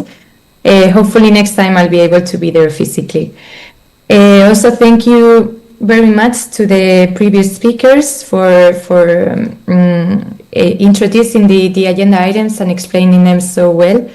Especially Telesat on agenda item 1.5, I think Laura explained it very well, the situation. So yeah, we couldn't agree more. But anyways, my name is Marta Donate. I'm a spectrum engineer in Eutelsat Group, and we follow WRC issues among other things, so that's what I'll be focusing on. But before that, if we could go to the next slide, please. Next slide, please. Thank you. Yeah, my colleague Tony already gave a very nice introduction of the OneWeb constellation and the Eutelsat Group company. So I'll be very brief. We are a global communications satellite company, and for the LEO satellites we use currently the Ku band and the Ka band spectrum, so those two are very important to us. And we currently operate a LEO constellation with more than 600 satellites already in operations at 1,200 kilometers altitude. As Tony mentioned, the commercial service already started in many countries, and basically we offer low latency, being a LEO constellation, with small and high performance user terminals that can adapt to any application. And just to finish, on September 2023, we merged with Eutelsat to become what is now known as Eutelsat Group. So now we operate a fleet of LEO satellites and GEO satellites. Okay, next slide, please. Thank you. So just going into the topic of WRC 27, these two agenda items have already been introduced by previous speakers, so I'll try not to repeat.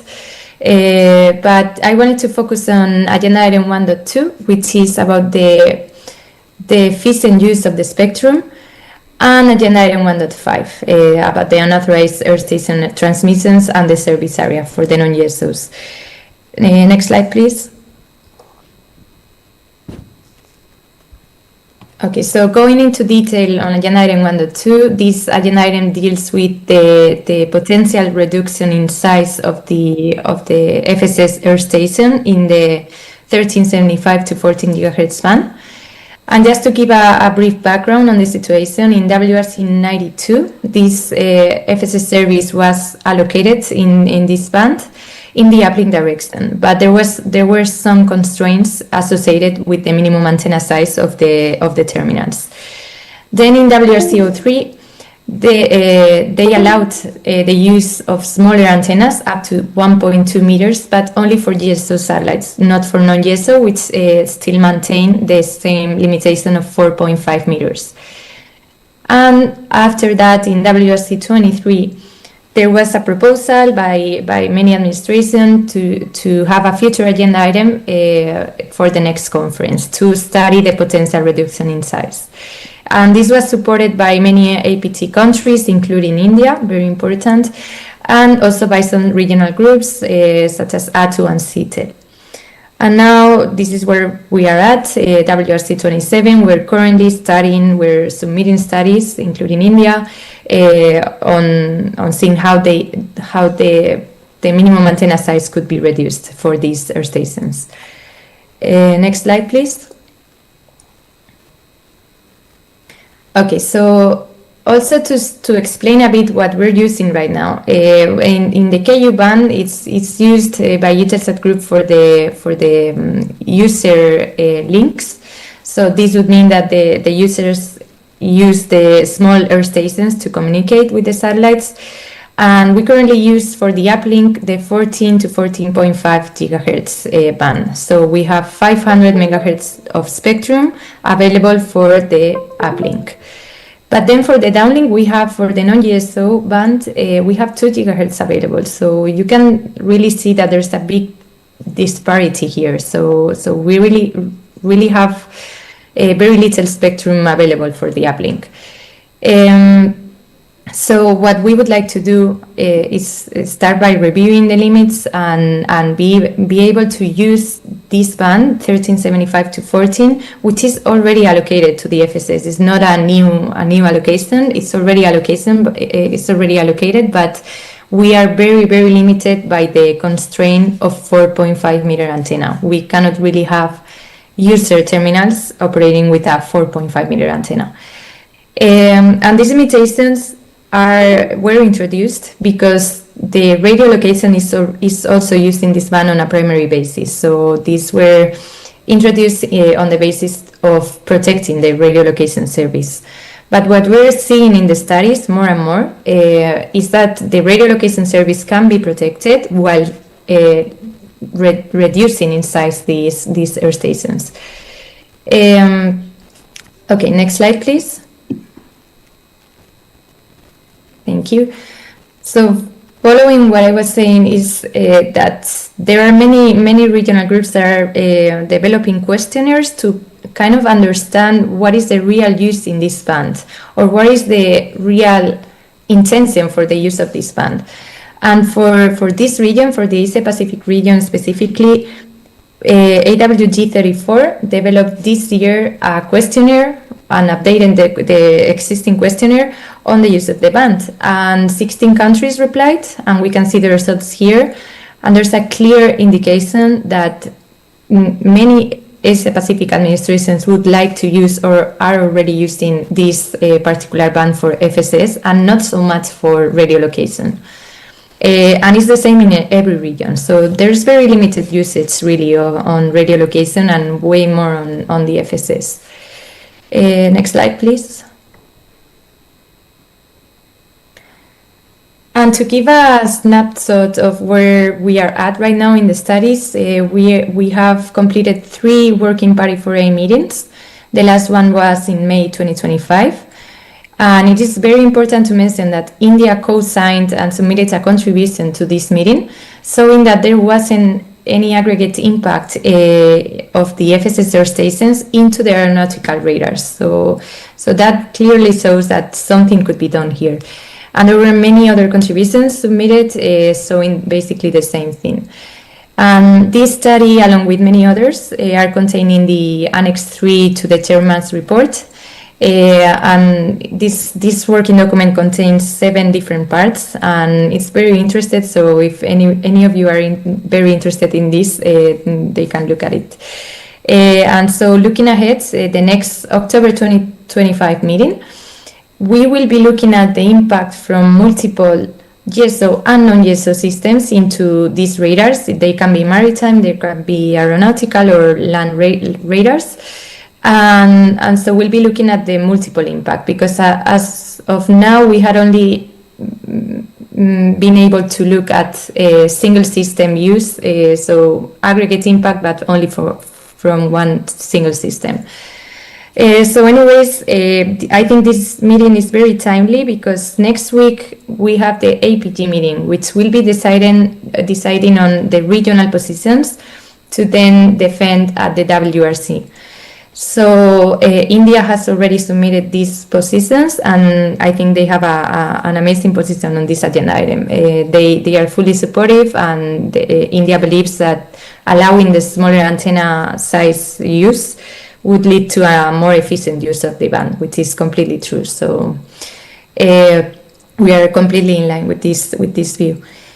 I think that's all on agenda item 1.2. So next slide, please. Okay, and here I'll try to be brief because Laura covered it very well. But agenda item 1.5 deals with the unauthorized use of non-GSO stations in the uplink direction. And it's basically 2 different results. The results 1 deals with how to limit the unauthorized operations of the non-GSO FSS or MSS air stations. And results 2 is a bit confusing, and it deals with the possible exclusion of the territory from the service area of the non-GSO satellite systems, or how to deal with that. Next slide, please. Thank you. So there are different proposals being submitted to Working Party 4A, and some, in our view, are better than others. And so basically in the CPM text, there are 3 proposed methods. So method A would be a no change. So there are some administrations that believe that the current regulations, such as Article 18, Resolution 22 or 25, already deal with this unauthorized use, and they can be effectively enforced. So method A would be the no change. Then we would have method B, which is the CPM text that proposes actions based on the capabilities of the MCNC and the geolocation capabilities of the user terminals. This method B was submitted by India, if I'm not mistaken, and we believe it's a very good method that deals exactly with the problem that was raised with this agenda item. And then we have method C, which is the CPM text proposing actions with respect to results 1 and results 2, which deals with the exclusion of the territory from the service area.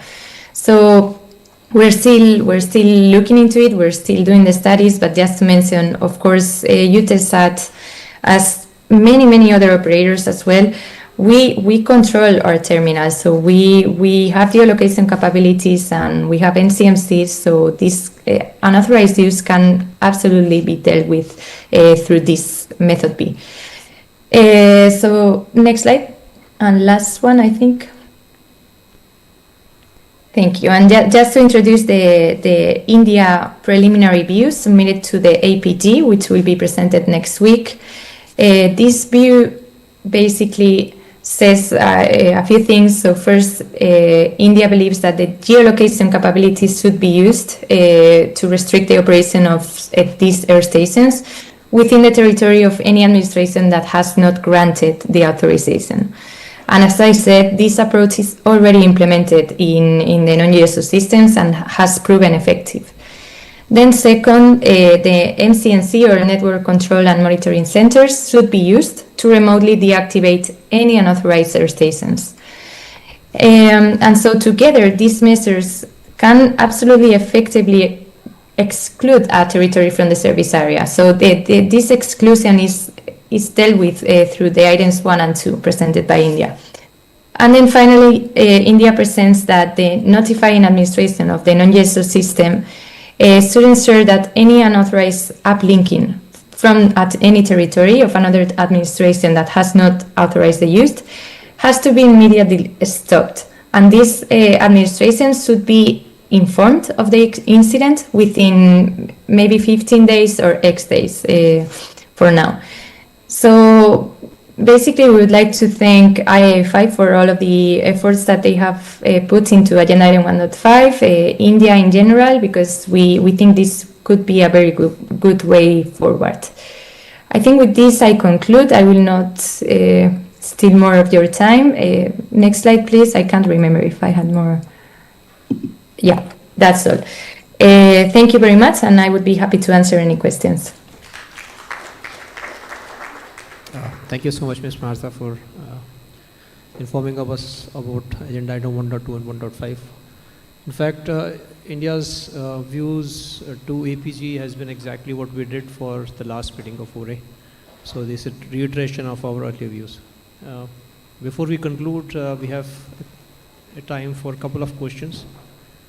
So anyone who would like to ask a question, please raise your hands. Yeah, we have one question from the back side, please. Could you pass on the mic on the back side, please?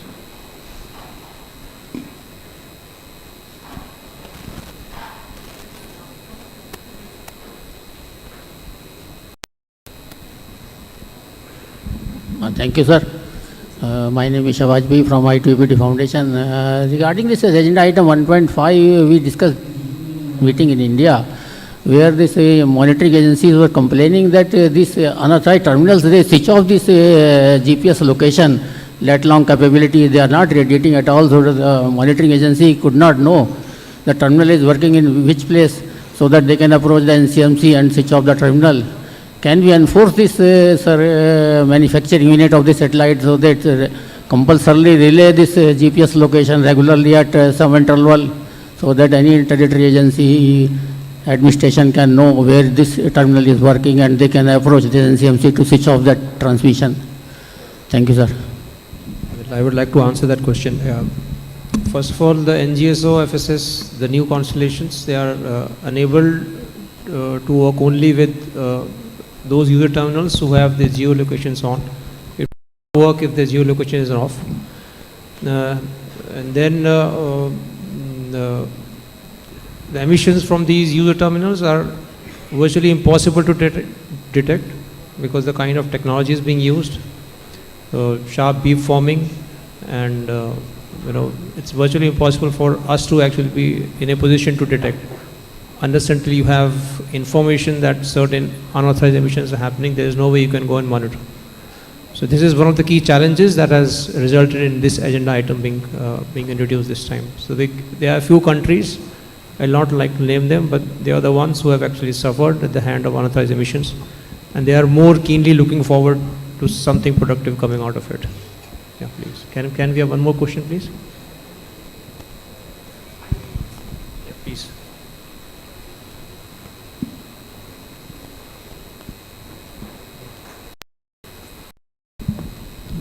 Sir, in connection of spectrum sharing between satellite spectrum and terrestrial services, what about concerns on potential interference, security vulnerability, and impact of new technologies? Are you looking for a certain frequency band, or is it a generic question applicable for the frequency band? General questions. Well, technically, regulatory issues are being looked forward at the ITU level. So, they have been sharing the satellite and the fixed service is sharing with many other services. So, okay, that's it. They have been sharing very successfully. Thank you. And the satellite service, as far the board goes, more than 99.5% are interference free. And impact of new technologies, can you focus on slide? Whenever a new technology would like to come in, it is being discussed at the ITU level, at the WRC level, and only then when the sharing studies are successful, only then you can look forward for a new frequency band being allocated to a fresh service. So that's rest assured, no interference issues. Yeah. Okay. Thank you, sir. We can safely conclude now, and thank you, Bhatiji.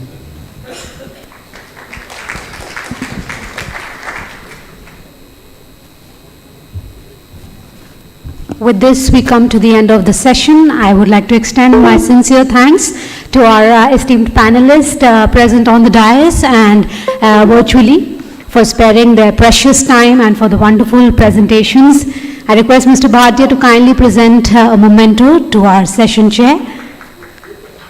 Thank you so much, Mr. Gulati, for chairing the session. Thank you so much, Dr. Roberti, for joining us, and thank you, Ms. J. Sophie and Ms. Martha.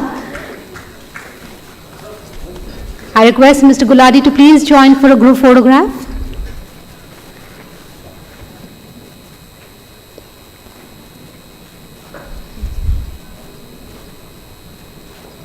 Thank you. I request the staff to please add the chairs as we are now moving on to the last Power Pack session of day 1 of ISPC 2025, and the session is on present and future spectrum needs of defense services, civil aviation, and maritime safety and security.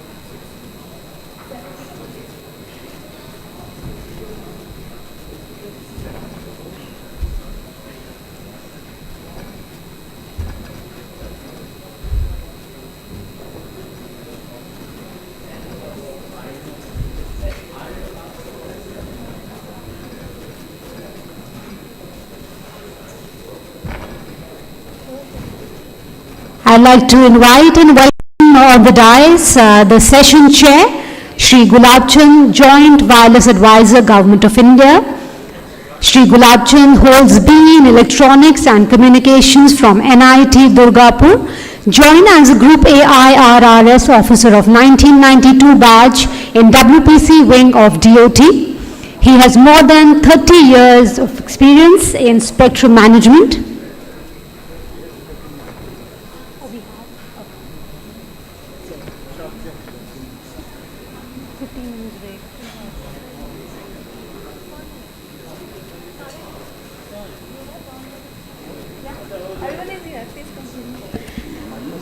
I request everyone to kindly be seated as we are being joined by the wonderful panelists on the stage. Shri Gulabchand ji has a fair understanding of the field of radio spectrum management, has worked in RF spectrum monitoring for 5 years. He is a highly experienced officer in telecommunications sector and well known for his expertise in policy formulation, regulatory, licensing and spectrum auction work. Welcome the speakers on stage for the session, starting with Mr. John Dodd, Director of Safety Services in Marsat. Welcome, sir. Mr. Dodd is responsible for operation, regulatory and delivery requirements of current and future maritime safety services within the global maritime distress and safety system. With over 25 years of experience in communications, Mr. John is responsible for the critical maritime safety services within the GMDSS system. He works tirelessly with international authorities to protect and save lives at sea. Welcome, sir. We welcome Brigadier Rahul Anand, Director JCES, Integrated Defence Staff, MOD India. Welcome, sir. Brigadier Anand is an expert in communication, electronic warfare, and network-centric warfare. He holds a Master of Science and Philosophy in Defence and Strategic Studies and is a qualified telecommunications engineer. He has received the General Officer Commanding-in-Chief Commendation for his exceptional professional work from Northern, Eastern, and Southern Army commanders. He has been honored with the GOC-in-C Commendation 3 times for his exceptional professional work. Welcome him. We welcome Shri Vivek Bansal, Director CFA, BSNL. He has been selected as the Chairman and Managing Director of ITI Limited. Mr. Bansal holds Bachelor of Engineering degree in Electronics, Master of Engineering in Computer Science and MBA, has over 34 years of experience of handling computer and telecom network.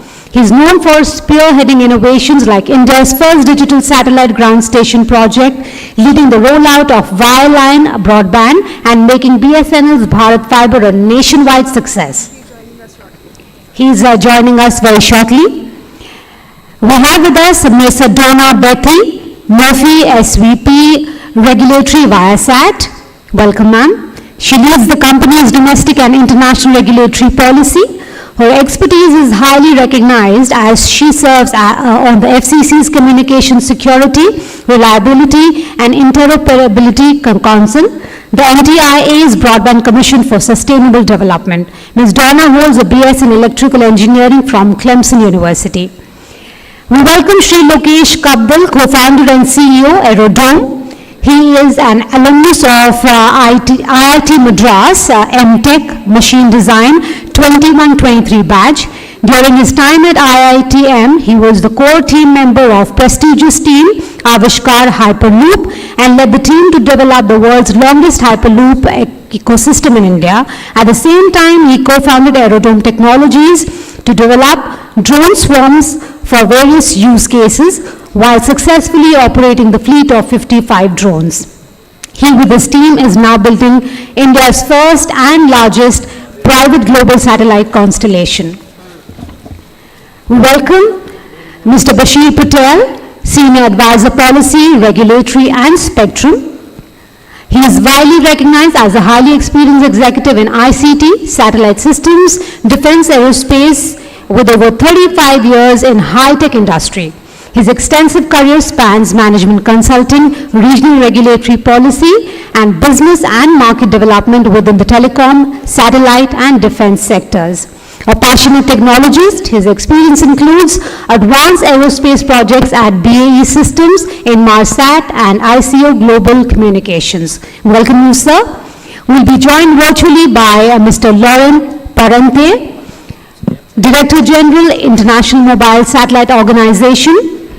Established in 1976 under the auspices of the International Maritime Organization, a UN specialized agency, IMSO plays a vital role in overseeing the satellite communications component of the global maritime distress and safety system, ensuring compliance from providers like Inmarsat and Iridium.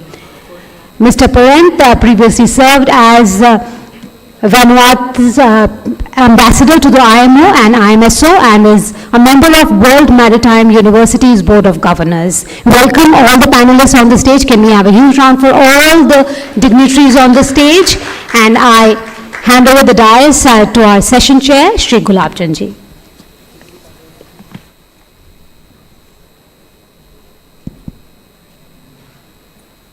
Hello, a very good afternoon to all of you.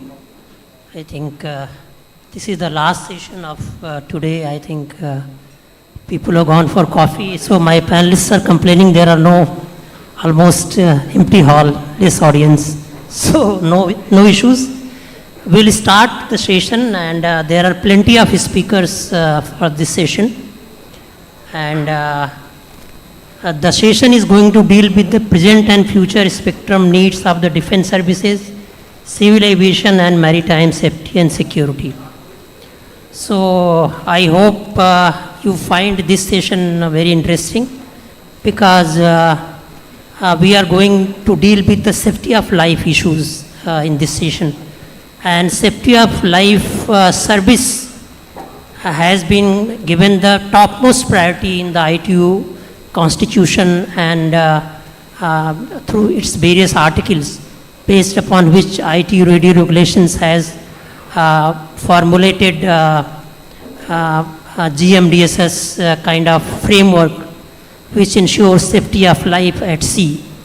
And there is an equivalent framework, although not recognized formally by ITU, but duly recognized and authorized by ICAO, International Civil Aviation Organization, that is called GADSS, Global Aeronautical Distress Safety Systems, which takes care of flights tracking in case of distress, their localization through the use of various radio communication services such as aeronautical mobile service, aeronautical radio, aeronautical mobile satellite service, and global navigation satellite service. So through a combination of all these kind of satellite services and terrestrial components such as automatic dependent surveillance broadcast, which operates around 1080 megahertz, and this GADSS framework, I think, came into being at a much later stage because of the occurrence of MS-370, which happened in, I think, 2014 time frame. And I was part of the WRC 2015, which took a decision to kind of use the same ADS-B frequency for connecting to the satellite also, so that the location of the aircraft is never missed, whether it is in the mainland or on the high seas, whether it is in the polar region or on the equatorial region, it is always visible to the air traffic controllers and rescuers. So although GADSS is not recognized formally by ITU, but ITU does take care of the protection of aircrafts through various provisions contained in aeronautical mobile service and aeronautical mobile satellite service. And aeronautical mobile satellite services operate in mostly in L-band. And similarly, for GMDSS, there is a well-defined structure in the ITU. There are various articles and appendices dedicated to this special framework of GMDSS, which is applicable to maritime mobile services for the protection of maritime ships. So, as far as defense, because this panel would be discussing the spectrum requirements of defense services as well. Defense services requirements, of course, at the national level, it's a topmost priority for the government. But internationally, the ITU doesn't give any kind of stipulation for ensuring the protection and compulsory allocation of channels to the defense services. It is a national call, which of course is given the top priority. And in our country, we have a protocol called Defense Band and Defense Zone Identification. And the Government of India is bound by that notification. And the requirements of defense services are carried out, taken care of on the basis of that notification, which was arrived at by the government in 2015. I have got my dear friend Mr. Rahul Anand, who would be talking about the spectrum requirement of defense services. And without any time, wasting any further time, because I have a huge panel, I would like to request my fellow panelists one by one. Should I go by this? Yes. Okay. Yeah? Okay. So my first speaker would be Mr. John Dodd. Sorry, I am very sorry. There is a special presentation, a special keynote address to be given by on the subject of preservation of an interference-free environment for GMDSS. And the speaker is Mr. Laurent Parente, Director General, International Mobile Satellite Organization, IMSO. He would be connecting us through live video. I think I pronounced the name correctly. If not, then I may be excused. Mr. Laurent Parente. Thank you. Thank you. Chair, can you hear me? Yeah, we can hear you. Excellent. Well, thank you very much. You pronounced my name perfectly. Dear participants, dear colleagues, ladies and gentlemen, it's a real honor to take part to this meeting and to this session dedicated to spectrum issues for satellite services as part of the India Space Policy Conference. Today I will give you a presentation which I think will be less technical and more institutional to probably set the scene and understand what we are doing. I think it's important to understand where IMSO is coming from to understand what we do now. And I will start sharing my screen, hoping that it's going to work. It's always under pressure having a remote meeting, so let's give it a go. And let's see if it works.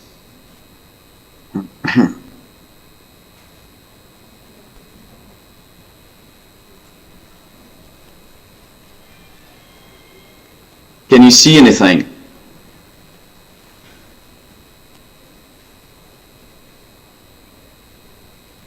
Can you please confirm that you can actually see my screen?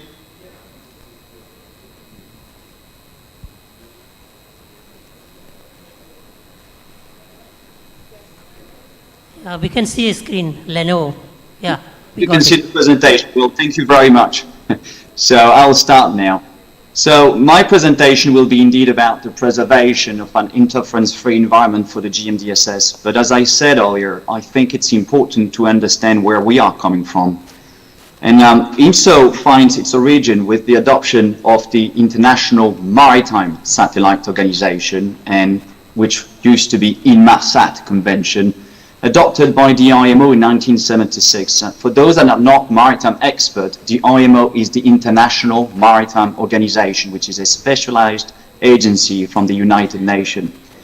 Now, the purpose of this convention was to establish a new intergovernmental organization, or known as IGO, with the essential role to provide the maritime community with satellite communication services, aiming at improving the safety at sea, but also ship management. And the convention entered into force in 1979, thanks also to the accession by India in July 1979. Now, in 1982, Inmarsat IGO, and therefore its member states, started providing services to the maritime community in the three main oceans through a system of 3 existing satellite networks, and soon expanded its services with the development of its own constellation. Now, interestingly, in a very short period of time, Inmarsat IGO expanded its services beyond maritime, with services to aviation, but also land and emergency services. And Inmarsat IGO became a major stakeholder in global satellite communication. Now, importantly, in the 90s, concerns over the long-term financial viability led Inmarsat restructuring in 1999, and its assets were effectively privatized as Inmarsat Limited. But the intergovernmental oversight function became IMSO. So basically, IMSO remained, the convention remained, but was amended. And today, IMSO actually monitors GMDSS services provided by Inmarsat, but also another company known as Iridium, under what we call a public service agreement. Now, interestingly, this is not the sole function of IMSO, since in 2008, the, again, IMO appointed IMSO as the coordinator of the long-range identification and tracking of ships, with the responsibilities to audit and review the performance of the international LIT system. So basically, today, IMSO effectively contributes to the safety and security of seafarers and passengers also around the world by providing oversight of the satellite providers in the GMDSS, but also as the coordinator of what I did mention earlier, the LIT system, which were both established by the IMO, so basically the United Nations.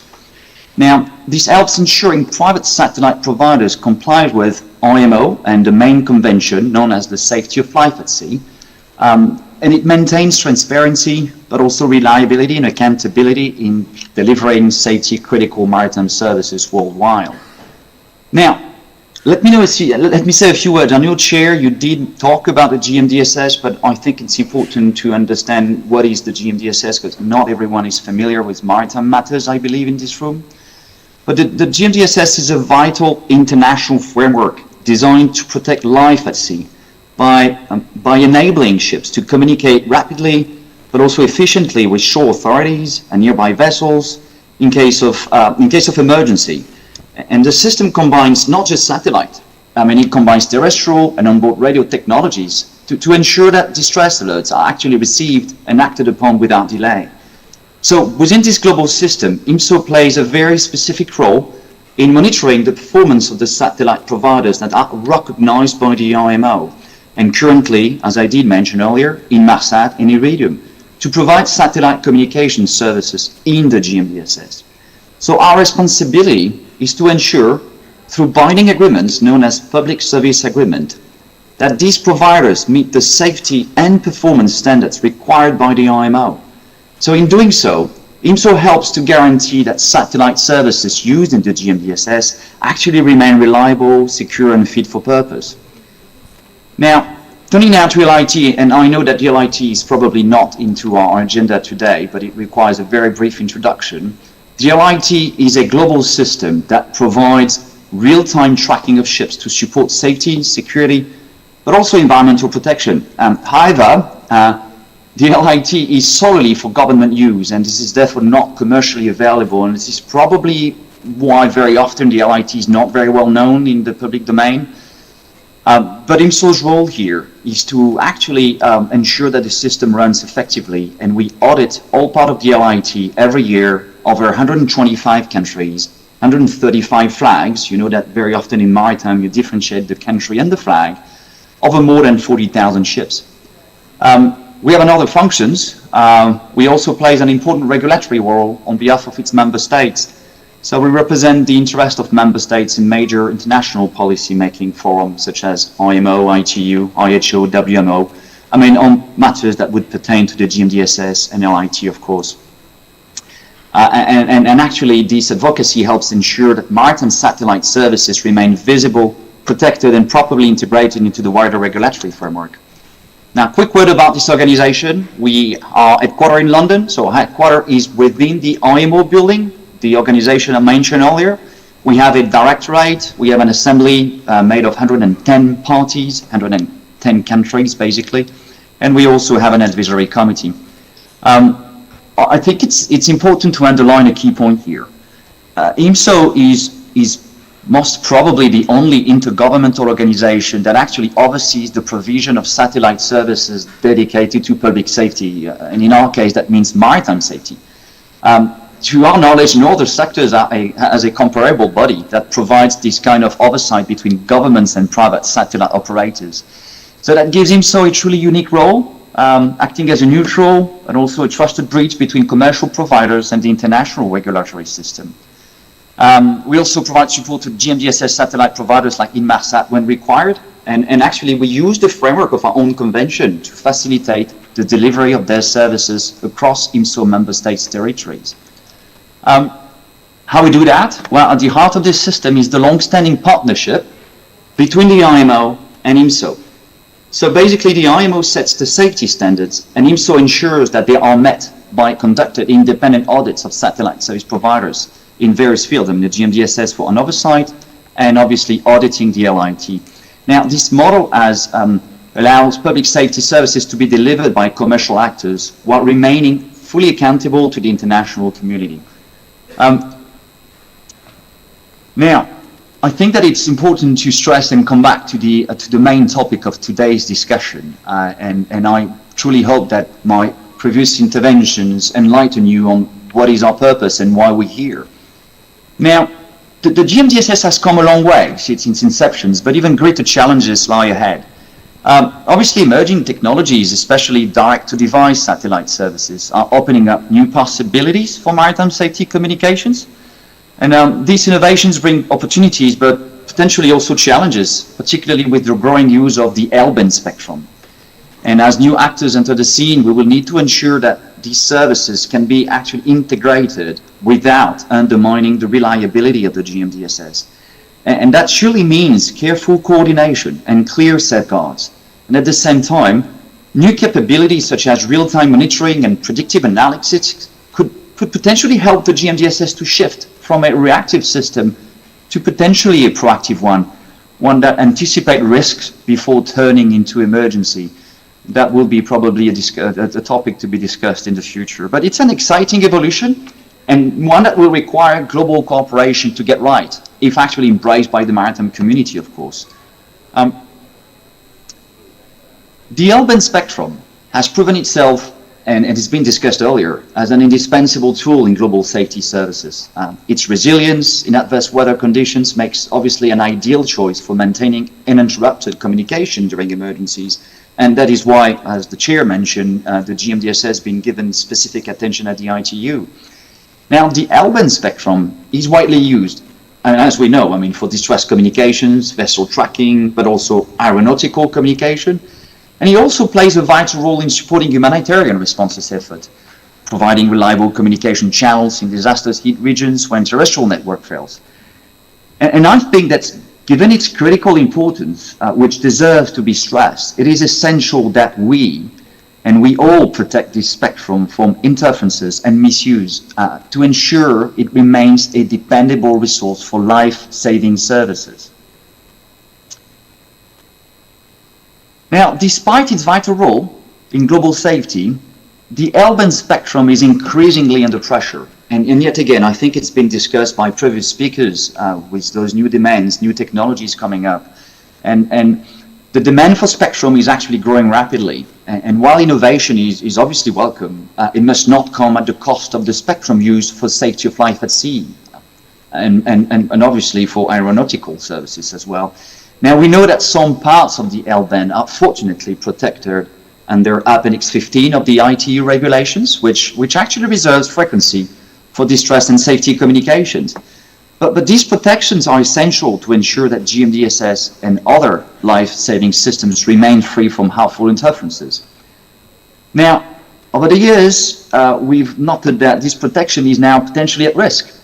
The growing expansion of international mobile telecommunications, or IMT, is potentially putting pressure on available spectrum, including bands traditionally allocated to maritime and aeronautical safety. And its safety frequencies are compromised. Then we could wonder whether the consequences could be severe. I mean, this is why, we strongly believe that safeguarding the L-band is not just a technical issue. I mean, it's a safety imperative, and I would probably refer to what the chair mentioned before giving me the floor. Safety should be at the heart of our all preoccupations. The success of maritime safety system truly depends on strong international cooperation, and we've seen that between, the work between IMO and the ITU in terms of protecting those frequencies, and the work of IMSO. In this case, IMSO works closely with the IMO and engages in the work of ITU to ensure that safety services are actually fully aligned with global regulatory frameworks. And in fact, we are stepping up our engagement with the ITU to help protect the spectrum bands essential for safety communication. And I think that we should give attention to one specific article of our own convention, which is the IMSO convention, which is Article 6.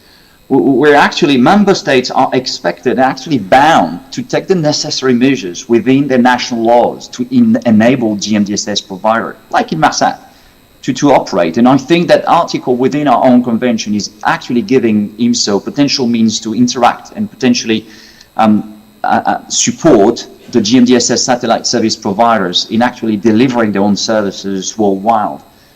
So, basically, when the integrity of these safety bands is under threat, IMSO has both the mandate, but also the responsibility to act, to preserve the communication links that maritime safety rely on.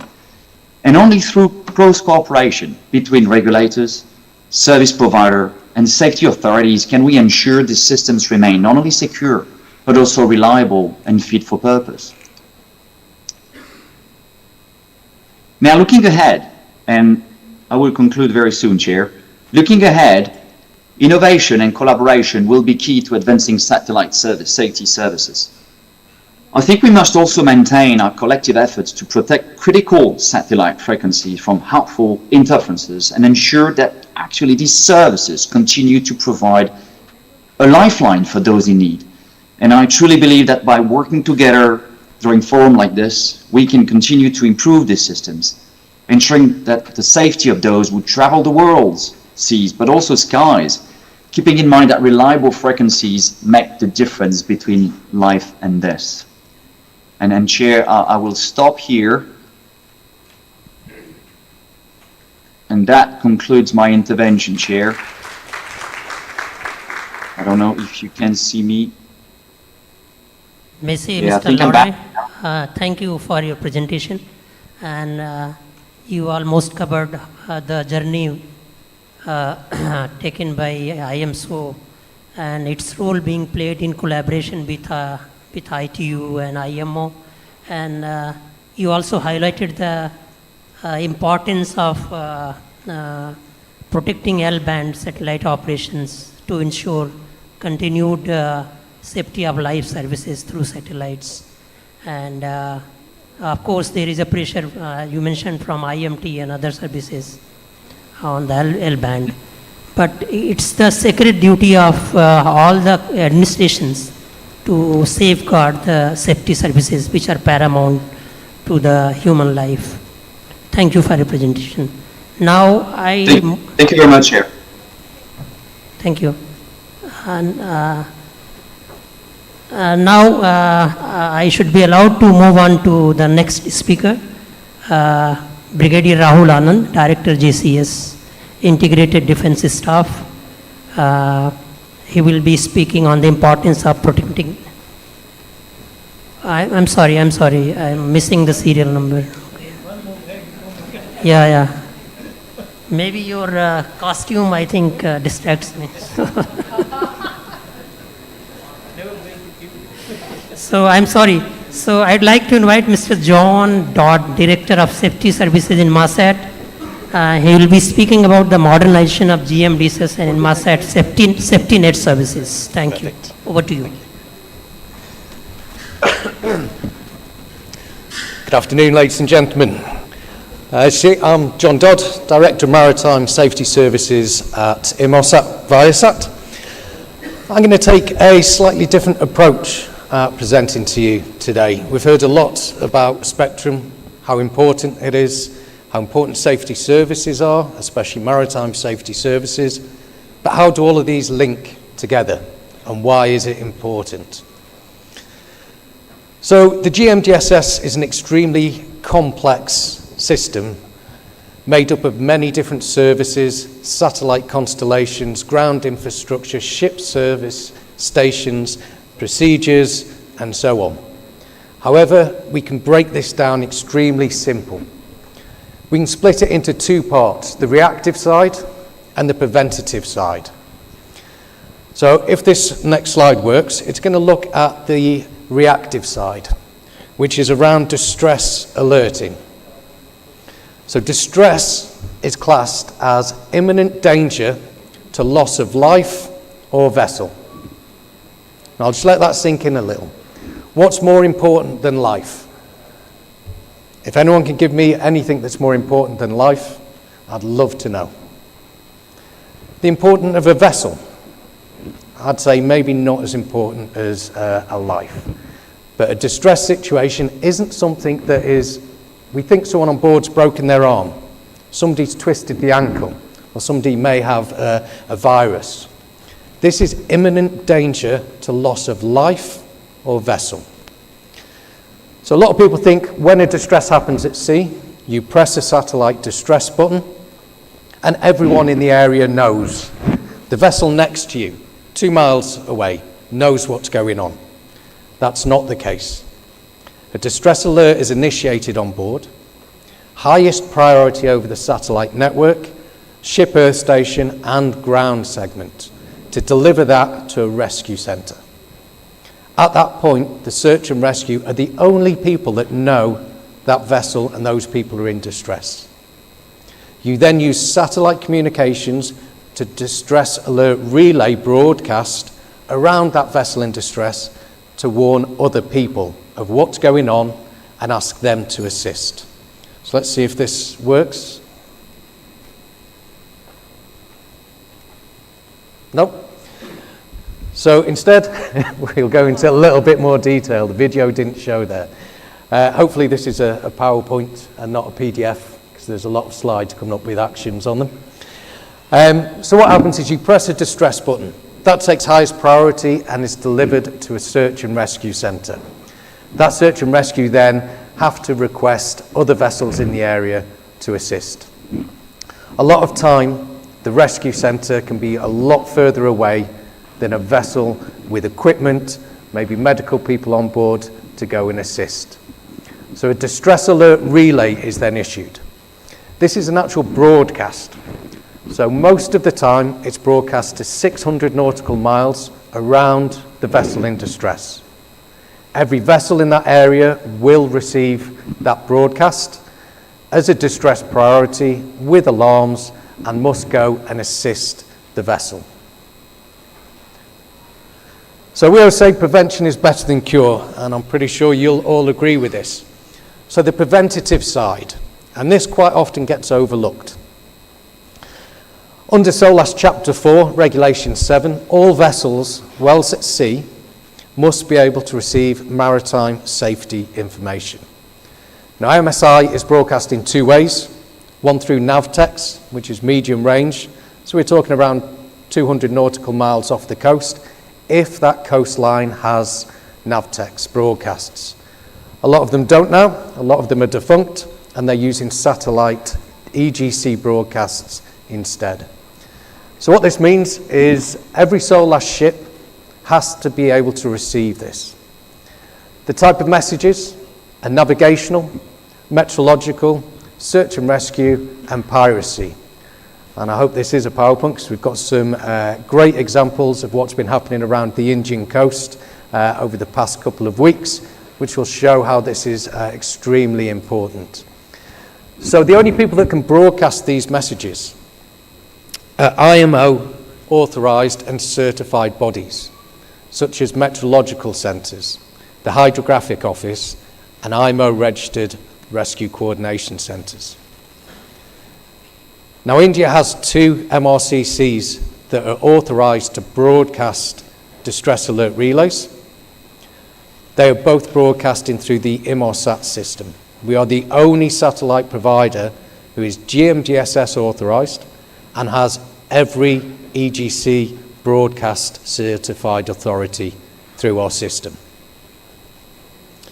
So, unfortunately these are some examples. We were going to go through them one by one here and show you what's been happening. As some examples, a few days ago there was a broadcast to the Indian Nav area with coordinates saying there is a rocket launch. Stay away from these areas. Now if a rocket's being launched, it's usually launched over the sea in case something goes wrong, and when the payloads are dropped off, the booster rockets drop, they drop into the ocean. It's a lot safer than dropping over a town or a city. However, if you're a vessel, you need to be told to stay away from that area. I'm sure you wouldn't want to be sailing underneath a rocket that's shooting off and dropping some empty tanks into the water. A prime example of this was a US launch, not an Inmarsat or Viasat satellite launch. It was a different satellite provider. And they sent out through the US Hydrographic Office, stay away from this area. Rocket launch during this period. A cruise ship captain didn't read that message and decided to sail straight into that danger zone. That was during the countdown of the launch. The launch was aborted and cost a huge amount of money. The captain is no longer captain anymore. He was sacked and fined. So if you don't read these messages, or you don't broadcast them, not only can you endanger the lives of our seafarers, but you can also lose your job and be heavily fined. Another one within India, I think it was on the west coast, a few days ago there was a flight trials, a new type of flight trials taking over. Now that again poses a threat to the seafarers. Storm warnings were sent. Now you may think these are broadcast to a huge area, which some of them are. How relevant are they to interference?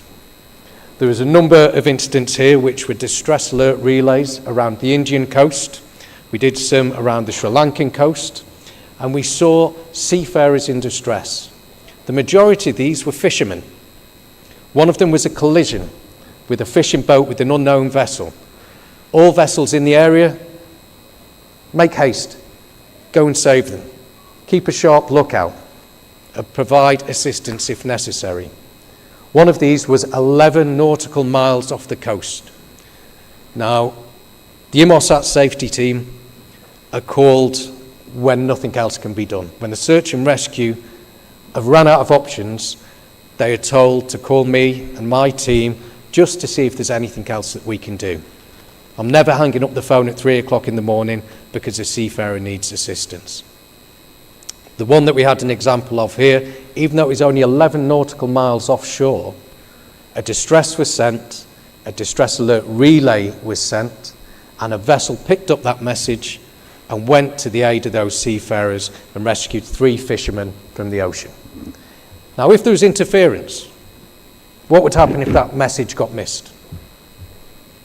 It's quite simple. Those seafarers would more than likely die.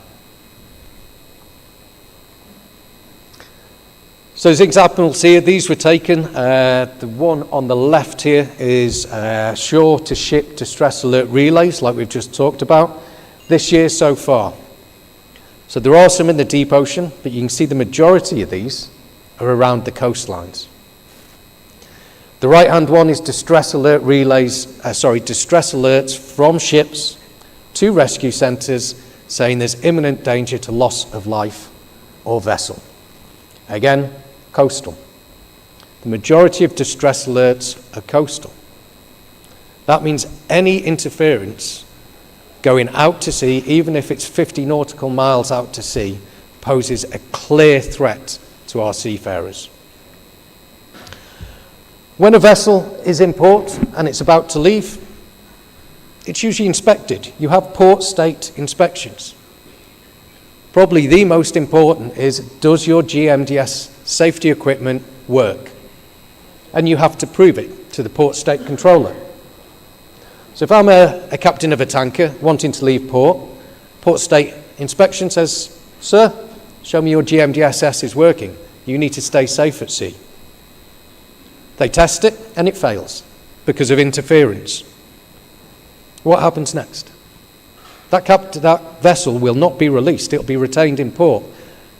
You keep an oil tanker in port because the safety doesn't work. Quite right, you should. However, the system is working, but it's the interference that's causing it to fail. You can't tell them, go sail 10 miles offshore, 20 miles offshore, 50 miles, and test it and come back and tell us, or radio us and tell us. Of course they're going to say it's worked. They need to get to the next port as quickly as they can, maybe at the expense of safety.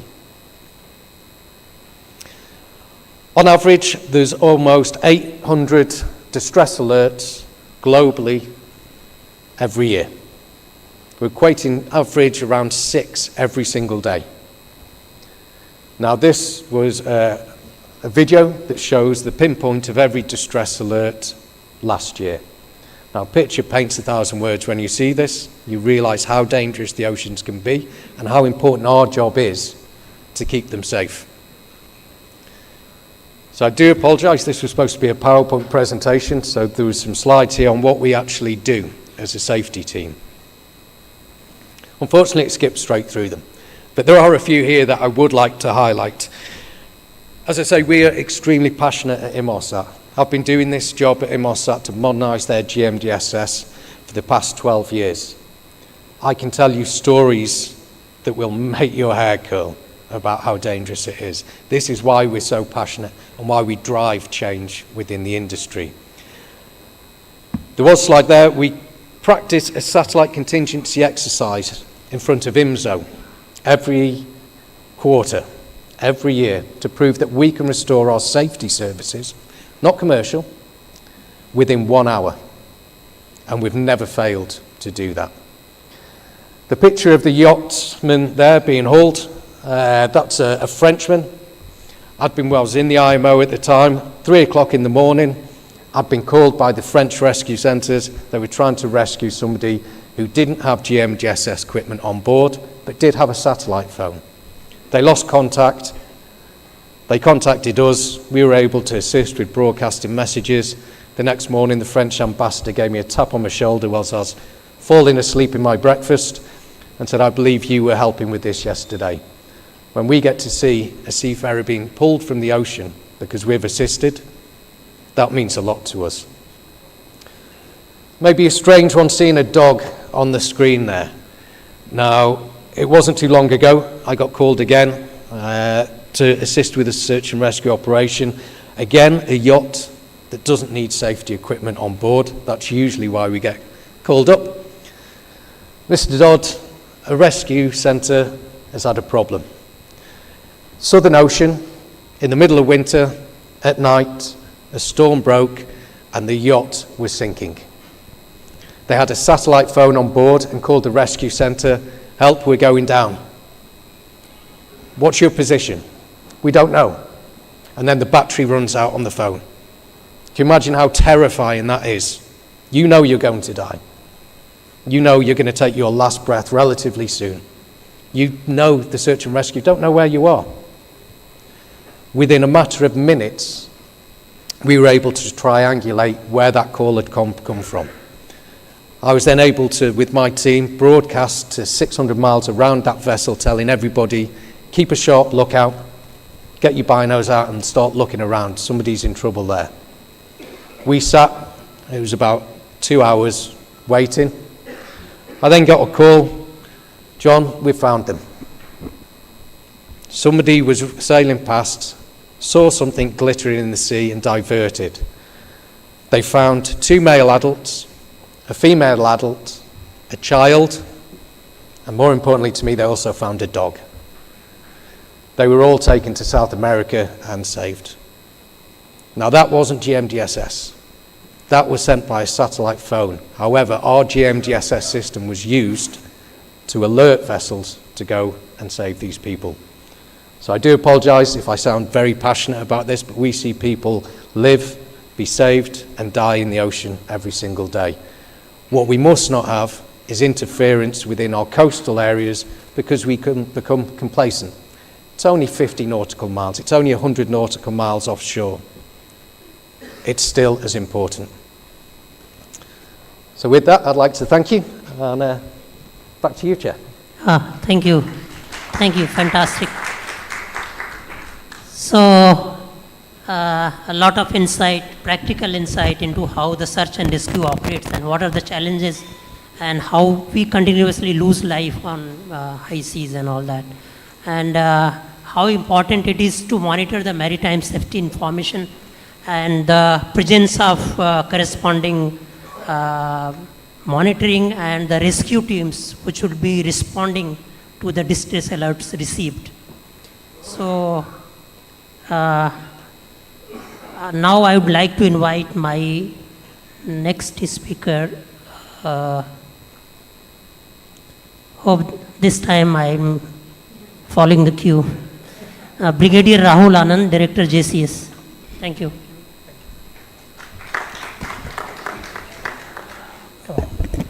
Sorry, I would have to raise the mic slightly for myself. Okay, good evening to all esteemed dignitaries, Mr. Gulab, my fellow panelists, members of IFI, representative of various government industry experts, and colleagues from the telecom sector. At the outset, I would like to thank IFI for giving me this opportunity to speak to you on how important the safeguarding of defense interests are while we are refarming or redesignating spectrum. it is actually an honor to be here to share my insights on issues of national strategic importance. That is the importance of protecting defense interests while we are redesignating the redesignating bands for spectrum usage. As we step into an era of digital transformation, in fact, we are right in the middle of it, with 5G, 6G, Internet of Things, and AI redefining the use of spectrum.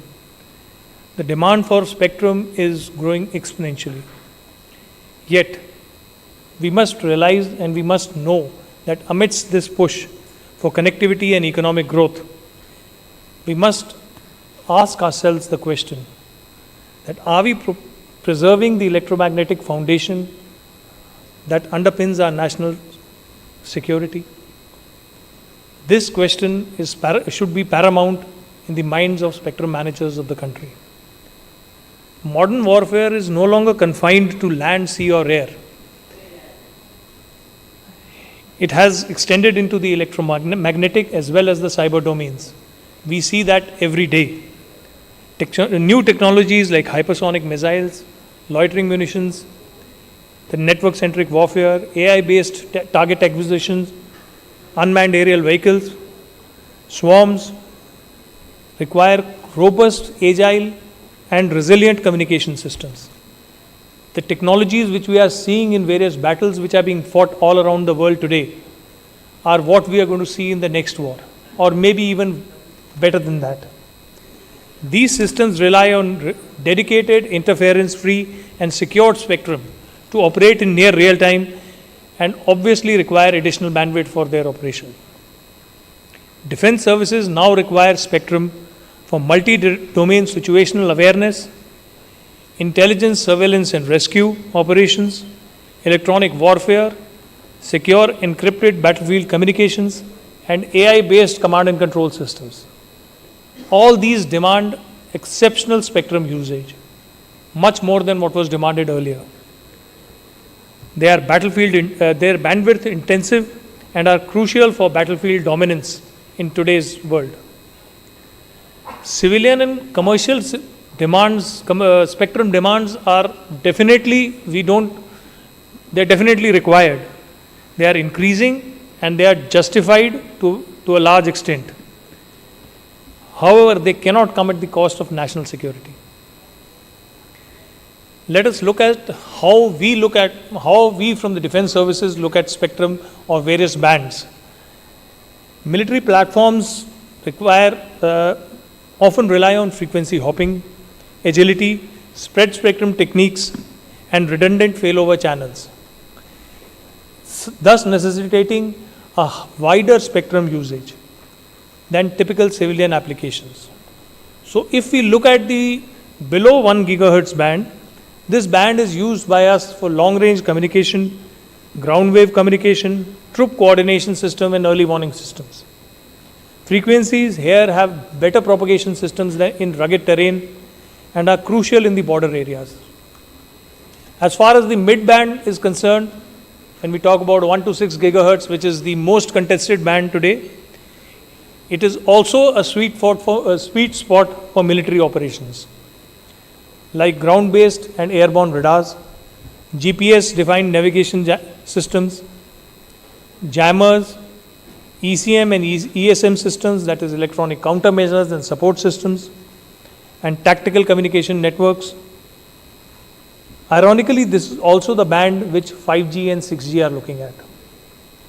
As far as the upper band is concerned, that is higher than 6 gigahertz, this is the domain of missile seekers, airborne radars, satellite communication, anti-drone systems, millimetric wave targeting systems, and electronic intelligence.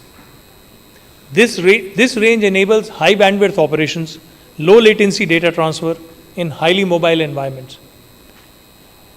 I would be failing in my duty if in this forum I do not talk about the satellite bands. That is the L, S, X-ray, Charlie, KU and KA band.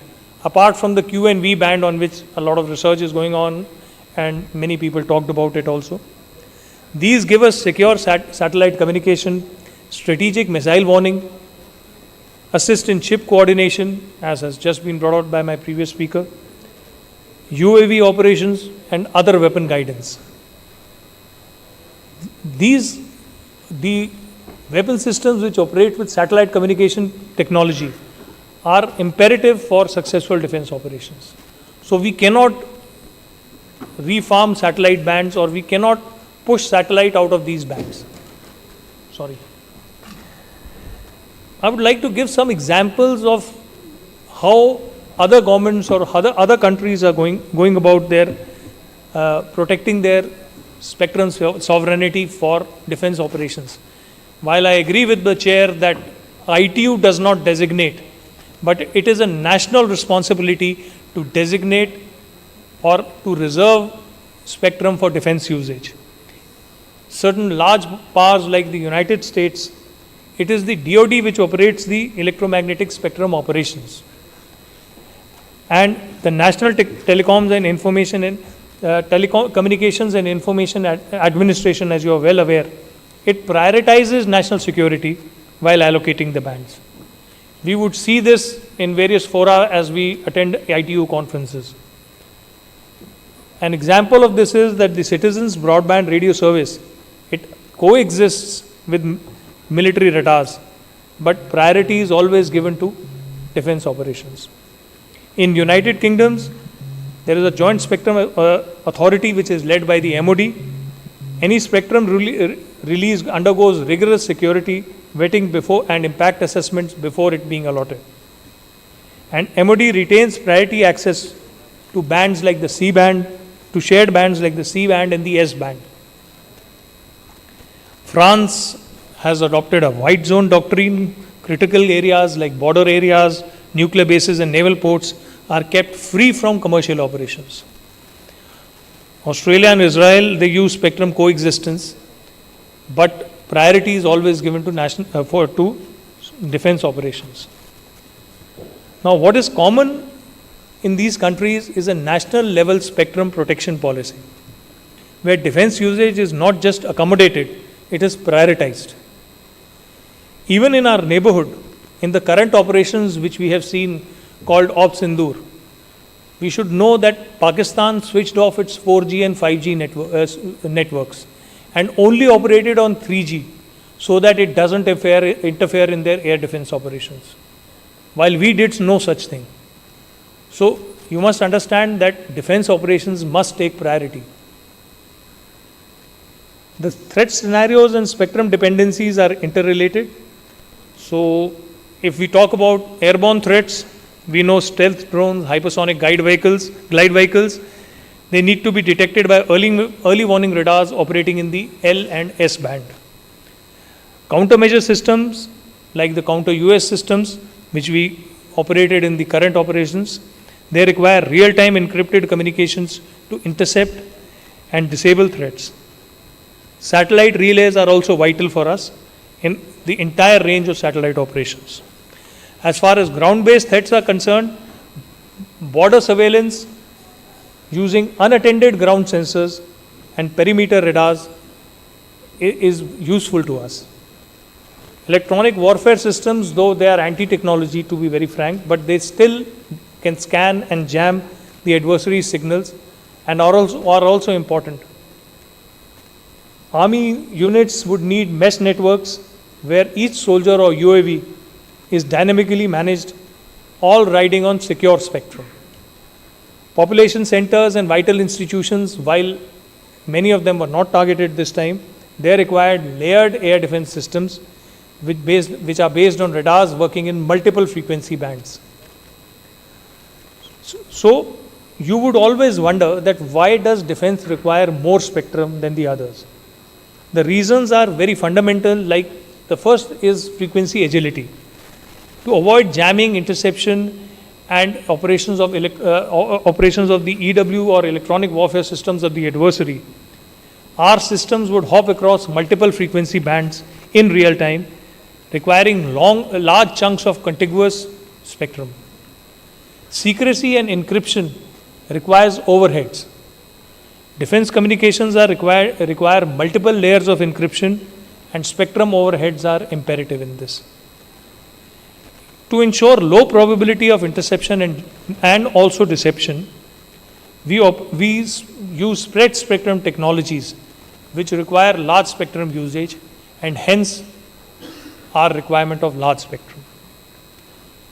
Defense platforms also maintain multiple parallel links to ensure that there is no loss of communication at any point in time or at any critical time.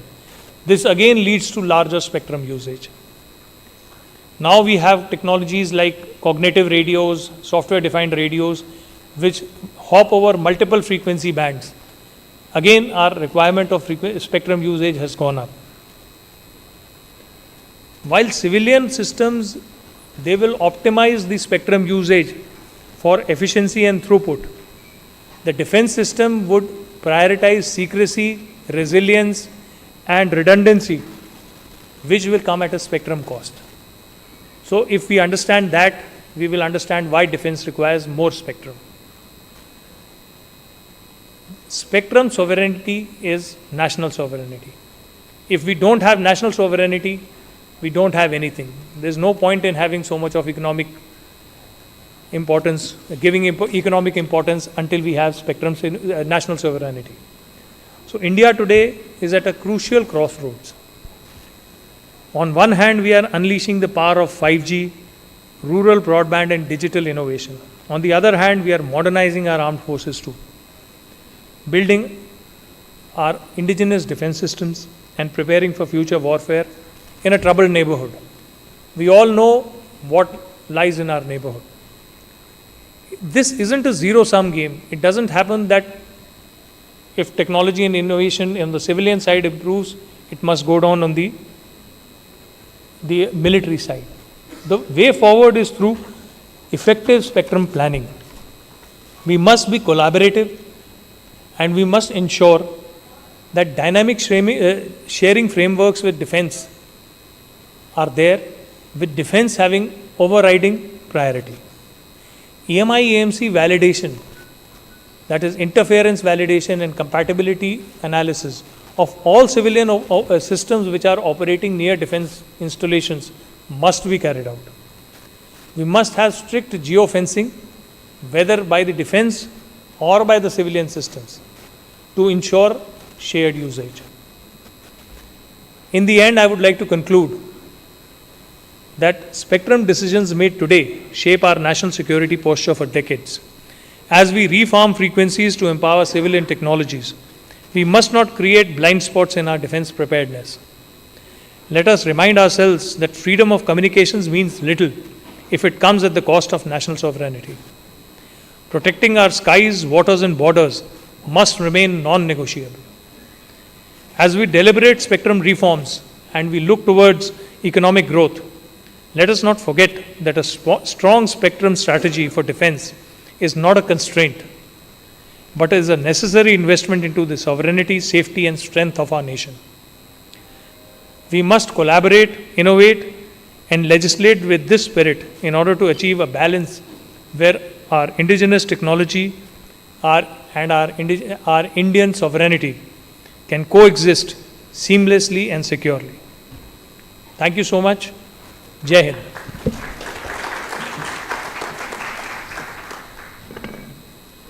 Thank you, Brigadier Rahul Anand. I think no one of us can deny that national defense and security is of the paramount importance. And I think through this forum, I think I would like to tell you that before the advent of 2G, 3G and all that, the spectrums, the launch of 2G in India would not have been possible had the defense not vacated the due spectrum. So we should be grateful to them that they have cooperated with the government from time to time in vacating the spectrum and making the way for socio-economic development of the country. So thank you for projecting your requirements and the importance of modern warfare, importance of spectrum in modern warfare system. And I think that should be a national priority. Nobody can deny that. So my next speaker is Sri Vivek Manjal, Director CFA BSNL. He will be speaking about the use of satellite communications during disasters based upon BSNL experience. Over to you.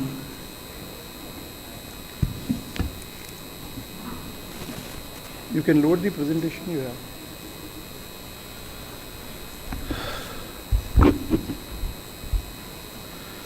Good afternoon, everyone. My co-panelists on the dais and the experts from all walks of life for communication, especially satellite, and few of my seniors who have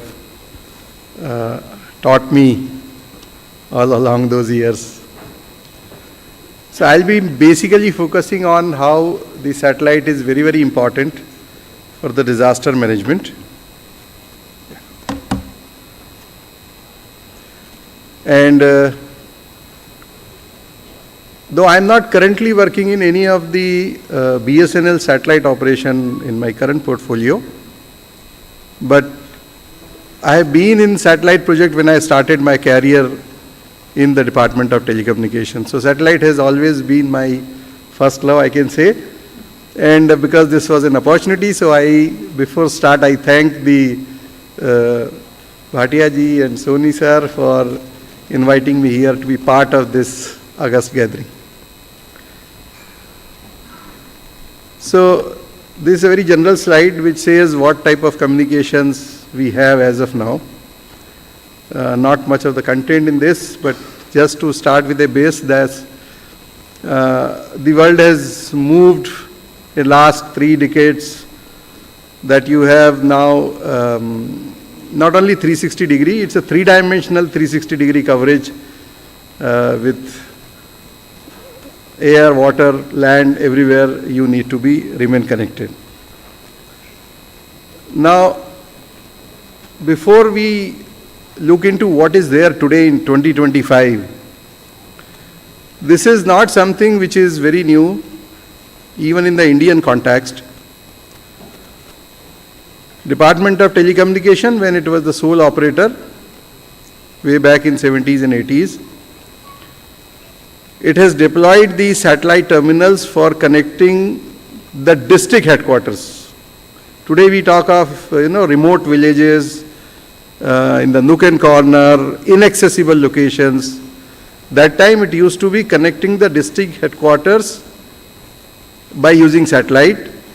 And I very much remember Pulwama, one of the district in the Kashmir area, was the one which was the last district of India on the reliable media, which was satellite in 94-95. Plus, there were specific projects like connecting coal mines. One of the project was CoalNet, where Western Coalfields Limited mines were connected by having a satellite terminal in each of those critical mine locations.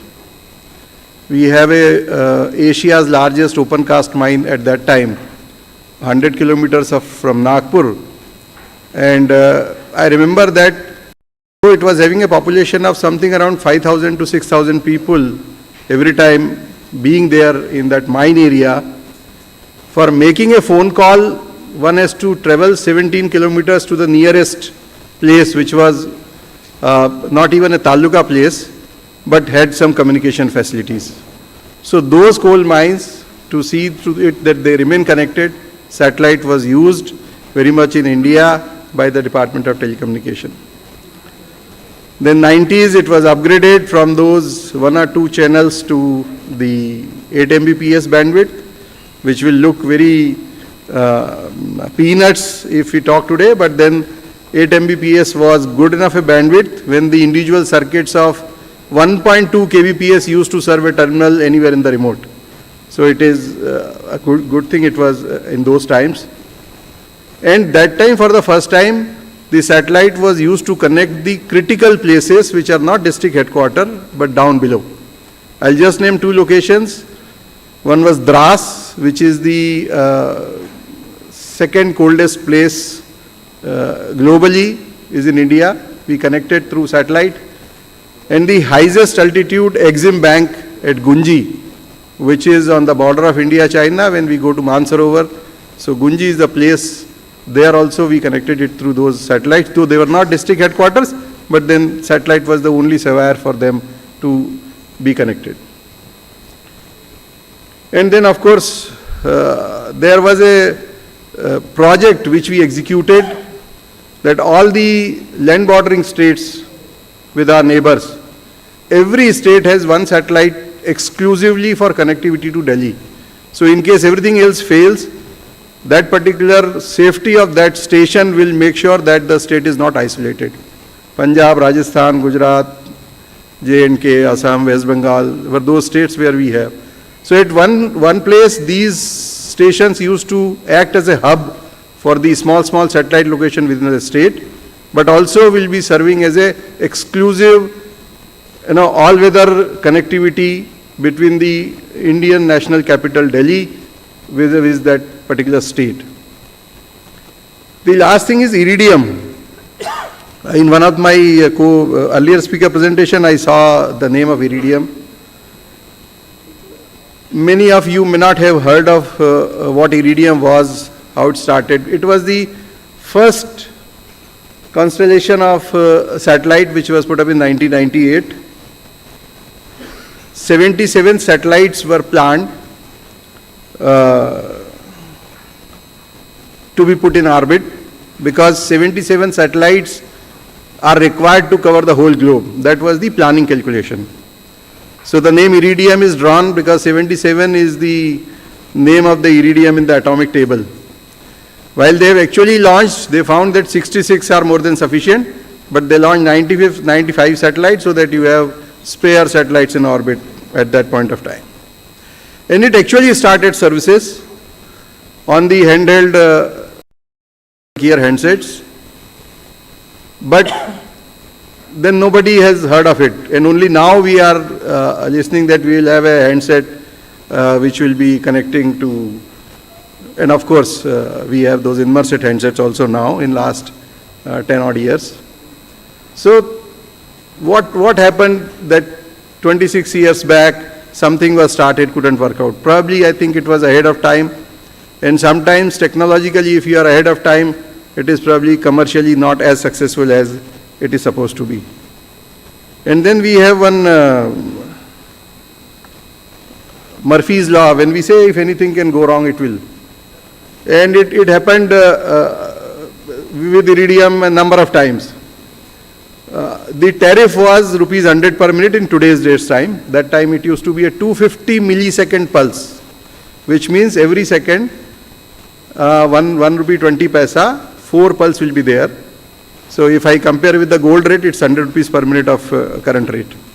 So at a voice call of $1.2 per minute is something which is very costlier thing.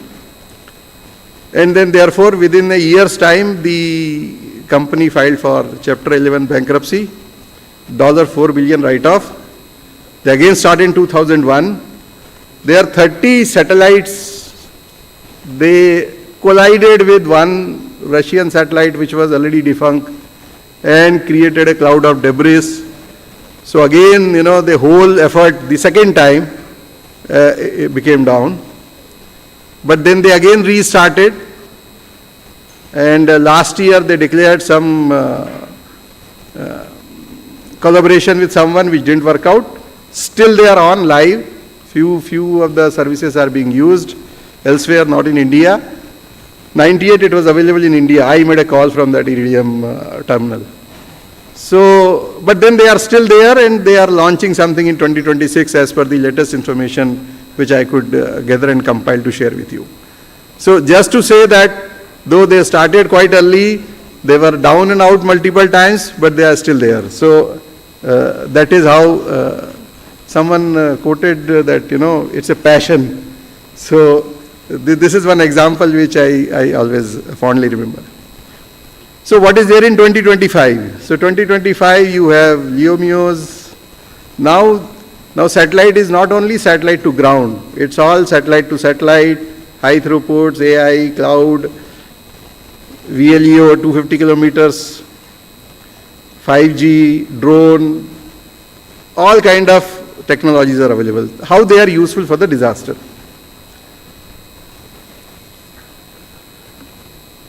So it's not only the communication. Satellite is very useful for the disaster management for a number of early warning systems where they can actually give the idea that something is going to happen maybe tomorrow. So it is high time that you can always get alerted and then save the precious lives and the ecosystem, which is going to be really disastrous if the disaster struck. So I have 3-4 examples I have quoted here.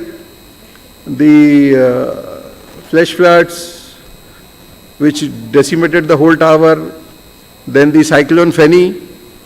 I remember when the cyclone Feni came, the Puri town was the most affected and everything in terms of communication was brought to zero. Everything, all towers, all masts, nothing was working.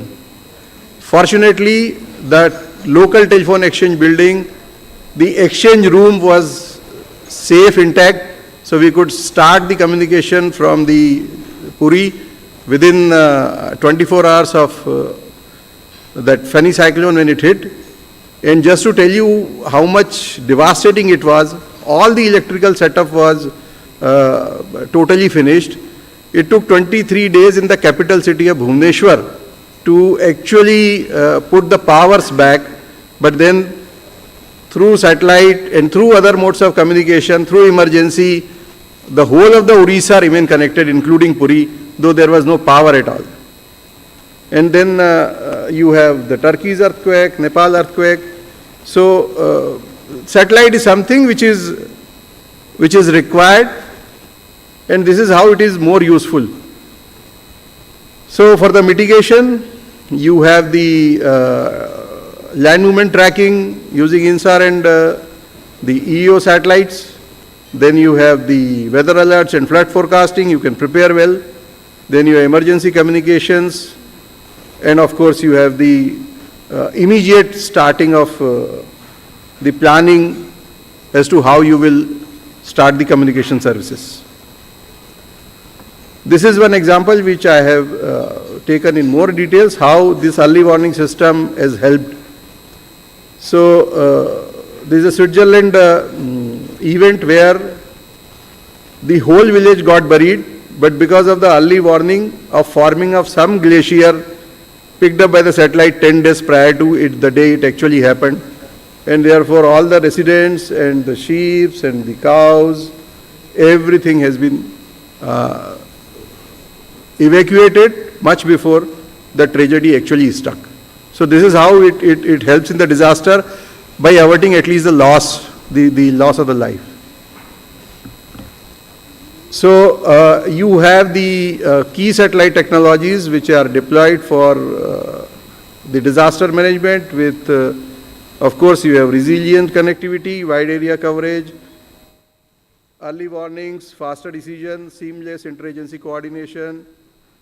And these are the use cases which actually define, and therefore I know that satellite is a costlier affair in terms of the cost proposition which we now have in the eras of 4Gs and 5Gs and everything for free. But then these are something which are not replaceable. You have no other technology which can actually replace these advantages of the satellite, not only for communication but for the other use cases also, as I have told you. So for disaster, this is the only remedy available even now after all the developments which happened. Yes, because of the need, the evolving technology, the satellite system also have become more smart, more intelligent, more coordinated, and therefore the whole optimization of the utilization of resources is much better than what it used to be some 30 years back. Chamoli, Uttarakhand, another example which happened in our very own India, where lot of fatalities happen, and therefore these are the cases you may see. I'll not read them out. Quick deployment of the VSAT for all that coordination, it went on for days together, many days together in fact, and therefore everyone, every unit which use satellite were at the ground to ensure that whatever has happened to be normalized as fast, as soon as possible. Around the world, therefore, telcos have focused on how to actually use the satellite most effectively for the disaster averting or the management of the disaster, or the proactive action, proactive alerts to be used so that you reduce, minimize the losses by the disaster. So there are 3 use cases which I have shown you of Verizon, AT&T, and the third one is the flying base stations. So now, because everything is coming to like balloons and drones, where you can have your terminal which can actually communicate without having connected anywhere, not even on the wireless in the nearby vicinity, but directly to the satellite. As far as BSNL, my organization, is concerned, we too provide a lot of satellite right from the basic VSAT terminals to the HTS hubs, the portable equipment, and of course we have wired up few sites also for the mobile tower using satellite as a backhaul in many of the far inaccessible areas in the hilly terrains in northeastern regions, as well in the Himalayan hills in the J&K and Himachal and Uttarakhand. Basically working for all the disaster management agencies so that they get the required support in terms of the communication. We have also helped set up the emergency operation centers in around 120 terminals in the select places for the NDMA, and therefore they have immediate disaster neutral information to operate those emergency control centers so they can effectively work for the disaster management thing. Similarly, there are few vulnerable districts in terms of the ecological landslides and those things, especially in Himachal, one in Meghalaya, 2 examples I have quoted, where we have already fixed up those terminals so that they always remain connected before anything happens, to ensure that the connectivity, they don't get isolated. This is all I wanted to tell you, and before I conclude, I'll agree with my colleague who said the defense spectrum and defense communication is important, but then I also say that all the emergency situation, whether it is because of the inter-country disputes or because it is due to some kind of a geological or some kind of a weather related, it is always necessary that we give priority to this sector so that the loss of life and the effect of disasters are minimized. Thank you. Thanks a lot. Thank you, sir, for bringing your perspective on satellite communication and sharing your experience, BSNL experience with the audience, how BSNL toiled through over a period of time to provide connectivity to unconnected, and in the cases of disasters such as earthquake and the natural disasters.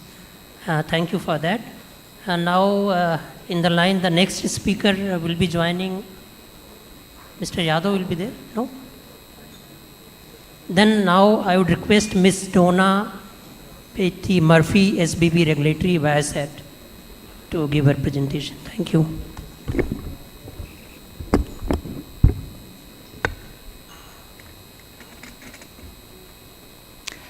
Thank you, Mr. Chairman. And I'd like to thank our host, IAPT, and JSOA for bringing together such an impressive group of government and industry leaders to discuss and collaborate on furthering the Indian space economy and leveraging satellite technology to achieve digital inclusion, technical innovation, and most importantly, and what was said by all of our panelists so far, to save lives and to improve lives. Oh, sorry. I'm not going to spend much time on this slide. This just shows the footprint of Inmarsat as we roll out safety services and other innovative services.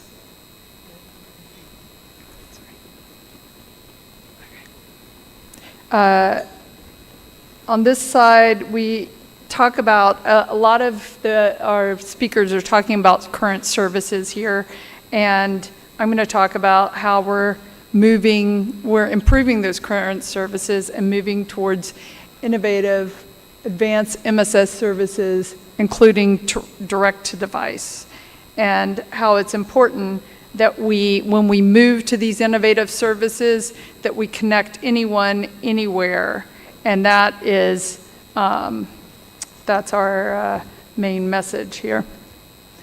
Here we talk about evolved MSS, excuse me, I'm sorry.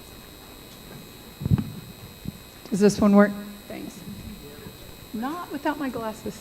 Okay. Sorry. Evolved MSS, land mobile, autonomous shipping, air mobility, transport. And these aren't things tomorrow. These are being worked on in the IMO and ICAO and other groups. So we're evolving with this. Advanced IoT. This is a huge, fast-growing satellite market. I think that Jasoa talked earlier, the Secretary General, about the amount of Earth and people who are not actually connected by 5G and aren't really even expected to be connected by 5G. Ubiquitous coverage is going to be important for autonomous vehicles. You may not think about how important it is when an autonomous vehicle needs to be updated. The software needs to be updated. You know, your phone gives you a message and that says, you know, update your phone, and we often ignore that. But when you ignore it in a phone, that may mean that you have some sort of encryption that's needed, some sort of software patch, and if it doesn't happen everywhere all the time in some sort of global download, then people's lives could be in danger. And broadcasting satellite services to use that kind of application is not just in the middle of nowhere. It's everywhere all the time. And then smartphones. We're already looking at our phones. Some of us have DDD services right now using Globalstar's system, or well, we'll talk about later, we demoed a system here in India ourselves. What's the big deal with D2D? And at this point, I want to thank India. I chair the ITU's group on 5G and 6G for the satellite radio interface, and I want to thank India for their participation, and they even provided one of the 4 test labs to test out the software interface, so thank you for that, 5G India Forum. Here you'll see how the different sizes have moved down, and these are real phones that are out there right now. And as I discussed, thank you to my colleague for BSNL for doing our first ever test in India of D2D at the India Mobile Conference. And this shows that satellite services to cell phone connectivity is technically feasible for the Indian consumers and market. What are the use cases? I think anything that we talked about today with respect to saving lives, whether it's in the sea, in the air, on the land, will be improved by direct-to-device. As we bring the chipsets smaller, as we integrate them in our daily lives, as we integrate them in the sensor that's trying to detect movements of mudslides, of disasters, ecological disasters in mines, as we're trying to save families at sea, it's going to improve how quickly we can provide those services and how often we can get to those services. And again, we just talked about this, disaster response, SOS emergency use, coverage gap, IoT, and at sea. Sometimes you don't think of the coverage gap. I've got the latest phone from Apple. I have the biggest package there is in the US on Verizon, and I can still drive outside of New York and drop a call. There are a couple places every single time. They certainly have enough spectrum. It's just like requirements for building another tower or getting permission for building another tower, or not enough people in that little neighborhood to provide a tower. So it's not that more spectrum's needed for this, it is the cost of rolling out infrastructure, which is the beauty of D2D. It sort of takes care of that issue. Viasat and ESA, we talked before about the tests we did with BSNL. Well, we also signed a MOA with ESA to be able to provide GEO and LEO connectivity to and use open standards to work seamlessly together to provide direct-to-device type services. And I think this, I think we talked about collaboration, or I mentioned collaboration earlier. There's never one solution to something. It's always how things come together, a GEO working with a MEO, working with a LEO, and all talking to one another, and then communicating with the terrestrial system. It's this type of collaboration that's really going to, connect people, save people's lives, provide technical innovation, and sort of change the way we live our lives. 3GPP standards. Well, I think this is what's going to help get us there. We, maybe several of you in this room work on the 3GPP side, and then those standards roll into the Working Party 4B meeting that I chair. And then just to give you an update on that, we've completed the requirements, test labs have tested, and all of that will be rolling into equipment so that it has the ITU standard in it. MSSA was formed in February 2024, and this is to help, educate and provide collaboration between the manufacturers who want to roll out to help manufacture chipsets or handsets, and like Ericsson and Qualcomm, and network operators, as well as MSS operators who want to make sure that we work together to roll this out, roll out D2D as soon as possible. National security and sovereignty in D2D. We think it's important, just as a general concept, that end users be able to comply with local laws. We think that's a basic mantra, and that regulation should ensure that local laws are protected.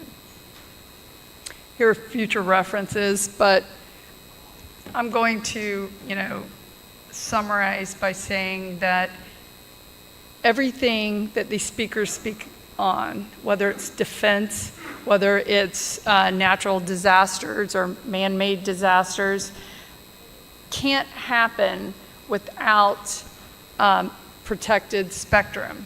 And so when decisions are being made, should I carve up more spectrum so that my son can download his Netflix while he's walking down the street to school, we should balance that with, should I be able to make sure I can detect a or communicate with a hypersonic missile? Should I make sure that, the person drone that's going overhead can keep connectivity? Should I make sure that seafarer can get their message? Think about that when decisions are made. I think it's really important. As an ex-federal communications person, it was my job to balance what is in the best, what's the best for the American citizen, not how quickly can I just auction everything off so I don't have to worry about doing my job as an engineer and looking at, how everybody can win as opposed to heading one direction. So with that, I thank you, and I thank all of my colleagues for everything that they do to save lives. Thank you, madam, for sharing your insight on direct-to-device connectivity. Although it is slated for tomorrow, but I think thank you for sharing your thoughts on that and bringing out as to how important D2D is, not only for the private communication, but also for the disaster response and emergency communications. Thank you for your views. And now I would like to invite my next speaker. Is here Lokesh? Oh, sorry. I'm sorry. Sri Lokesh, his name is not visible to me because of the bouquet there. So, Sri Lokesh Kadpa Kabdal, co-founder and CEO, Aerodome.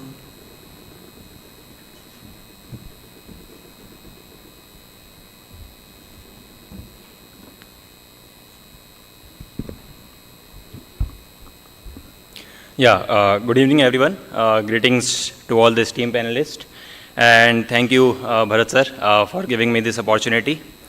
So, as mentioned by Vivek Bansal sir, there's a very important importance of secure navigation system and disaster management. I would like to do all this presentation just on the navigation. So, if you see, we divide the space sector on 3 different parts.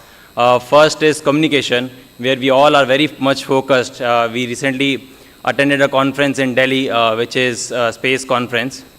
And all those SATCOM people were there discussing upon various GEO, MEO and LEO SATCOM facilities. Second, we have Earth observation, in which there are recent startups in India, be it Pixel, then Galaxy, and now we have L&T, Tussle. All these people are coming up in the Earth observation sector. We often neglect a very important segment, which is navigation, and today we'll be discussing more about how the past, present, and why the need of the modernization is there on the navigation sector. I'll first start with how the navigation has started. From the beginning, magnetic compass they invented just to get the navigation, which is the heading of the ships and all those different equipments which they were using. Then comes celestial navigation, Polaris, suns, using different equipment, sextant, cross-staff, astrolabe, they do this navigation. But one very important fact here is they were able to get the latitude with these equipments, but not the longitude. So it's been a mystery on that particular moment of how to get this longitude. And there was a very famous saying at that particular time, is to know where you are, you should know when you are. So you need to get the accurate time measurement to know where exactly you are at that particular location. So that is how you calculate the longitude position across the globe. Polaris is something which people used. We all knew it as a Dhruv Tara. Then comes the dead reckoning. So dead reckoning system has been evolved quite a lot. Initially, if you see the ship's speed is measured in knots. 25 knots, 50 knots, whatever. So how these knots come, it's literally the knots which they tied on the rope, and they measured it on a particular time interval. And this is how the ship's speed was used to calculate. And they used dead reckoning methods to navigate in some conditions. How dead reckoning has evolved, if you see from this knots to MEMS sensor. In drones, we all have this accelerometer, gyroscope, compass. These comes under the MEMS sensors. Then next comes the fiber optics gyroscope, which is one step ahead in dead reckoning system. Then comes ring laser gyroscope. These systems are very expensive, 50 lakh rupees for a single unit. Now people are talking about quantum navigation, which is again a dead reckoning method of navigation, which will be used in GPS denied environment. Next comes the era of terrestrial radio navigation, and this has been explored nowadays quite a lot because of interference in the satellite navigation. So USA has developed LORAN systems, then all the race has begun in getting into terrestrial navigation across the world. Birth of satellite navigation, this is a very interesting story behind this. So in the era of Cold War, when Russia launched Sputnik, which is nothing, just a piece of metal into the space, they was just sending the radio signals from the space to the earth without knowing anything about it. So two people from John Hopkins labs, this is a very famous advanced physics laboratory in USA, there was quite a talk was going around with this Sputnik. And these two people were the first one who saw this radio signals which has been sent from the Russian satellite Sputnik. And they thought, like, if we get the position of this satellite, can we get the position on the ground by using Doppler shift, which these radio navigation signals were throwing. And again, Russia launched, USA took the benefit of it, and they made a complete mission around it, which is transit. In 1960s, they had a complete operational satellite navigation system, which is using Doppler shift, but the accuracy was not very good, 200 to 500 meters. Then comes the Navstar GPS, which we know right now as GPS. This is the first satellite was launched in 1973. Currently, we have 24 of these operational satellites in GPS. GPS used trilateration, not the Doppler shift. It has some technical advantages to use trilateration, not the Doppler. Yeah, so how the PNT is done today, right? So we have 4 major constellations. These are the global constellation: GPS, GLONASS, Beidou, and Galileo, USA, Russia, European Union, and China. Right. Then we have regional navigation system. So India has IRNSS, Indian Regional Navigation Satellite System, which consists of 7 satellites. Unfortunately, few of them are not operational as of now. But these are the 4 major global constellation operating from a MEO orbit. Now, moving forward, we'll discuss what is the problem with the existing constellation. Since they are operating in a MEO orbit, which is 20,000 kilometers from the Earth's surface, the signal which we receive on the Earth is very weak. So in terms of numbers, minus 130 dBm. So the noise floor is much more better than the signal which we receive. So noise floor is at minus 100 dBm, and the signal message is minus 130 dBm. So there is something which we use called spread spectrum. So sir, as mentioned in this talk, we need larger bandwidth to use this spread spectrum, right? So this is the technique which we use to get the processing gain out of these signals and be able to use it. Right now, if you see, there are 7 billion active GNSS receivers. So how critical it is, we can understand just by looking at the quantum of the number, 7 billion. This is India's journey. So India started developing their own system when they got denied the GPS services in 1999 Kargil war. And it's one of the major pain points for India. And then we started developing NAVIC system for regional autonomy. As I mentioned, NAVIC is a regional navigation system, only operates India across 1,500 kilometers across the borders. We have 7 satellites, 3 in GEO, 4 in GSO. These are operating in L1, L5 and S-band. There's a very interesting story about how India got L-band. So if you see, L-band is L1 is the most favorable band for navigation. But if you look at the history of how India get into the bands of navigation, we got the L5 NS first, not the L1. So that is something which moving forward we'll be discussing. So what is the challenges in the current PNT infrastructure? So as I mentioned, all these are whether in the MEO orbit or in a GEO orbit, which is 20,000 kilometers for MEO and 36,000 kilometers for GEO.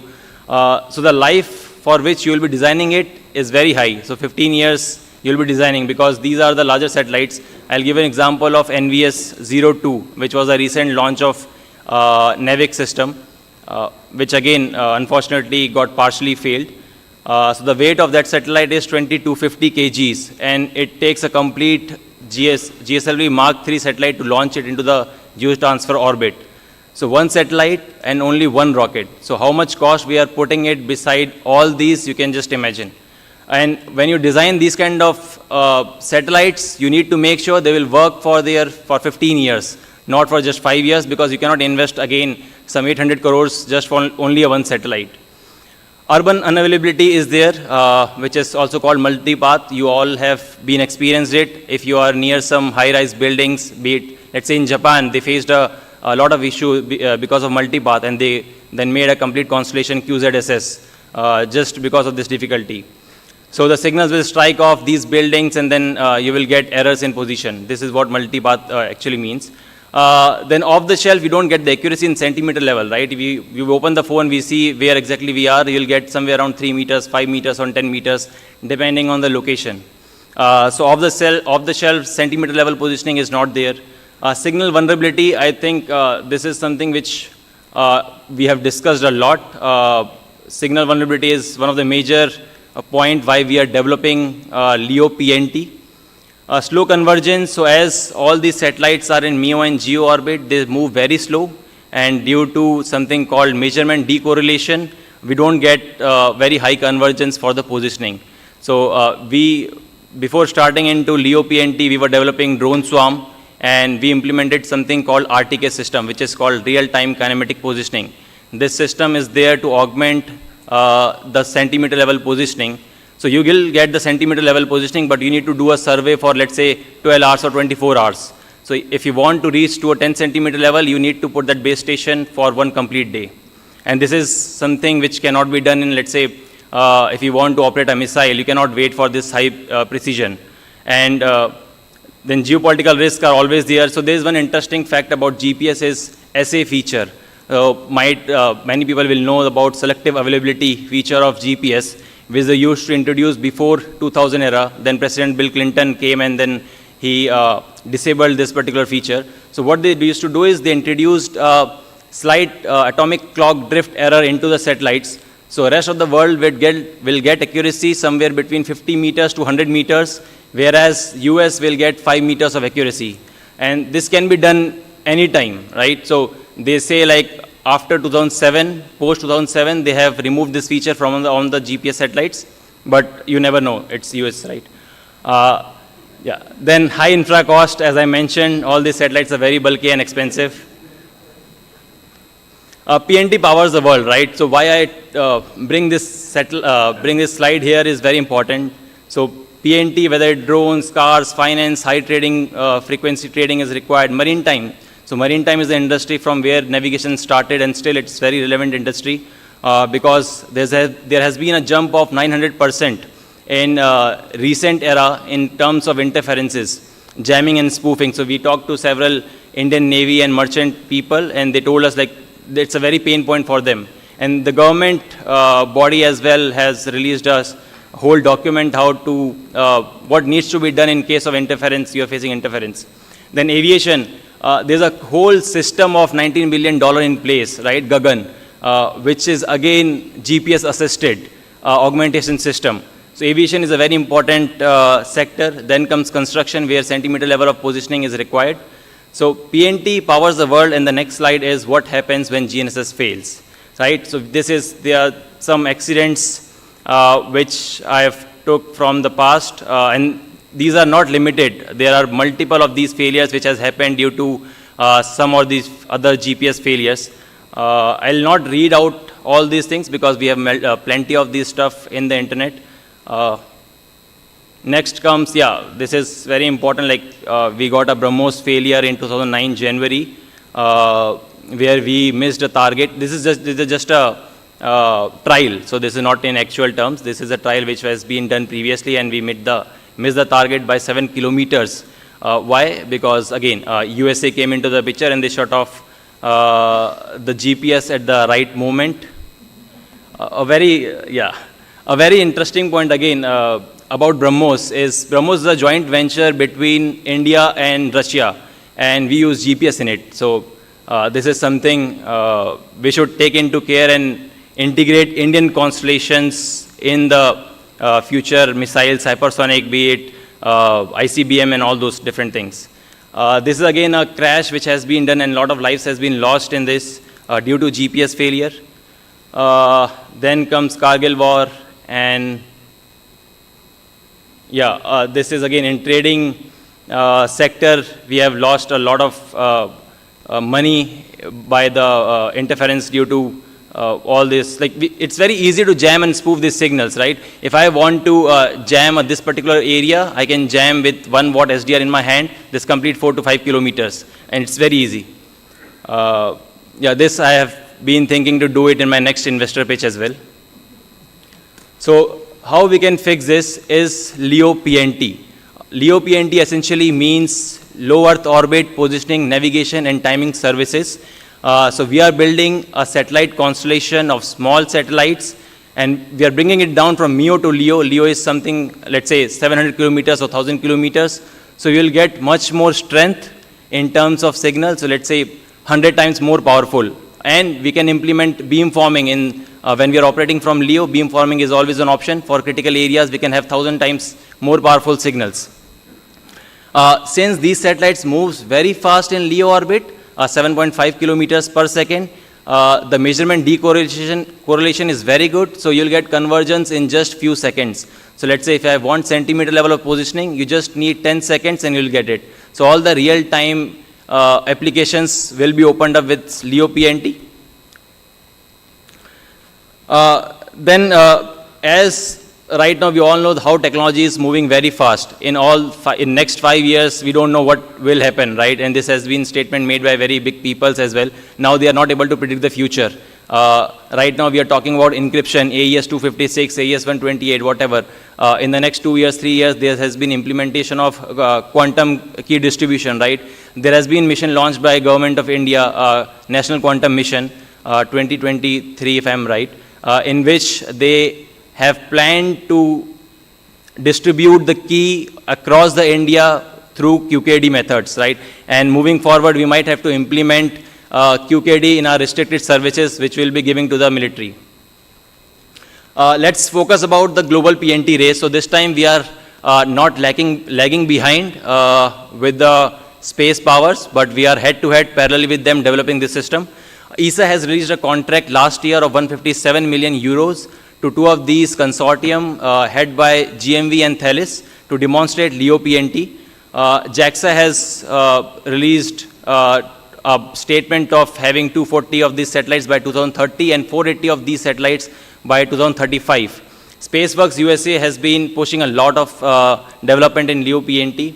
This is the private startups and companies across the world. Sorry, I forgot the A in companies. Zona Space System is again from US, which has recently launched their first production satellite for LEO PNT. Touchpoint GPS, again from US. Iridium, as we all know, like sir mentioned a very brief story about Iridium. There are a few points which I would also like to mention about Iridium is they acquired a company called Satellus, which is basically focusing on timing services of the PNT. So currently they have 66 satellites in the orbit. So they are not focusing positioning, because with 66 satellites you only get 10 to 20 meters of accuracy, but timing is something which is very important. India recently drafted a policy on timing, one nation, one timing. And when such things are in place, you have to make sure the timing synchronization needs to be very much secure. Iridium, so Pentagon is using Iridium's indoor PNT services, so we should have something in place just like that. Then China is slightly ahead of in the race. They have launched already 10 satellites for LEO PNT demonstration. This is us. We were Aerodome previously. Now we are introducing a brand initiative for our space sector developments, which is called Vyomic. Vyomic means, so Vyom is a Sanskrit word which means space, and IC stands for Indian Constellation. So Vyomic is Space Indian Constellation, built for navigation in the first place. Moving forward, we'll be integrating many more applications, because when you have a constellation of, let's say, 200 satellites in orbit, you will not only do PNT with it. Secure communication is in our list, and moving forward, we'll be integrating ISR payloads and many other important key payloads. This is Vyomic architecture. I will not get into details of what exactly it is. Yeah, this is something which we are developing, and how we are different from other people is two very important aspects. First is reducing the number of satellites in space. If you see Zona Space System, our competitor, they are having 258 number of satellites. Touchpoint GPS, they are claiming 300 plus satellites in the lower Earth orbit. For us, we are trying to do it in 150 number of satellites. How? This is something which we are developing in-house. Second is removal of ground control stations. So if you see, there are 3 different layers of navigation. First is space sector, in which all these satellites are there. Second comes the ground stations. NAVIC alone has 7 of these ground stations. When I say 7, these are the 7 divisions. Each division has multiple of ground stations across the India. GPS have ground control stations across the world. So this is something moving forward we want to eliminate. How we are doing is implementing on-board machine learning and AI models for POD, which is called precise orbit determination, as well as from timing synchronization. Yeah, this is it from my side. Thank you so much. Thank you, Mr. Lokesh, for taking us from the days of magnetic needle to LEO PNT. This might have benefited a lot from your presentation. That was really fantastic. You covered so much of insights into the GNSS technology and the future growth of this technology to deliver more precise location. Now my last but not the least speaker, Mr. Basir Patel. He is a very well-known figure in the ITU circles for his in-depth knowledge of regulatory knowledge of satellite communications. Now I hand over the floor to Mr. Basir Patel. Thank you. Hold on a second. Hold on. Before you connect me.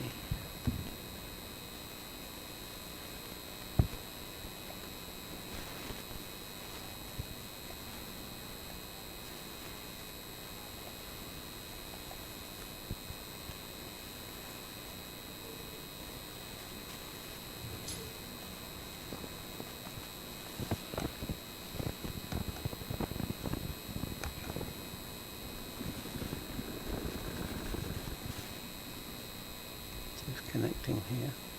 Share. It's here. C-band. Oh no. It's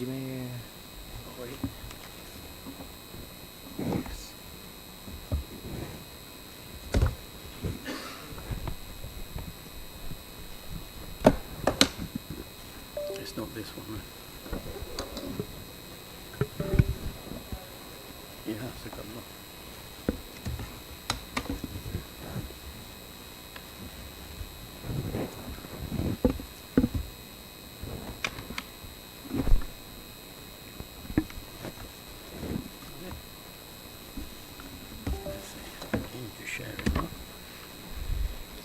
Just select.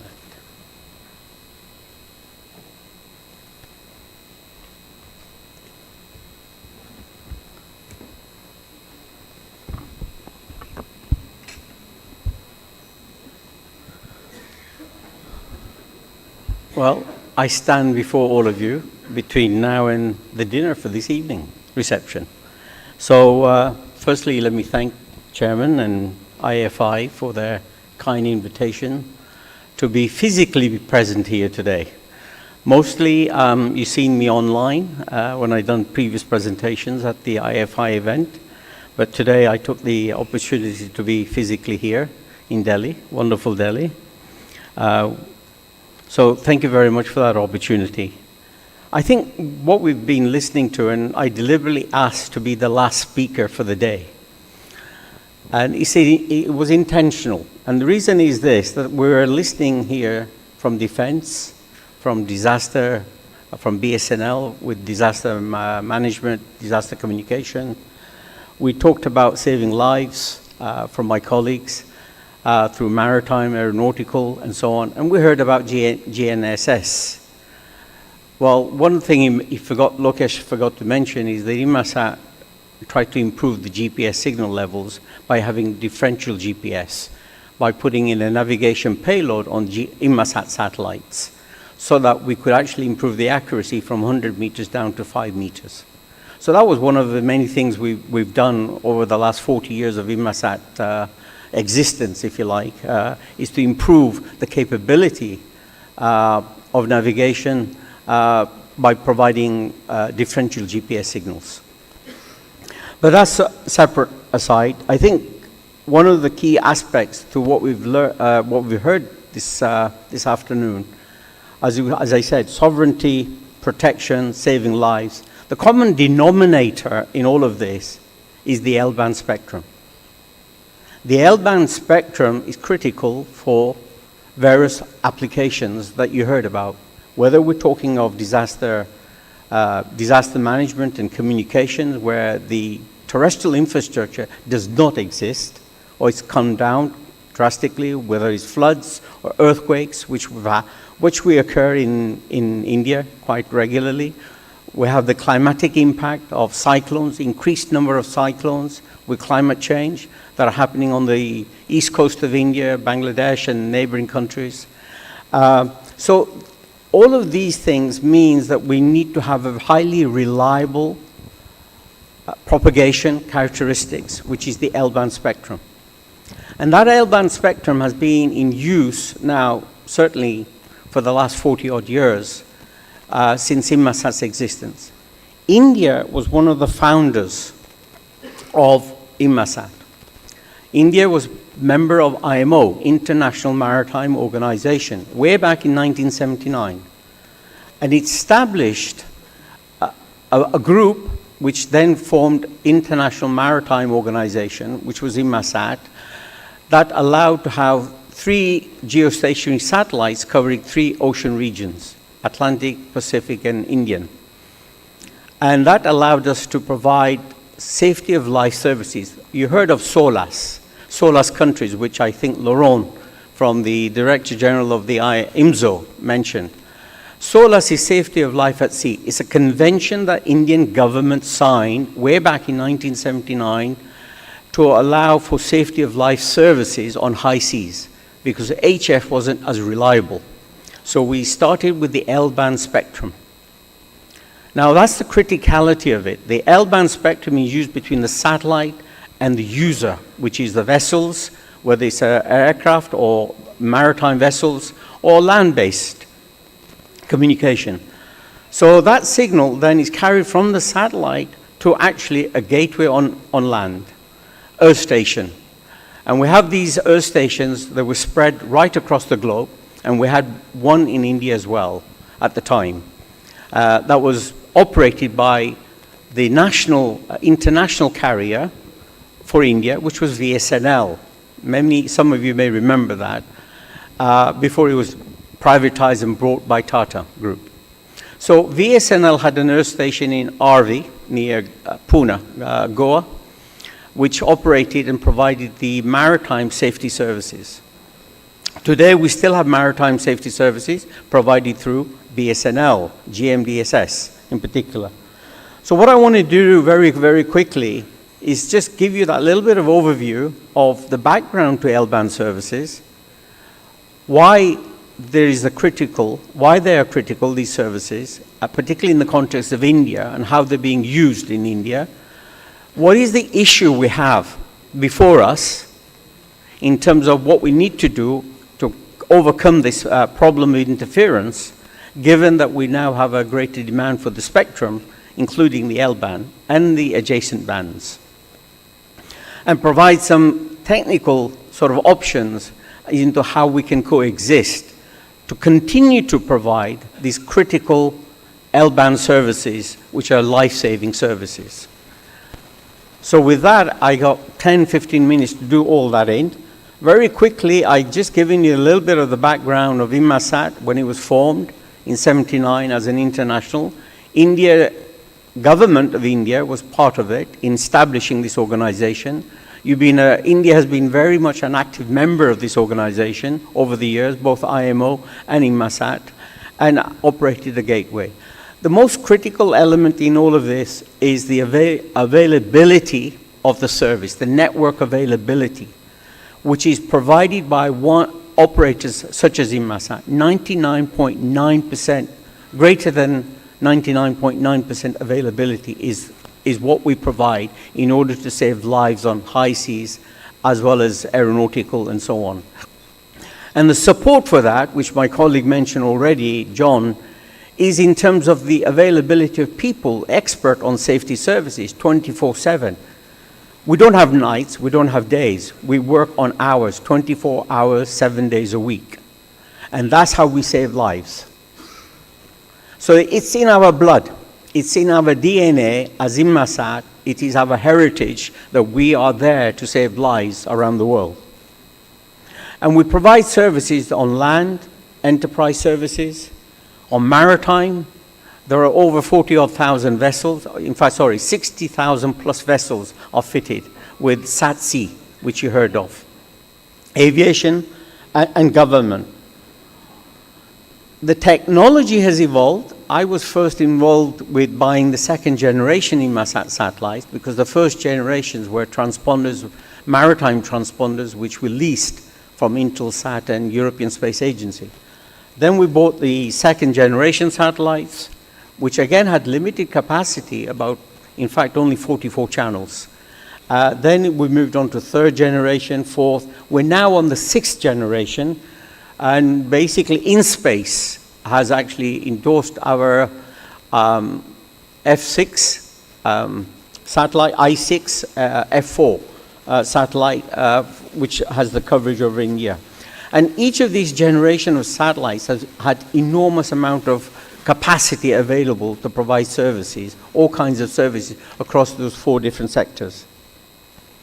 And I think you've seen this already, but I highlighted in yellow I6F1 GX6A, which was launched and operational, covers the Indian Ocean region, if you like. And then we have the I5F4, which is the Inmarsat 5th generation, which is the Ka band. But the L band, the F6, I6 has L band and Ka band, both bands, but clearly focusing on the L band services, which are covering the safety services. Now, one of the other things that no other satellite operator is able to do is to duplicate, provide coverage.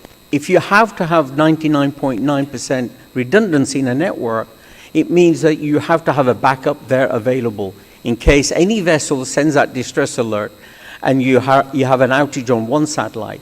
There's another satellite immediately that takes over.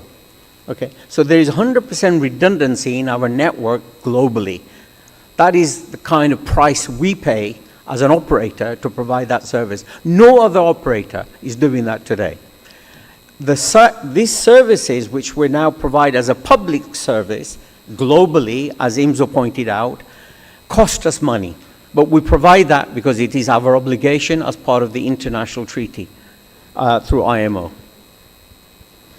Now, powering connectivity for safety at sea and in the air. Well, you see, maritime safety and mission, we're monitoring vessels in real time.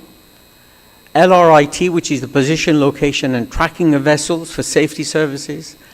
Distress alert, GMDSS, Global Distress Maritime Safety Services. So you can see how we're using all kinds of technology here on the vessels themselves to provide that connectivity in order to make sure that, we have a lot of piracy in the Indian Ocean, for example, the Arabian Sea. And quite often you see this. And again, these vessels sends out distress alerts. So John showed you the kind of distress alerts we see. It's quite busy off the coast of India.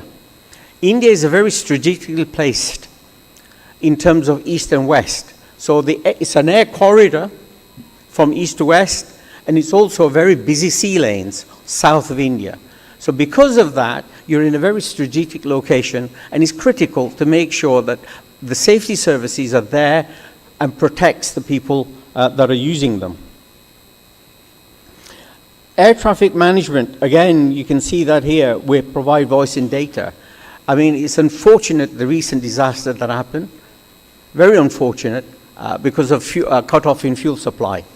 But again, GADSS, which is a new, from ICAO, Global Aeronautical Distress and Safety Services, is through basically we're using, again, SATCOM, Aero SATCOM safety services. Now, airlines tend to track each and every aircraft. So they are monitoring aircraft in real time as they take off. Once they start putting their engine on, they start monitoring those aircraft. So the airline themselves, they have an operations center. In fact, the aircraft manufacturers, like Boeing and Airbus, also monitor their fleets of aircraft in real time. So there is about 3 to 4 megabits of data that is put through over time, over the duration of the flight and so on. So we mentioned Global Distress Maritime Safety Services. Again, started way back. We're looking at vessels, anything over 300 tons are compulsory, are mandated by IMO regulations to fit a GMDSS terminal. And the availability of that is there. International Civil Aviation Authority, ICAO, again, we have almost 14,000 long-haul fleet are fitted. 100,000 odd messages are passed through in terms of communication, messages, and so on. And as I say, 90% of the wide-body commercial aircrafts are now using our services. I think land mobile emergency communication is already mentioned in terms of response and the availability services. Again, BSNL has GSPS service, the handsets which are used for emergency communication, as well as our other systems and services that are available. This is a distress following an earthquake where, again, Telecom Sans Frontières, which we support in getting to an emergency location very quickly to provide logistical services and communication to people where the disasters have occurred and so on. So our L-band network really is focused on voice and broadband data communication. So we have portable and fixed and vehicular kind of units, which defense forces are using as well. Broadband data, again, on vessels, fishing boats, small crafts to large vessels. And then we have airlines where you have private aircraft to civil jets, private jets to air transport, large long-haul carriers, which are using our services as well. So, situation of Inmarsat L-band in India. As I mentioned already, the government of India was one of the founding members. Today, India is located in one of the most strategic navigation area, which is covering the Indian Ocean. It's a major traffic route which connects east and west for aeronautical and maritime operations. India has one of the busiest sea lanes on its doorstep, and we see a lot of distress alerts coming from those areas, as John pointed out earlier. And we have the rescue coordination operations footprint there as well. So there are a large number of Indian flag vessels which are equipped with L-band maritime terminals. And we have not just the Indian Shipping Corporation, but the Indian Navy, Coast Guards are all users of L-band. Increasingly, aviation carriers are also demanding in-flight connectivity. There's a lot of long-haul flights which fly over India, which obviously will want connectivity, and so on, and including government, of course, which have their own aircrafts and so on. So Viasat today, Viasat Inmarsat today, really provides a number of L-band systems in India for government and non-government users in accordance with Indian regulations. And some of these systems, as I mentioned already, GSPS, fleet broadband or fleet safety, then we have Swift broadband, BGAN, LRIT you've heard about, as well as GMDSS. Now I mentioned in terms of our global architecture, which is very important to understand, we have a C-band, which is from the gateway on your left, you can see, or on my left, which has an uplink in 6 gigahertz and a downlink in 3.6 gigahertz. Now there is about 150 megahertz of spectrum being used in each uplink and the downlink, which is very, very important because those uplink there in the 6 gigahertz carries the MSI information as well, maritime safety information, which goes through the satellite down into the L-band at 1.5 gigahertz. So the L-band frequency from 1518 to 1559 are utilized, which are very important. And then, of course, you got the uplink frequencies from the vessels, if you like, or the aircraft or land-based units, which go from 1626.5 all the way to 1660.5. So these are the critical bands where we have operations which are being used. And Inmarsat 6 satellites, which were launched in 22 and 2023, operate this full spectrum of 1518 to 1559.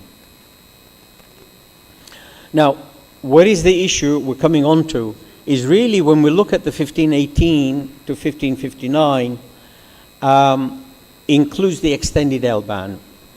The core IMT band, which was identified at the ITU World Radio Conference in 2015, covered 1452 to 1492.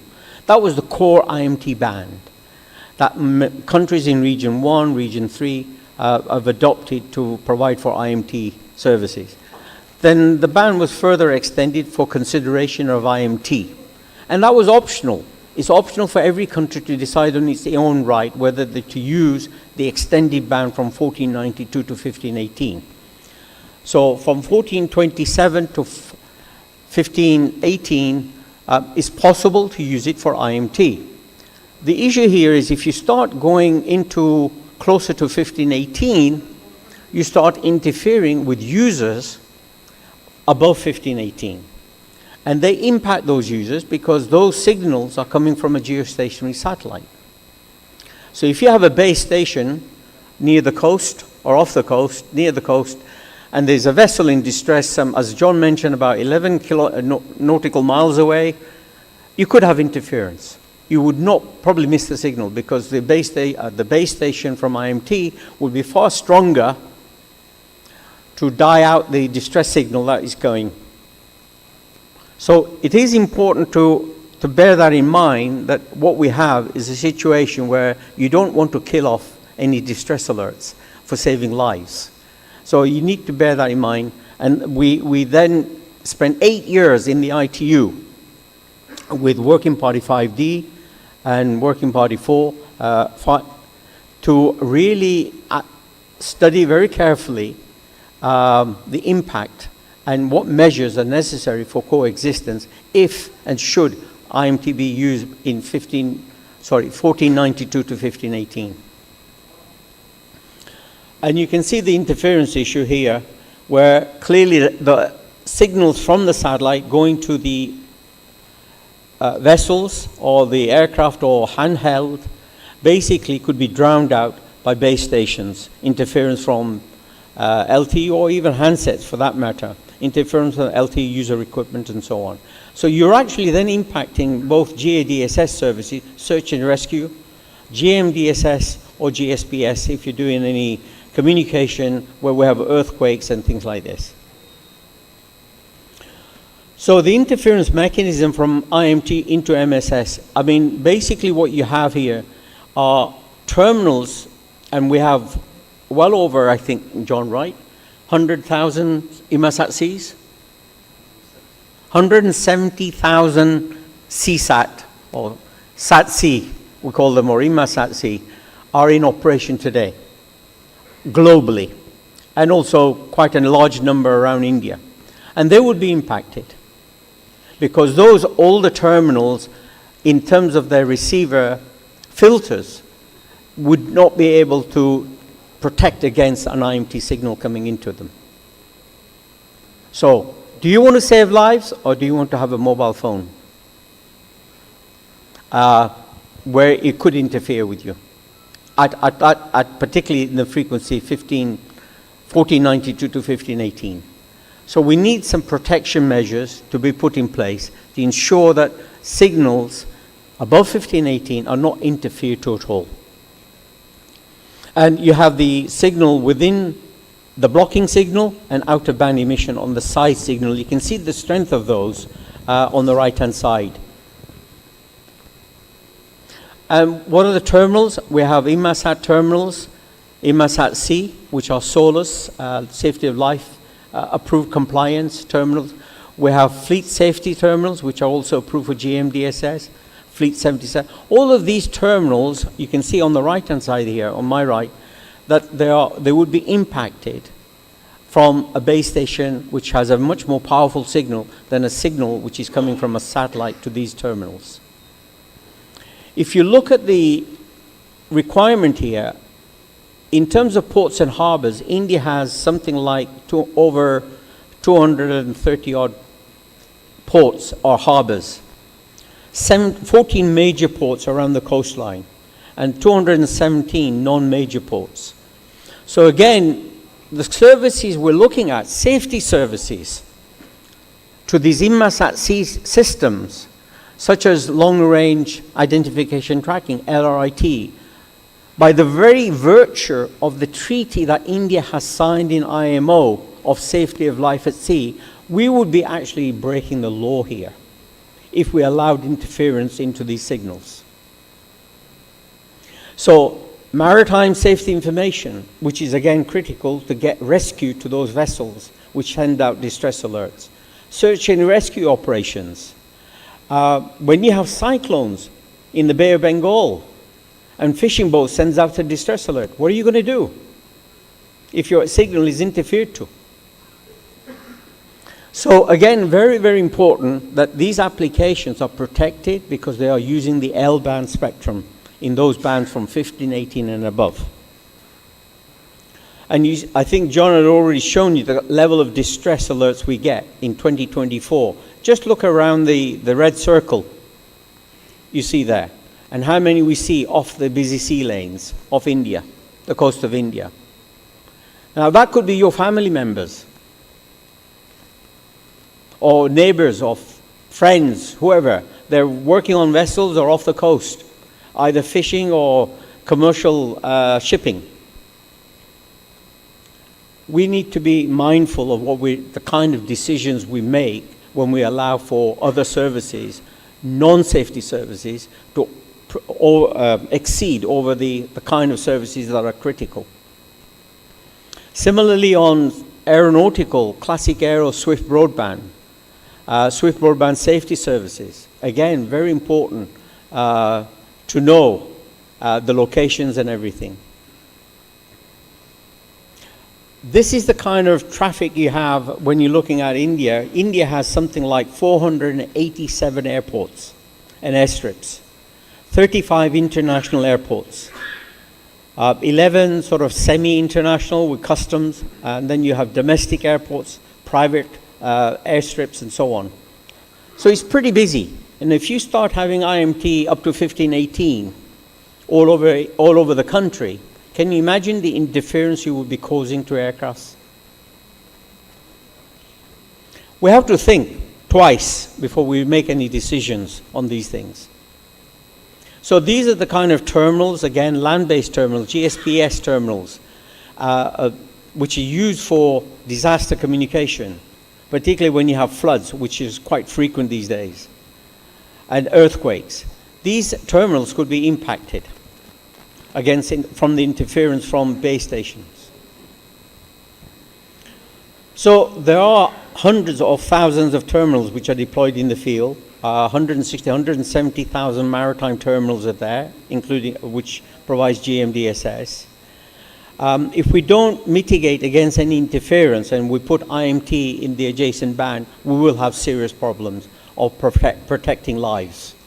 So this is one of the reasons why we wanted to make sure that people heard us loud and clear, that let's save lives as against commercial opportunities.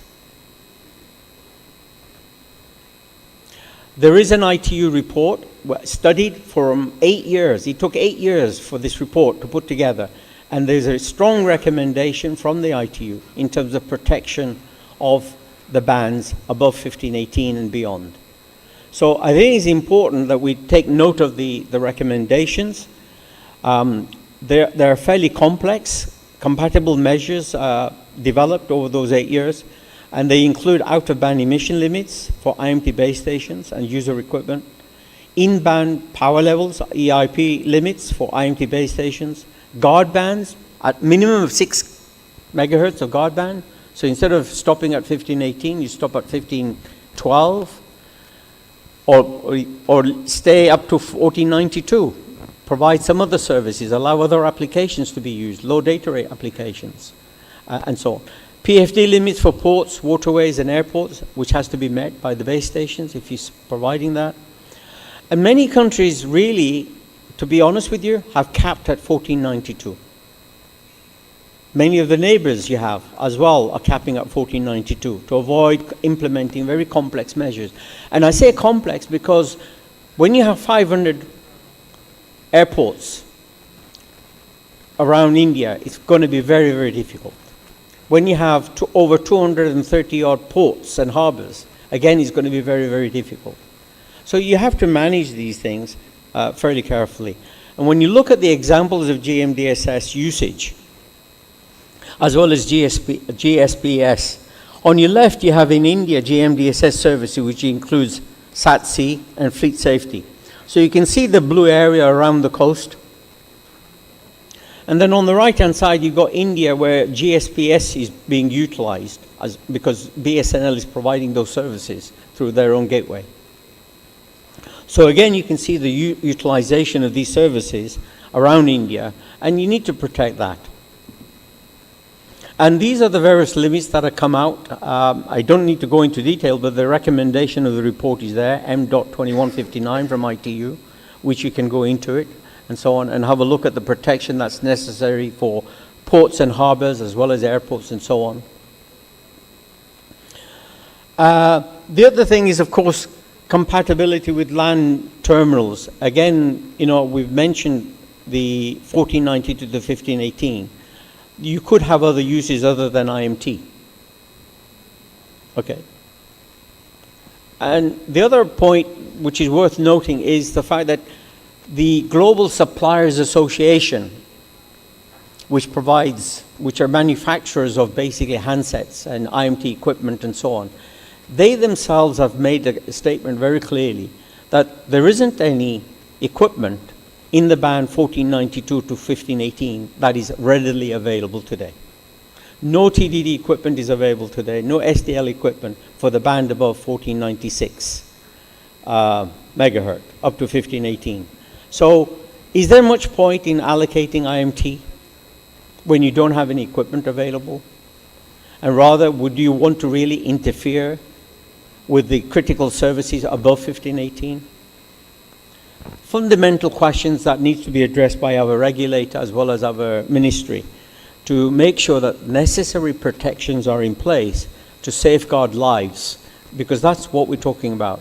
And then you heard also the future. Do you want to prevent the future evolution of these services happening?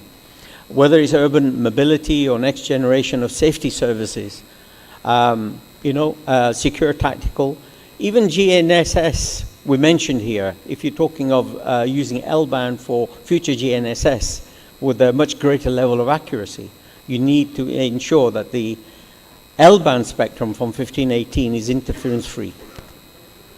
And there are a lot of applications of L-band. There is tremendous amount of growth opportunity for L-band as well. So it may be wise to perhaps stop at 1492 and let these other services be developed and continue to make sure that we're saving lives wherever they happen to be, on the high seas or aeronautical or on land. And my conclusion really here, Mr. Chairman, is a message to say we are at high risk of interference from IMT, without a doubt. And we know that because we've measured on our satellites. When I fly over India, I get 2 to 3 bar signal at 20,000 feet on my mobile phone. So it's not that I'm not getting base station signals. I am getting base station signals at 20,000 feet on my mobile phone. I get 2 bar or 3 bar sometimes, particularly over urban areas. So we have to be careful. We will interfere. So the potential impact on land, maritime, aeronautical safety services used throughout the Indian subcontinent as well as regionally. We need to impose limitations on future development. We don't need to impose feature limitations. I mean, there is innovation going on L-band applications all the time, and I've given, Donna has given you quite a flavor of that as well. So to me, it's very critical we put lives before commercial interest, protect L-band from 1518 to 1559, as well as C-band, uplink, because they're used for maritime safety information, which is also equally important for distress and alert vessels. We continue to access sufficient spectrum for both current and future needs. We have mitigation measures for maritime and aircraft protection. However, as I said, many countries have adopted to cap IMT at 1492. So that would be our strong recommendation, Mr. Chairman. If we can do that, that would be mostly welcomed by the humanity at large. And with that, I think I can conclude, and I'm happy to take any questions. Thank you very much. Thank you, Mr. Basir Patel, for such an elaborate presentation on the usefulness of L-band for GMDSS, GADSS, its ability to provide broadband in the aircraft and on the ships, and the provision of GSPCS and widespread use of these kind of services in and around India. So what could I understand from your presentation is that your concern about the protection of these critical services from the possible deployment of IMT in the adjacent band of 1427 to 1518 megahertz band. Yeah, so the concerned band, some exclusion kind of proposal is coming from you, guard band kind of proposal is coming from you, like 1490 to 1518. And also you are proposing to safeguard the uplink, C-band uplink from 6425 to 6575 megahertz. I think that would be location based. I think that would be easy to do, I think, the uplink protection. Whereas this is mobile, so this is large scale. So a big guard band is necessary as per your assessment. So I think it would be quite useful for the government of India to start with the use of L-band, which has not yet been started by the government for IMT. So whenever there is a plan, I think these kind of concerns should be taken care of. That is my personal view. So thank you. It had been a very, very long session, and I think audience might be a little inconvenienced by a 2.5 hour session. So still if the energy is left and you are able to ask questions, then I'll ask Mr. Bhatia first. So if questions are allowed, then we can allow a few questions, otherwise we'll wind up. So 1 or 2 questions he has allowed, he's kind enough. So, but I can see many hands, more than 4 or 5 hands. So what should be the strategy? We should listen the questions one by one, then answer at one go? Good evening, everyone, and my question is to Mr. Patel. As you know, in CR region, band N50, which is now available for mobile operators to go with fixed wireless communication and also for the mobile communication. That starts from 1432 to 1512 megahertz. So how it will impact this L-band frequency? Is there any chance of getting interference from those band? And I think it is the first band which is available globally for mobile operators, that is N50. So I just want to know you on that. Thank you.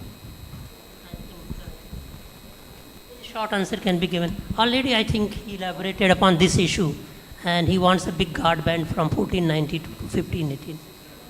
Yeah? 6 band. You want to respond? I think the best option, from my personal opinion, again, is that if we stop from 1427 to 1492, okay? And then from 1490 to 1518, we allow existing services to continue without impacting any critical services beyond 1518, which is the one which are the life-saving services, which has also GMDSS and maritime safety information. All these other critical services are above 1518. But in order to protect and make sure there is no interference to them, if we stop at 1492, that would be the best option. However, if you can't, then other countries have also stopped at 1512 or 1510. Japan has stopped at 1510, for example. So they've allowed 8 megahertz of guard band, okay, as a minimum. So they can be carefully managed, but I think the best option, as I say, would be just stopping at 1492. Next. Yes, sir. I am Dr. Jagdish Shivhare, professor and ex-scientist ISRO. Sir, I have 2 small questions on spectrum. First, what is the optimal balance between licensed and unlicensed spectrum to support both services to fulfill the needs of industry and digital economy? The second question, what are the specific spectrum requirements for new use cases like holographic communication, digital twins, and immersive experiences?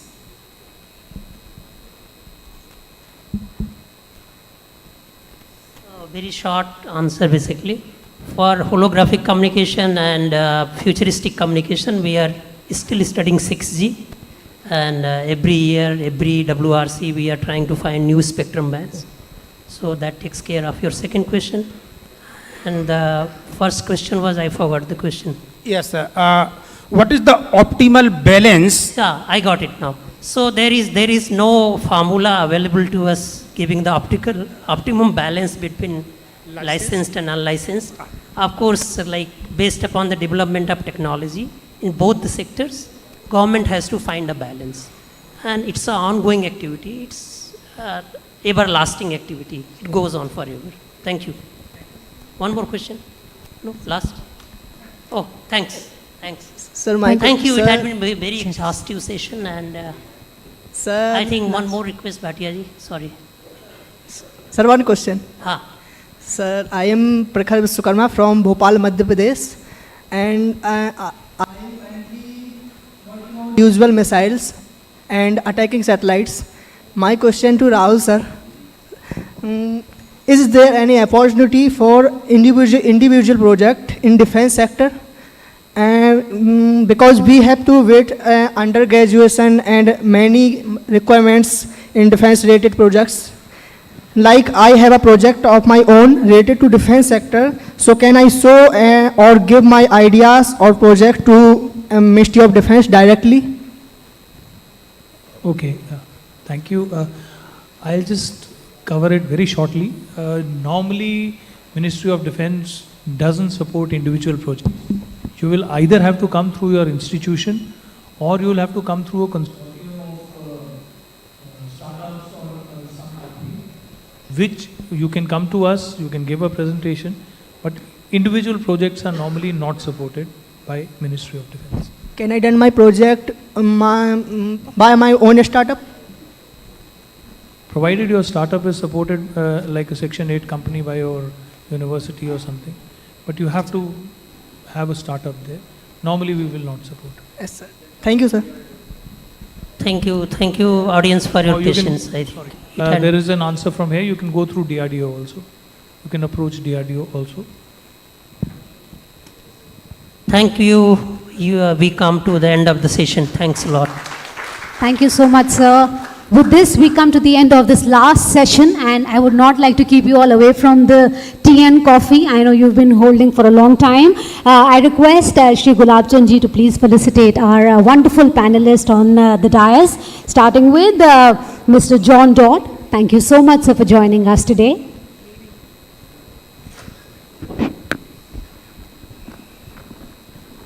Can we have a huge round of applause, ladies and gentlemen? We thank Brigadier Rahul Anand. Thank you so much, sir.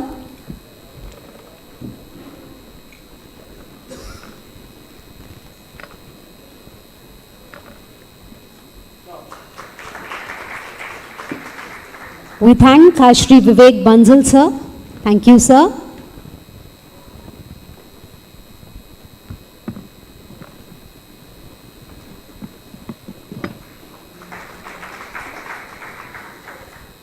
We thank Ms. Donna Betty Murphy. Thank you very much, ma'am, for sharing the wonderful presentation and for gracing us all today.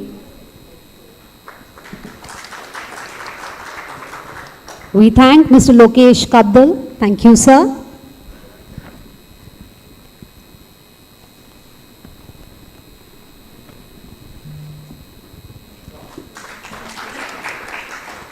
And last but not the least, thank you very much, Mr. Bashir Patel, for joining us today physically, and because I've been watching him virtually all the time. So thank you so much for your wonderful time.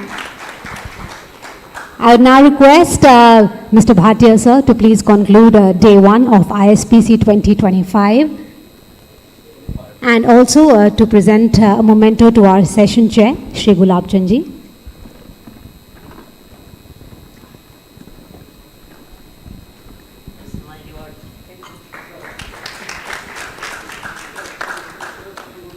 I'd request our eminent panel to kindly stay on the dais itself so that we can have a group picture with all the attendees today.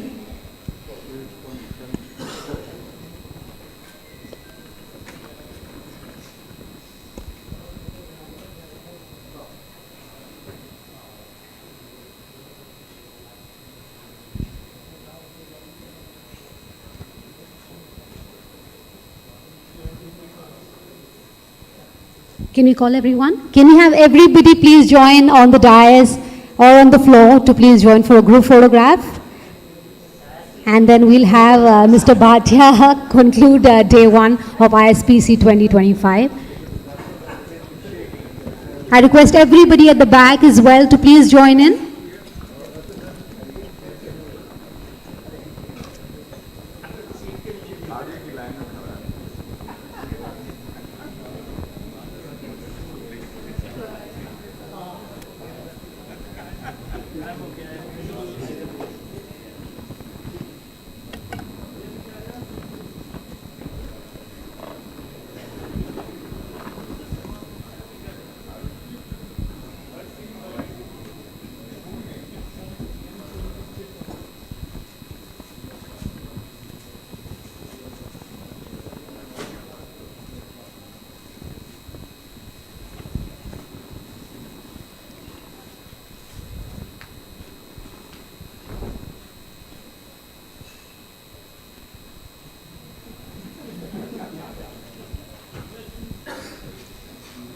You are coming? Oh, no, please, you are most. The whole, just.